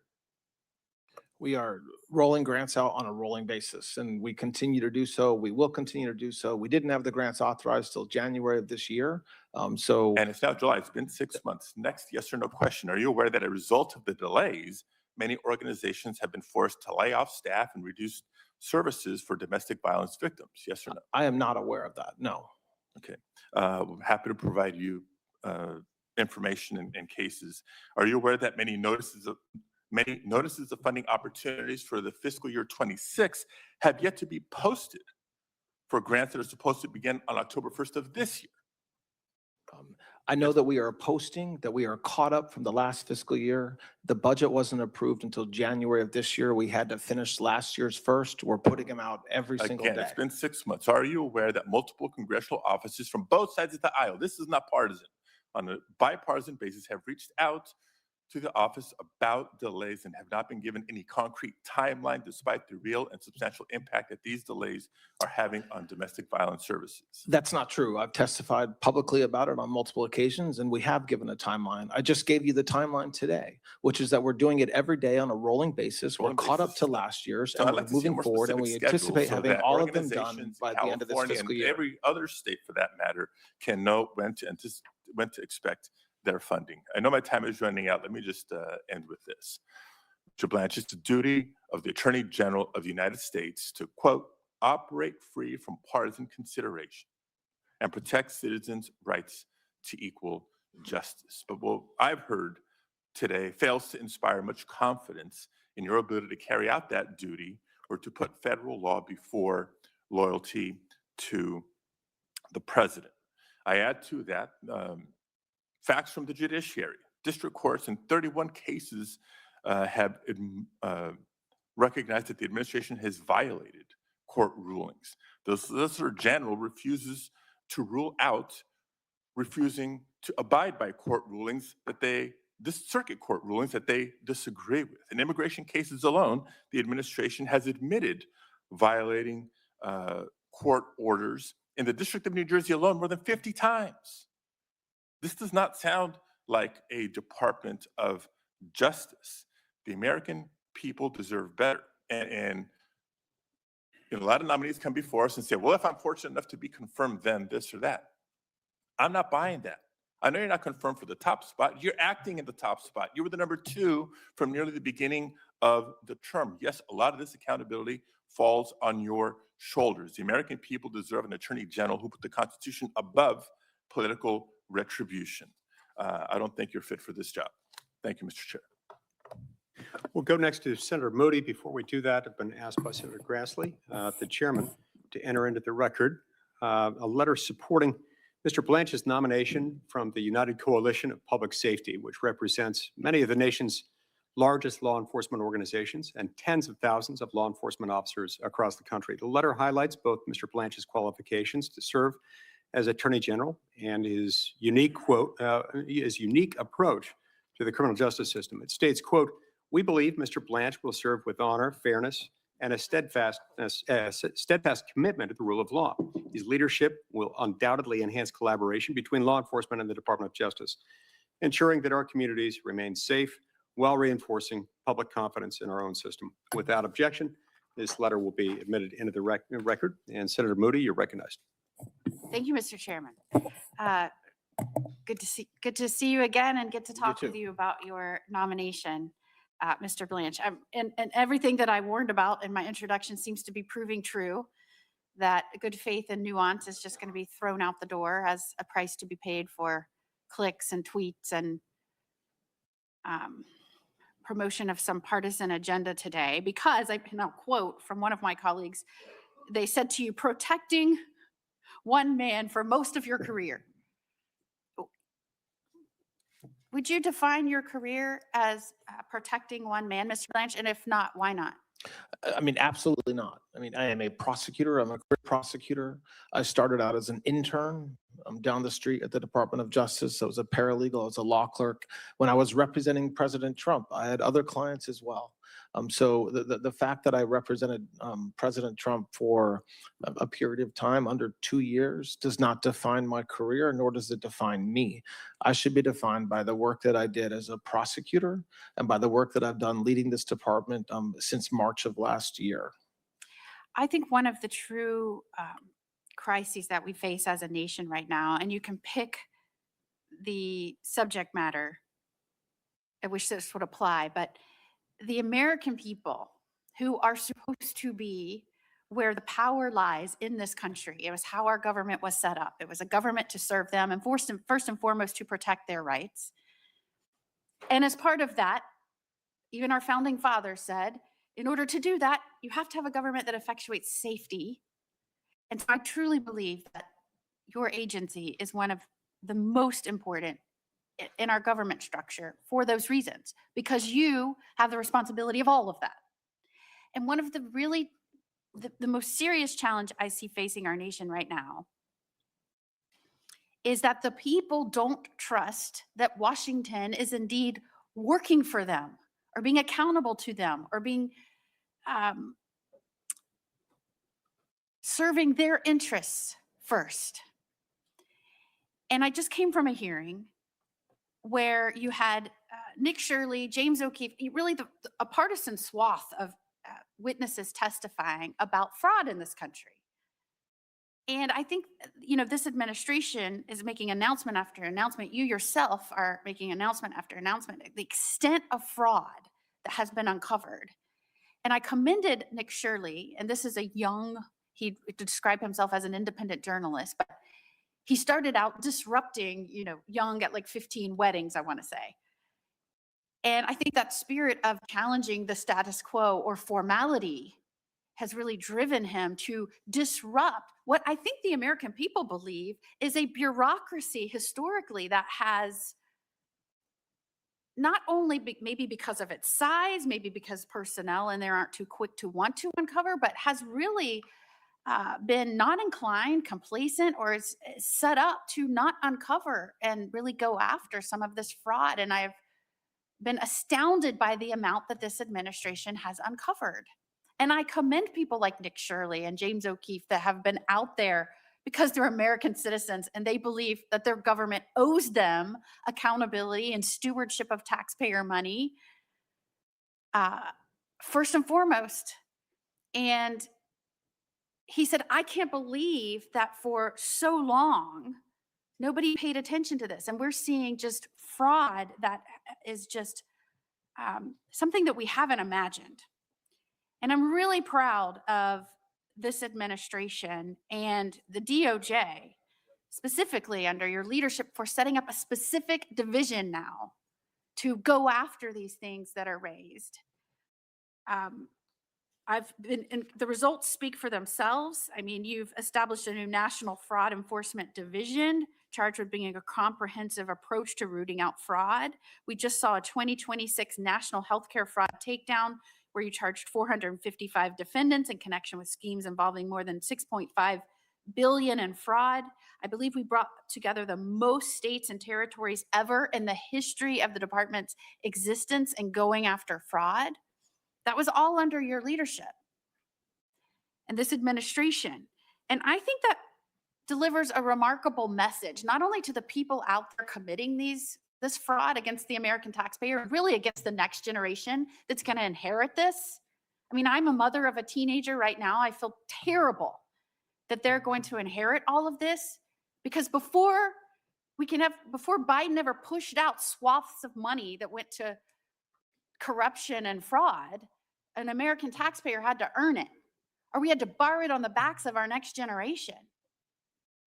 And so I am proud of the department saying enough is enough. The free ride is over. We're digging in. We're going to not only are we just going to, talk about it, We're going to actually show you what we're doing, and we're going to create an entire different division. I think it speaks volumes that you have the new head of your fraud division with you today in the audience. I think America should know that. That didn't exist before you.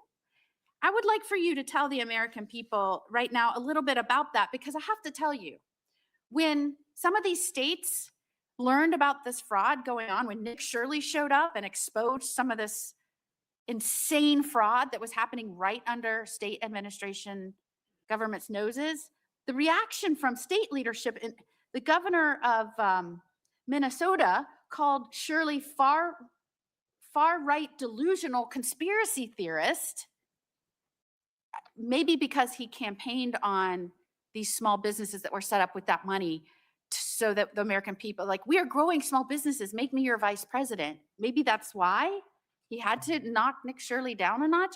Governor Newsom came out and said, slow Shirley is the fraud. He tried to ridicule and demean this 24-year-old kid who's just uncovering fraud. And these are chief executives of states. So I'd like for you to explain what you're doing differently.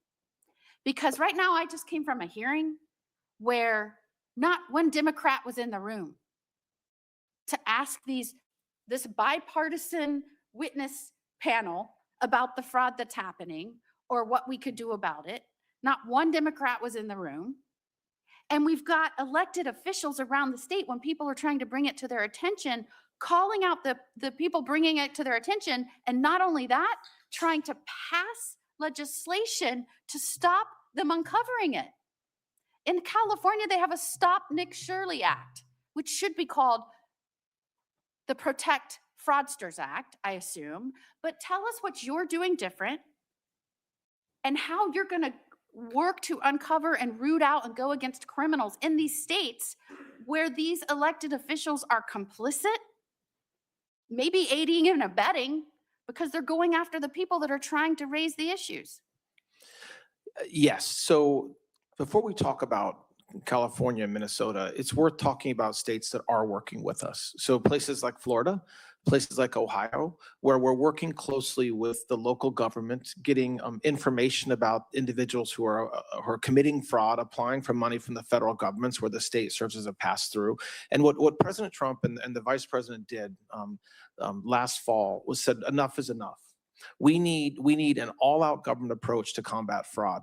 And so part of that is our new fraud division. And the work that they're doing is exactly what you just described. And some of the stuff that Nick Shirley has uncovered has been incredible.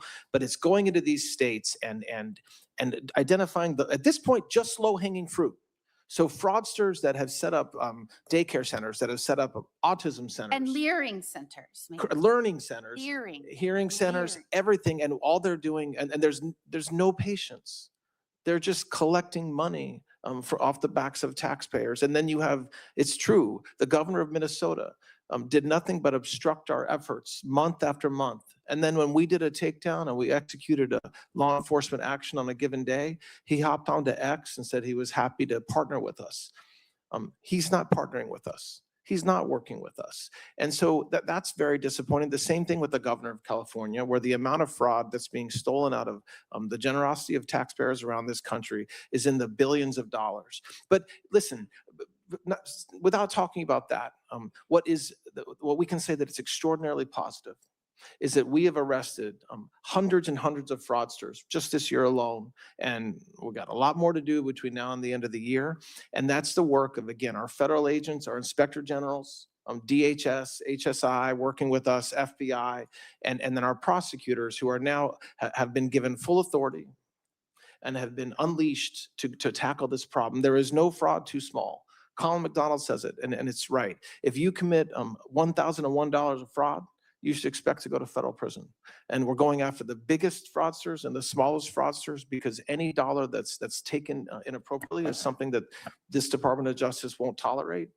So it's a big effort, and it's going to take a lot of work. We're hiring a lot of prosecutors. We're using a lot of AUSAs around the country, but I expect that we'll continue to see the results that we're already seeing. So thank you very much for the work that you guys have done as well to help facilitate our success there. Thank you, Mr. Blanche. Senator Welch. Thank you very much, Mr. Chairman. Thank you very much, Deputy Attorney General. I want to talk to you a little bit about the Anti-Weaponization Fund. Just by way of background, you've had a long-standing relationship, of course, with President Trump, served as his personal criminal attorney, right? I met him for the first time a couple years ago. Right. And in the course of your representation of the president, you earned over $9 million, correct? Well, my law firm was paid that much. I had 6 or 7 lawyers. Well, that was in your financial disclosures. I don't have a problem. No, if you- I was paid it. Sorry. But I'm saying it went to my law firm. I had employees. Right. It's been raised that you have a close relationship with the president, but you're entitled to that. And the president is entitled to appoint as Attorney General a person in whom he has some trust.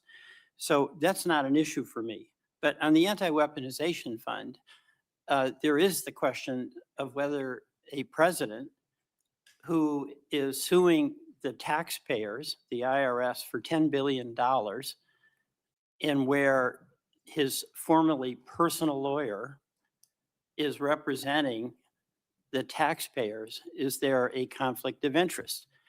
And my understanding is that before you actually got here, you did get ethics training when you were, after you were acting Deputy Attorney General, correct?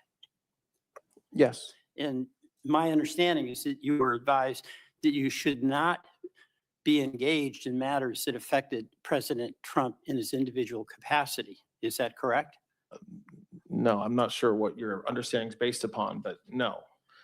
There's very clear ethics rules that I was required to follow that I do follow. It's based on a letter from Mr. Terrell, and you received normal ethics training. Yes. And normal ethics includes that you do not represent someone with whom you have been representing them before in a personal matter, right? I'm not trying to get uber technical, but there are very technical rules around Let- the let me- ethics requirements, and I follow them. All right.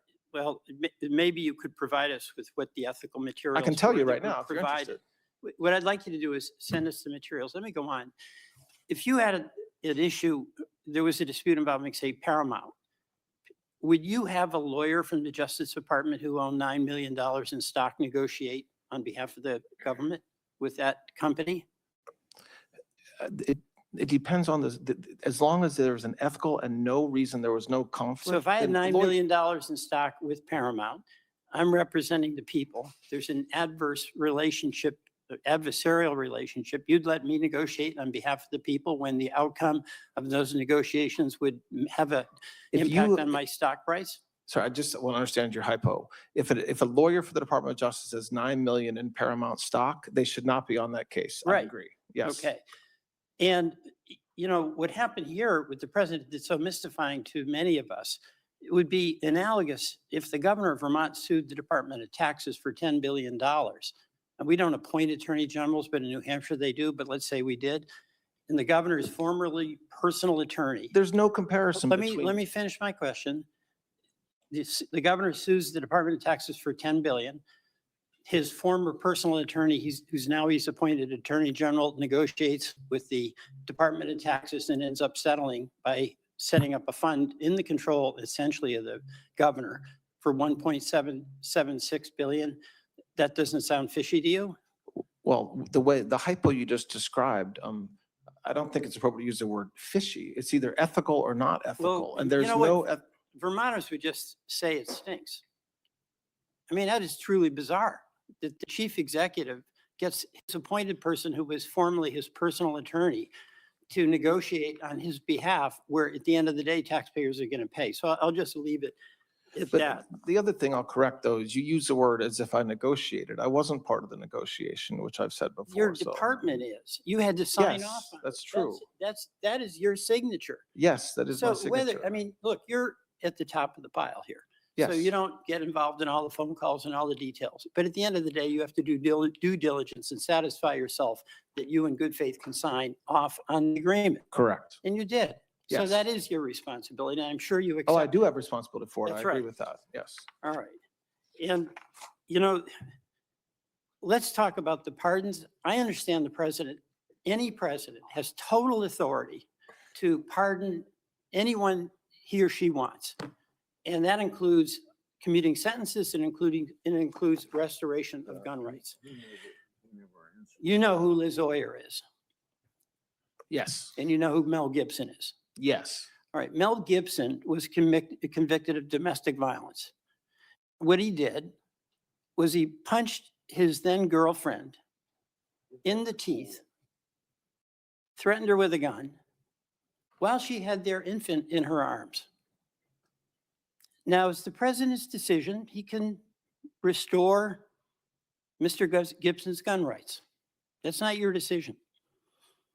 But my understanding is you had a pardon attorney who, when requests were made to restore gun rights to domestic abusers, they'd be vetted, mental health issues, other issues, and that's because 500% increase in homicide rates of domestic abusers who have guns. You asked, or one of your people asked Liz Oyer to provide a letter that basically said, okay, we can restore his gun rights.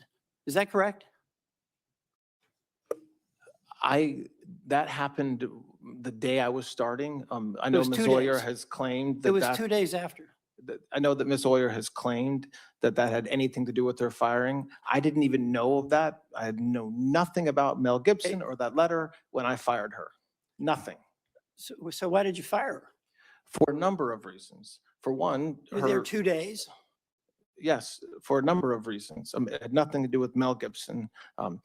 The decisions that she had made as pardon attorney in the weeks and months leading up to the end of President Biden's term were completely inconsistent with President Trump's authority, including recommending commuting every single individual on death row, which even President Biden didn't do. I'll let the Americans be the jury of whether that sounds right. But 2 days after It you is were right. there, she got fired. She was told to do a letter that was basically going to validate the decision the president had made to restore gun rights to a man who smashed his girlfriend's mouth, threatened her with a gun, and did it with her holding their infant. And had nothing to do with why she was fired, by the way. Nothing. Now, what also is documented is that she was going to testify here in Congress before a roundtable. And people were dispatched, federal marshals, to go to her home at night. It turns out she was not there. Her 11-year-old son was there alone. And fortunately, at the very last minute, that access to her house or that the trip to her house was canceled. That's not true. I mean, if you want me to part of answer it- with the truth, I can. What part of it is not true?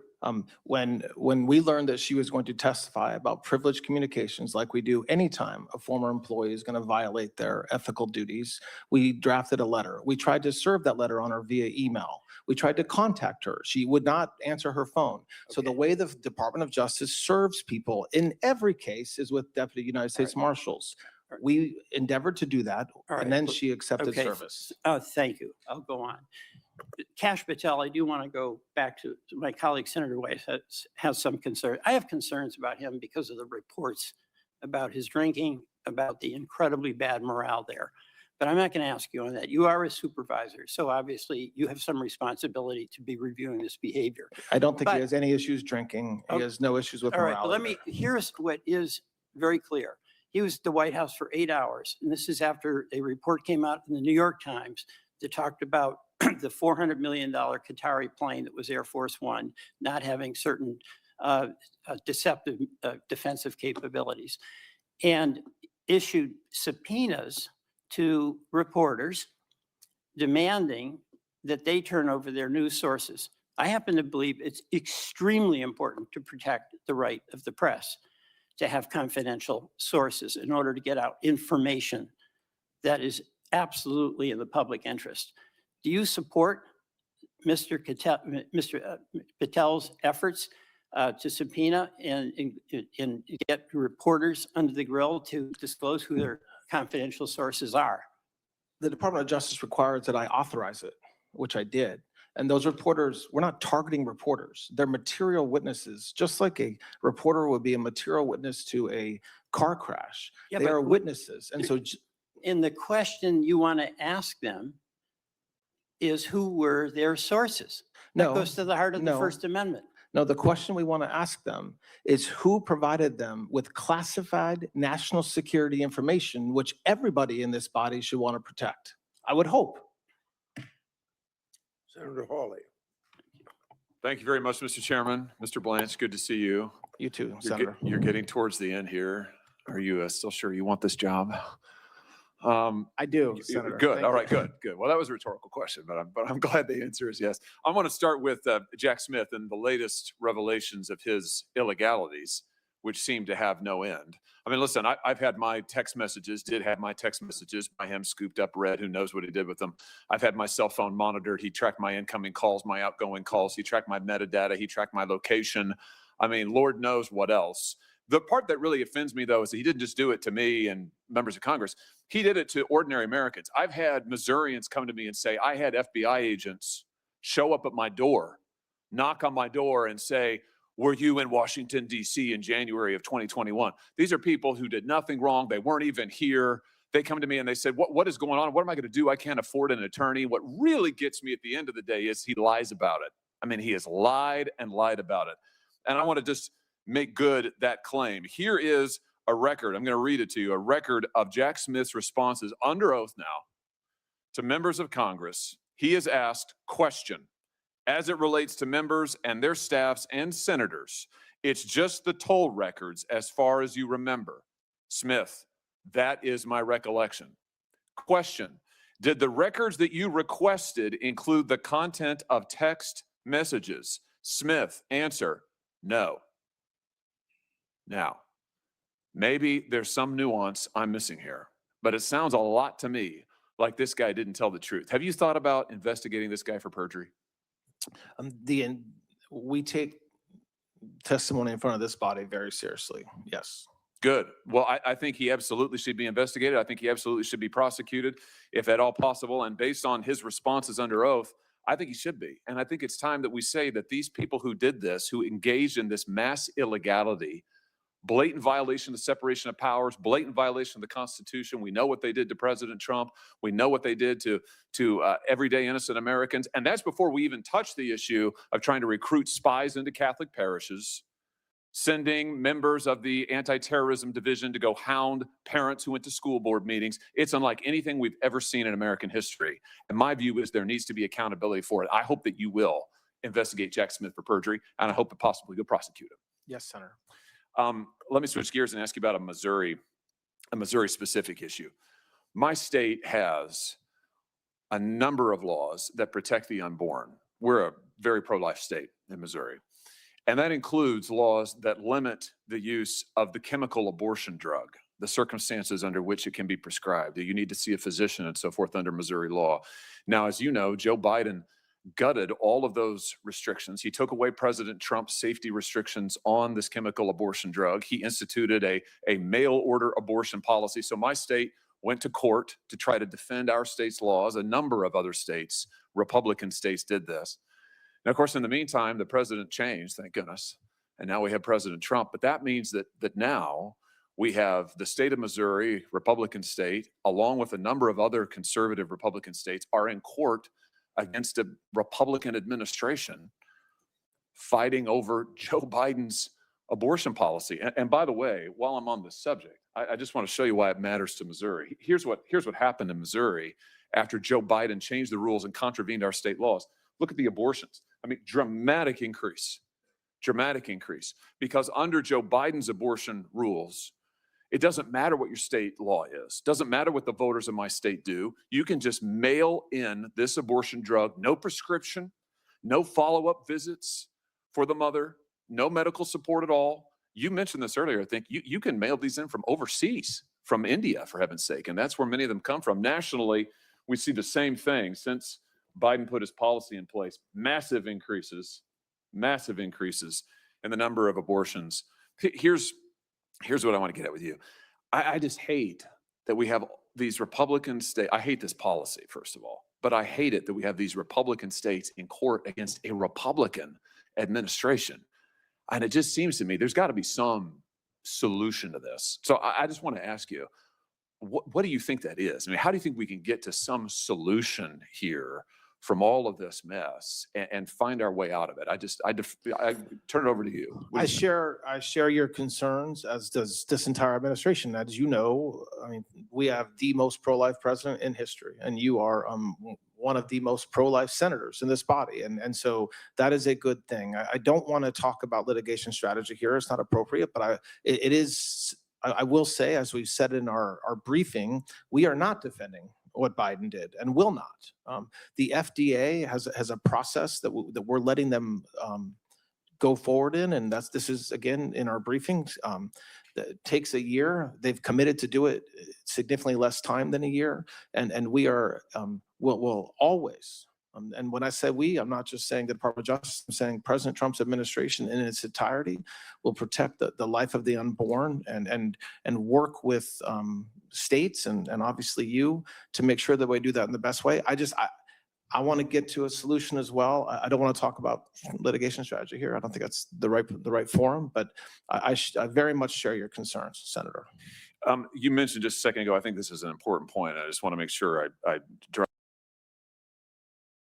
this home. You're not defending this abortion policy, Biden's abortion policy, which changed President Trump's own rule. You're not defending that in court, right? I mean, you're not defending that on the merits. And it's in all of our pleadings that we are not, correct? Yeah, and even the FDA commissioner said, I'm going to quote him here, that Biden's rules as a legal matter lacked adequate consideration. The HHS secretary, Bobby Kennedy, said that Biden's rules invite potential dangers by offering mifepristone without sufficient medical support or supervision. So those are from your filings. So I want to be clear on this. You do not defend this policy on the merits whatsoever. And presumably you have no issue with President Trump's earlier rule, which had common sense safety restrictions. You had to see a doctor, get a prescription. There had to be a follow-up visit to see if there was any hemorrhaging. Those were in place before Biden gutted them. Presumably there's no issue with any of those. I anticipate the department would defend those rules. Yes. So, okay, that leads me to this question. Why not, while the FDA is doing its review, why not put President Trump's rules in place? They're good rules. Why not do that rather than leave in place these rules? I mean, just explain that to me.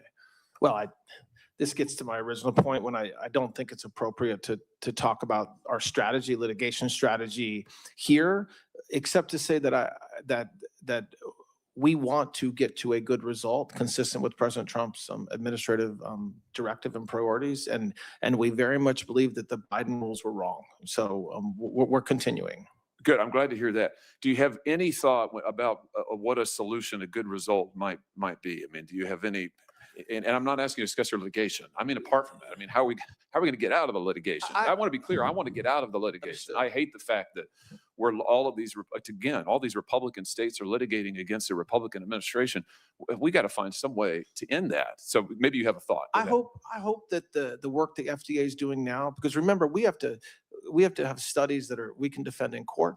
We have to be able to say to a judge, probably in this district, that our change was not arbitrary and capricious. So we're trying to let FDA, we meaning the Department of Justice, do their work so that we can have continue to protect the lives of the unborn children and frankly the state's laws like Missouri's, which is really what's being violated here at its core.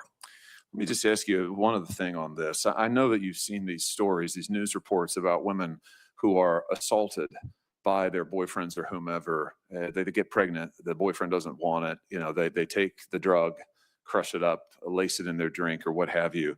You know, one example, Rosalie Markovich, Rosalie, she got pregnant. She was excited. She did not want to have an abortion. She wanted to have her baby. Her boyfriend did not want that. So without telling her, certainly without her consent, he laced the drug into her drink.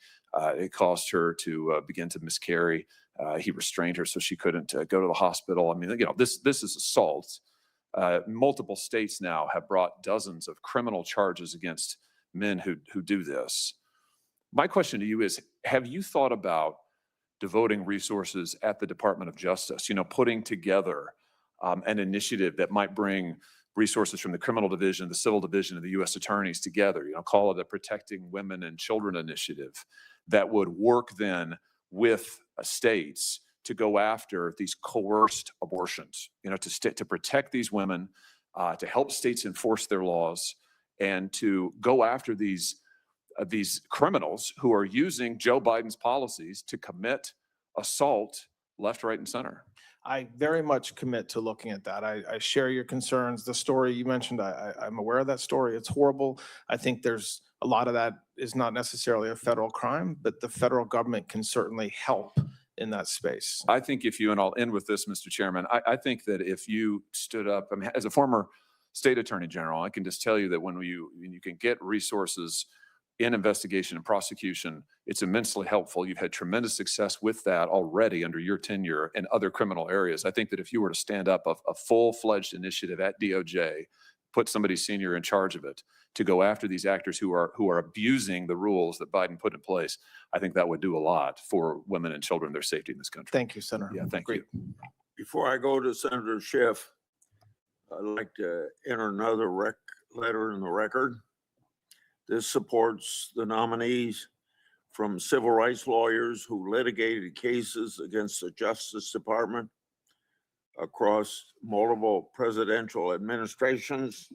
The letter states that Mr. Blanche has, quote, gone a long way to restoring faith in the rule of law and has been especially encouraging to pro-life cause, for which so long has been relegated to a second-class status, end of quote, without objection. That'll be entered in the record. Senator Schiff. Thank you, Mr. Chairman.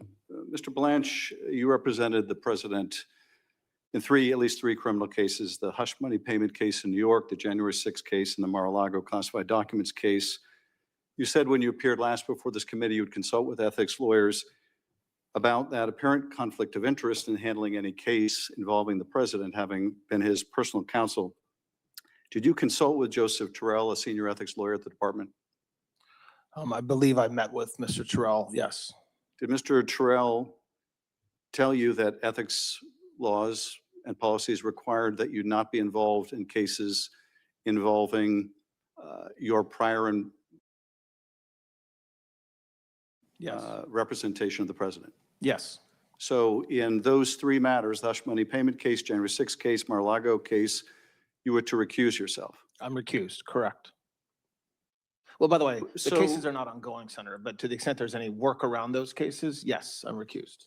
So you said to CPAC a couple months ago, the other things that are happening, there is not a single man or woman at the Department of Justice who had anything to do with those prosecutions, meaning the prosecution of the president.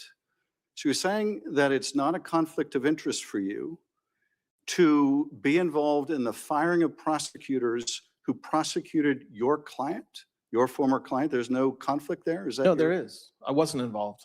That would be So a at conflict. CPAC, you're taking credit for the firing of these Department of Justice lawyers, but you're not willing to take responsibility before this committee. Is that the case?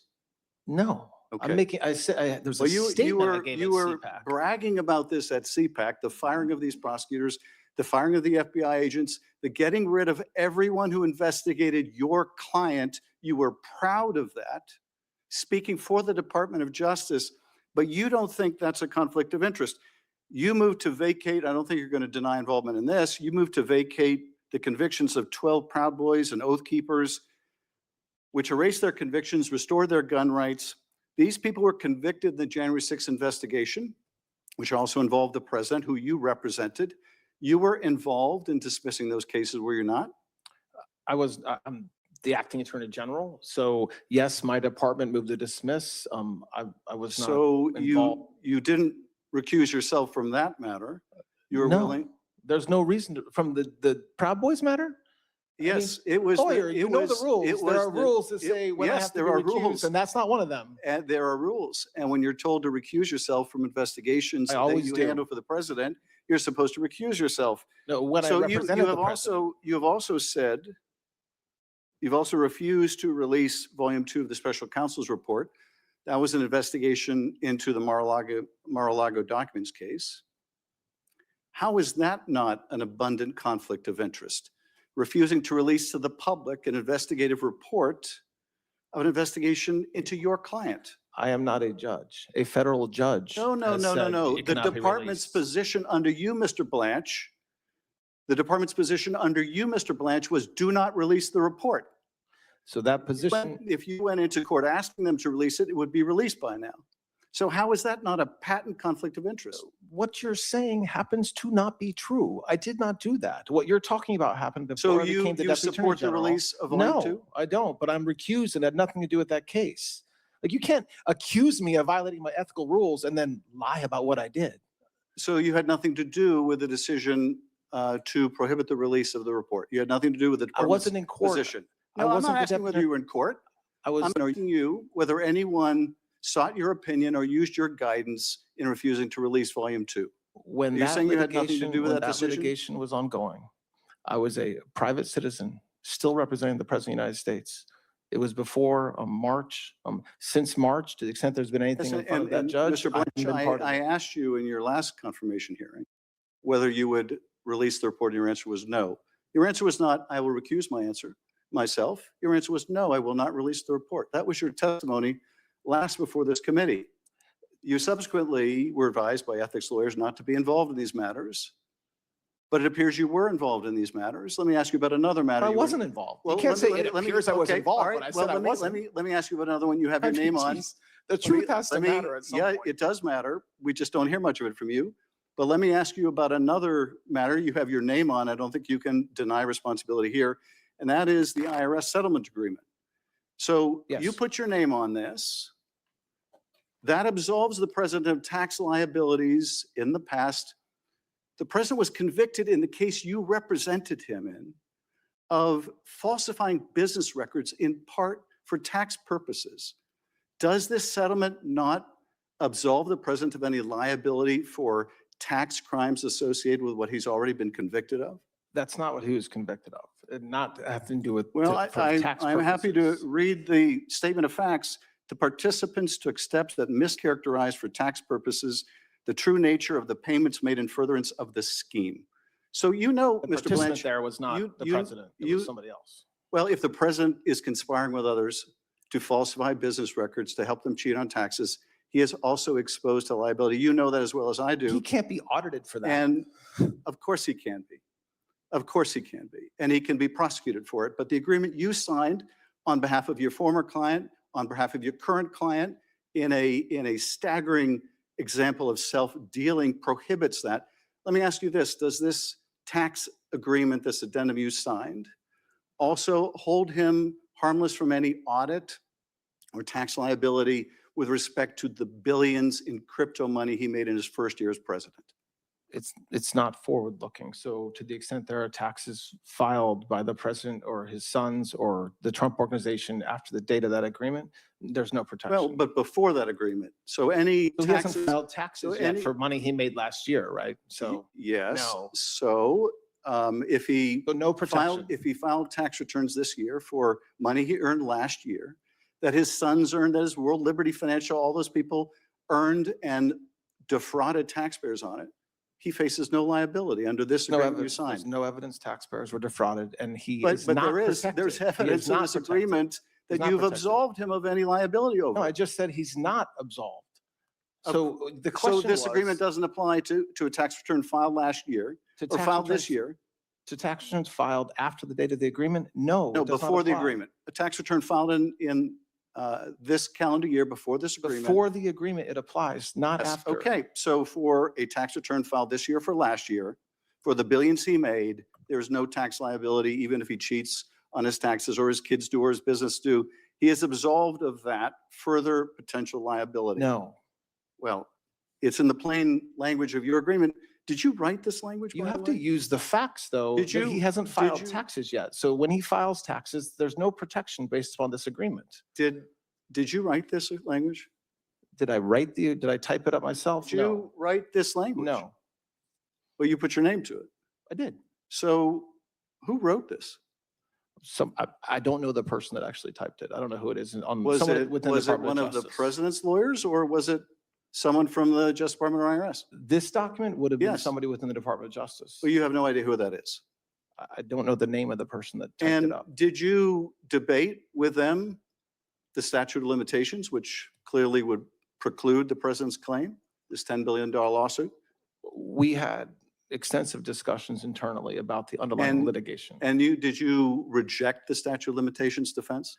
I'm not a judge. I don't reject But you things. I mean, signed an there was- agreement there for was- the There was US. discussion around You the signed an litigation. agreement for the US, basically indicating that the Justice Department's position that the statute of limitations applies doesn't matter. I did, that's not what I said. I didn't say Well, that anywhere. Who rejected the 25 defenses the IRS had to this sham lawsuit? Who rejected them? Who said that these defenses, we're not going to accept, we're just going to go with the president's agreement in the slush fund There and was this immunity? There was a lot of discussion internally. But you made the about decision. case. What's the decision? What do you mean? You What made the decision to not defend the IRS and the Justice Department. You made the decision instead to sign this slush fund agreement. We made the for decision to settle the case, correct? Yeah. And in doing that, you basically decided that you were going to be the lawyer for the president and the lawyer for the IRS and the Justice Department. As the court found in this No. case, there was no adversarial relationship. Yes, The there court found it was a sham, it was a collusive relationship. And what I don't understand, Todd Blanche, what happened to the Todd Blanche who was a prosecutor in the Southern District of New York? What happened to the prosecutor people had respect for? What happened to the prosecutor who once respected the rule of law? What happened to the prosecutor who said that there wouldn't be a whiff of political partisanship and then prosecutes the president's enemies over Seychelles cases, over making a video stating the plain law and constitution? What happened to the Todd Blanche of the Southern District of New York that could convert him into you, someone willing to say the president has both the right and the duty to prosecute his political enemies? I cannot never said imagine that. the Todd Blanche of the old days would have ever done that. What happened to you, Todd Blanche? I'll tell you this, I think Robert Caro had it right when he said that power doesn't corrupt as much as it reveals. I suspect it has just revealed who you are. And who you are is someone willing to sacrifice everything you once believed in for that title, for that position of Attorney General. And it is a sad story that we have seen from Trump appointee after appointee after appointee. We have seen people compromise themselves little by little, and then a lot by a lot, until they're sitting before this committee and trying to justify the unjustifiable. I yield back. May I just briefly respond, Chairman? Yes, you may. Very briefly. So you asked me what happened to Todd Blanche. I am still here. I am the same exact person I was when I was a federal prosecutor in the SDNY, which is do the right thing and do everything you can to keep communities safe. So when I was a line prosecutor, when I was a supervisor, when I was the head of a division, my motivation and my goal was the same thing with the people who worked with me and worked for me, which is do the right thing, enforce the laws, and put bad guys in jail. And so you spend time talking about, I did not interrupt you. I did not interrupt you. A little courtesy would be appropriate. So when you ask me what has changed, okay, and you talk about a single document that I signed, okay, and somebody had to sign that document when the president sued, okay, so I tried to do the right thing.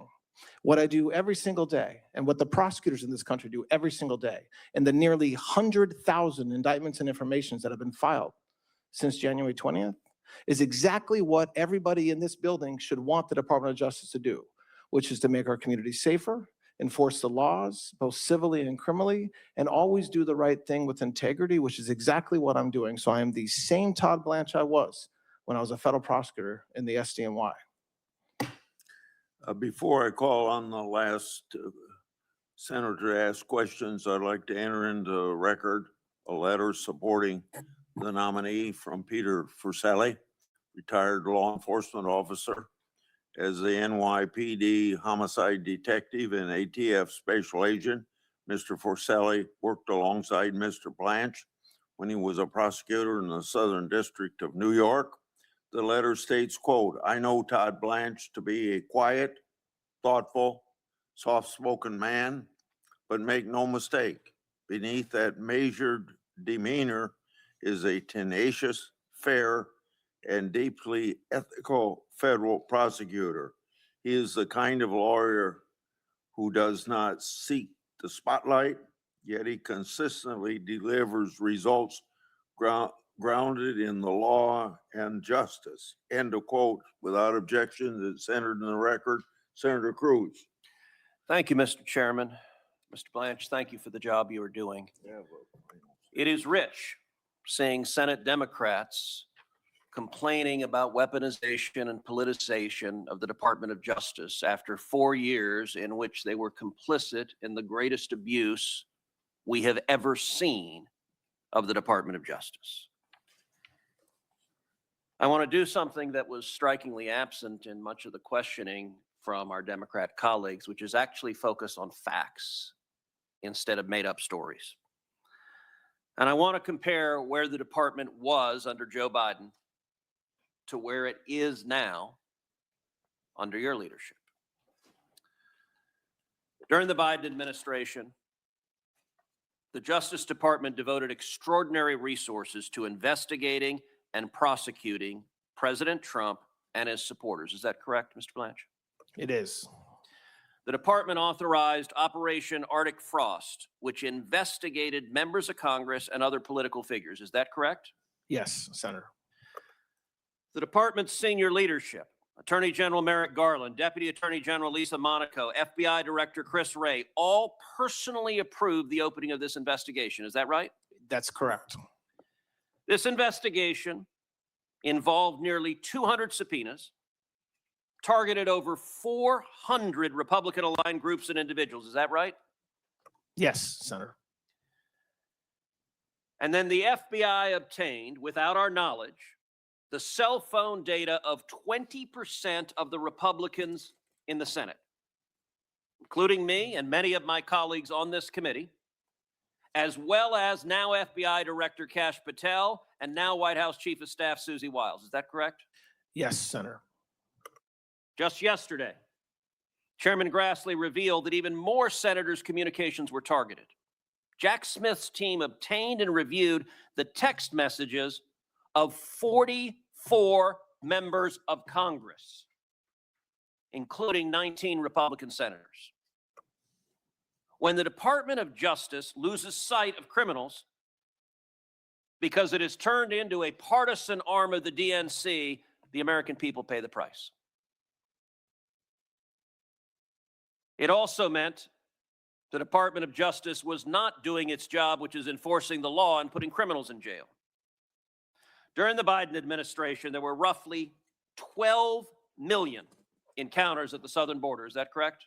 Yes. Approximately 2 million illegal aliens were known to have entered, but were not apprehended, the so-called gotaways. Is that right? Yes, that's correct. Fentanyl became the leading cause of death for Americans between the ages of 18 and 45. Is that right? That's correct. That was courtesy of the Democrats' open border policies of letting drug dealers and human traffickers flood into this country because they believed it would benefit them politically. Violent transnational criminal organizations, including the Sinaloa cartel, the Jalisco New Generation cartel, MS-13, and Tren de Aragua, expanded their operations inside the United States. Is that right? It is absolutely correct. And then something we never hear from the Democrat side of the aisle: the victims. Jocelyn Nungary, I've not heard one Democrat so much as utter her name. The little girl tragically raped and murdered by 2 Venezuelan gang members the Biden administration released. Laken Riley, again, the Democrats cannot even say her name. Rachel Marin, a mom, brutally raped and murdered by another illegal the Biden Justice Department released. These were daughters, these were students, these were mothers, and they would be alive if the Department of Justice had done its duty. So let's compare the lawlessness, the partisanship, the abuse of power of the Biden Department of Justice to what has happened in the last 18 months. Mr. Blanche, objectively, The American people are safer today than they were 18 months ago. Is that correct? There is no doubt. Now, that's not simply empty rhetoric. Since President Trump took office, federal law enforcement has arrested approximately 29,000 violent gang members. Is that right? That's correct. The department has disrupted or dismantled approximately 2,700 gangs, a 365% increase over the comparable period of time in the previous administration. Is that right? That's correct. Arrests of Aragua members have increased by approximately 519%. Is that right? That's correct. In 2025, the United States saw the largest one-year drop in violent crime and murder since 1937. Homicides across America's largest cities fell more than 19%. Is that right? That's correct. Robberies fell nearly 20%. Aggravated assaults fell nearly 10%. And that trend has continued into this year with homicides falling by yet another 17.7% and robberies by over 20% during the first quarter of 2026. Is that right? It is. Yes. The department has also made protecting America's children one of its highest priorities. Since the beginning of this administration, the FBI has located approximately 7,200 child victims, a 42% increase. Is that right? Yes. The FBI has arrested approximately 3,500 child predators and human traffickers, a 102% increase. Is that right? That's correct.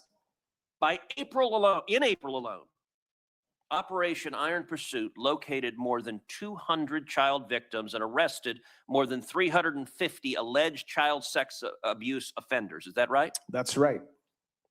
And across my home state of Texas, Operation Soteria Shield rescued 89 children and resulted in 276 child exploitation arrests. Is that right? That's the correct stat.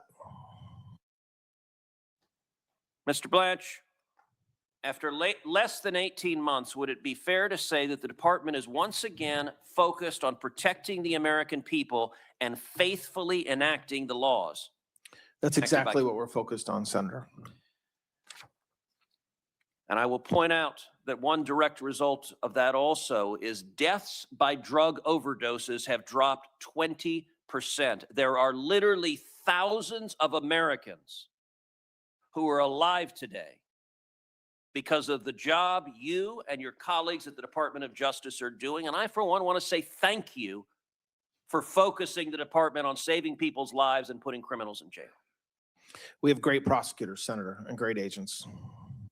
Now, I want to go to a topic that Senator Hawley asked you about, which is the Biden administration rule concerning the abortion pill.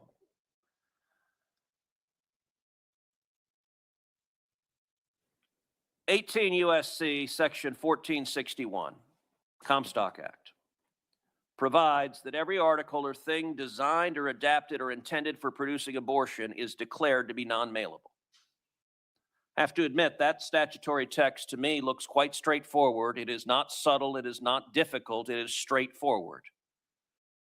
As you know, during the Biden administration, the Office of Legal Counsel issued an opinion concluding that those provisions generally do not prohibit mailing abortion drugs unless the sender intends them to be used unlawfully. Is that right?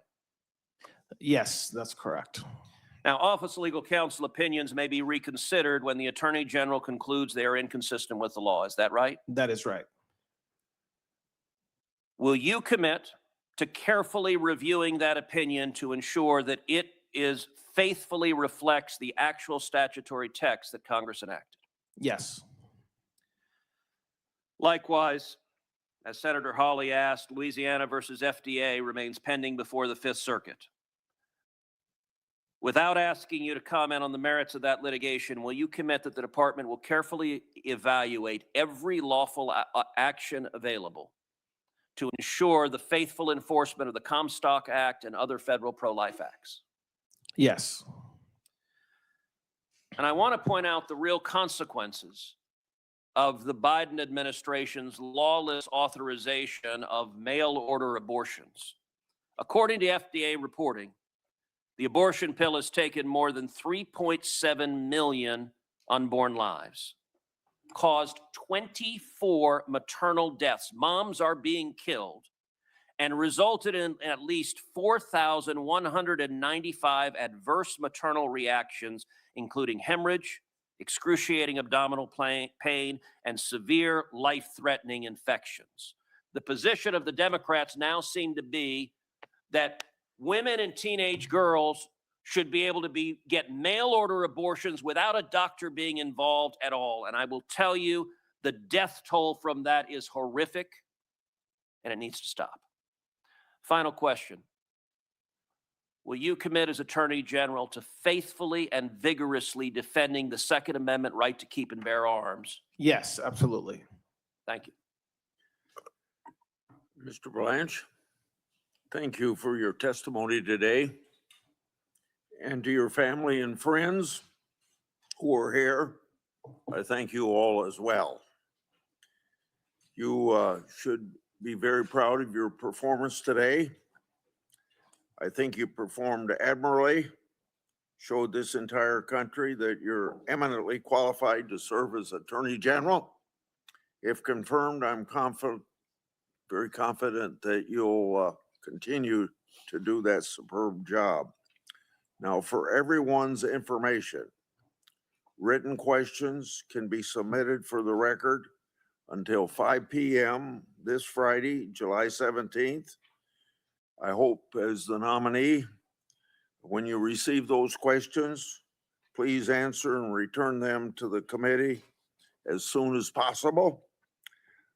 This hearing is adjourned, but I want to say we'll reconvene tomorrow here at 9 a.m. for an executive business meeting, and that hopefully that doesn't take very long. Immediately following that business meeting, we'll have a panel of outside witnesses on this nomination.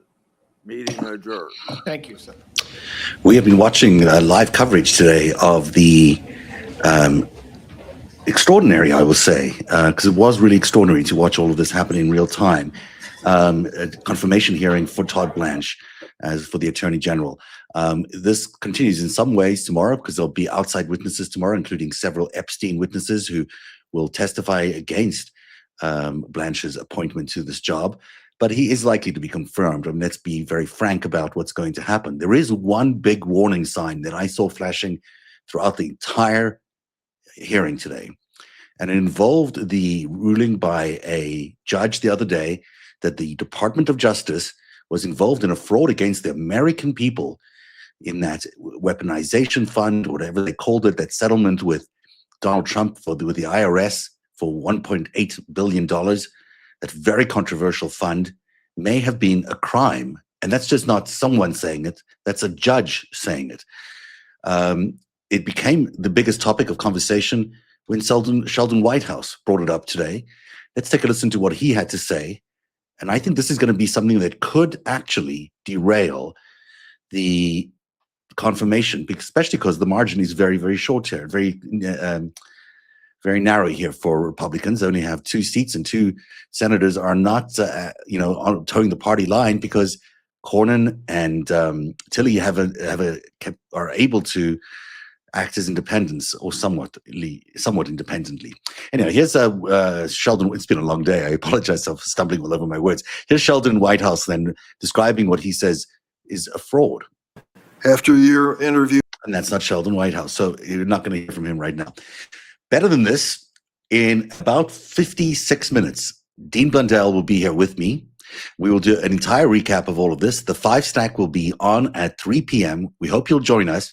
We'll bring you the best highlights of today's very long Todd Blanche confirmation hearing, plus a lot more on today's 5 Stack. So why don't you join me and Dean Blundell right here at narrative.org or at deanblundell.substack.com and get the news the way it should be delivered to you. With Dean and Zev, the 5 biggest breaking news stories counted down from number 5 to number 1 begins at 3 p.m. with a full recap of Todd Blanche's confirmation hearing on day 1. Also, I should mention, we thank you for your support here at Narrative, and we thank you for becoming paid subscribers if you've been able to become one. That's how we are able to fund these kinds of long kind of complicated productions that bring you up close and personal to the processes taking place in Washington, D.C. that will affect your life and will affect democracy in general. If you're not yet a paid subscriber, we really do encourage you to become a paid subscriber. We have big plans for Narrative, and we can only grow it if we get your support. A lot more conversions from free to paid is necessary for us to achieve what we need to achieve right now. And with 100 days heading to the election, timing is everything. So if you're able to in any way convert from a free subscription to a paid subscription, it'll go a long way to getting us to where we need to be. Just this week, think about the things we've exposed in the last few weeks, everything from Israeli prime ministers being on the Russian payroll to this extraordinary Amanda Angara interview that we did on Monday, which now is having repercussions across the Capitol. We'll bring you up to speed with what's happening there as well. And during the 5-stack, those are stories and investigations that you fund. Those are the stories that you're able to allow us to do by bringing the funding to the table through your subscriptions. I know it's frustrating that you have to pay for some of the content here at Narrative, but that content will not be around if we couldn't get paid for it and if we couldn't pay to make it, because it's expensive. It requires a lot of work, and it requires an absolute dedication to a knowledge base and a database of data that we are also maintaining. So I encourage everybody, if you can, become a paid subscriber. It does actually mean you'll have impact on the next election and how democracy stands in the next election. So we encourage you to go to narrative.org and become a paid subscriber. And we shall see you again at 3 o'clock with a 5-stack with Dean Blundell. See you then.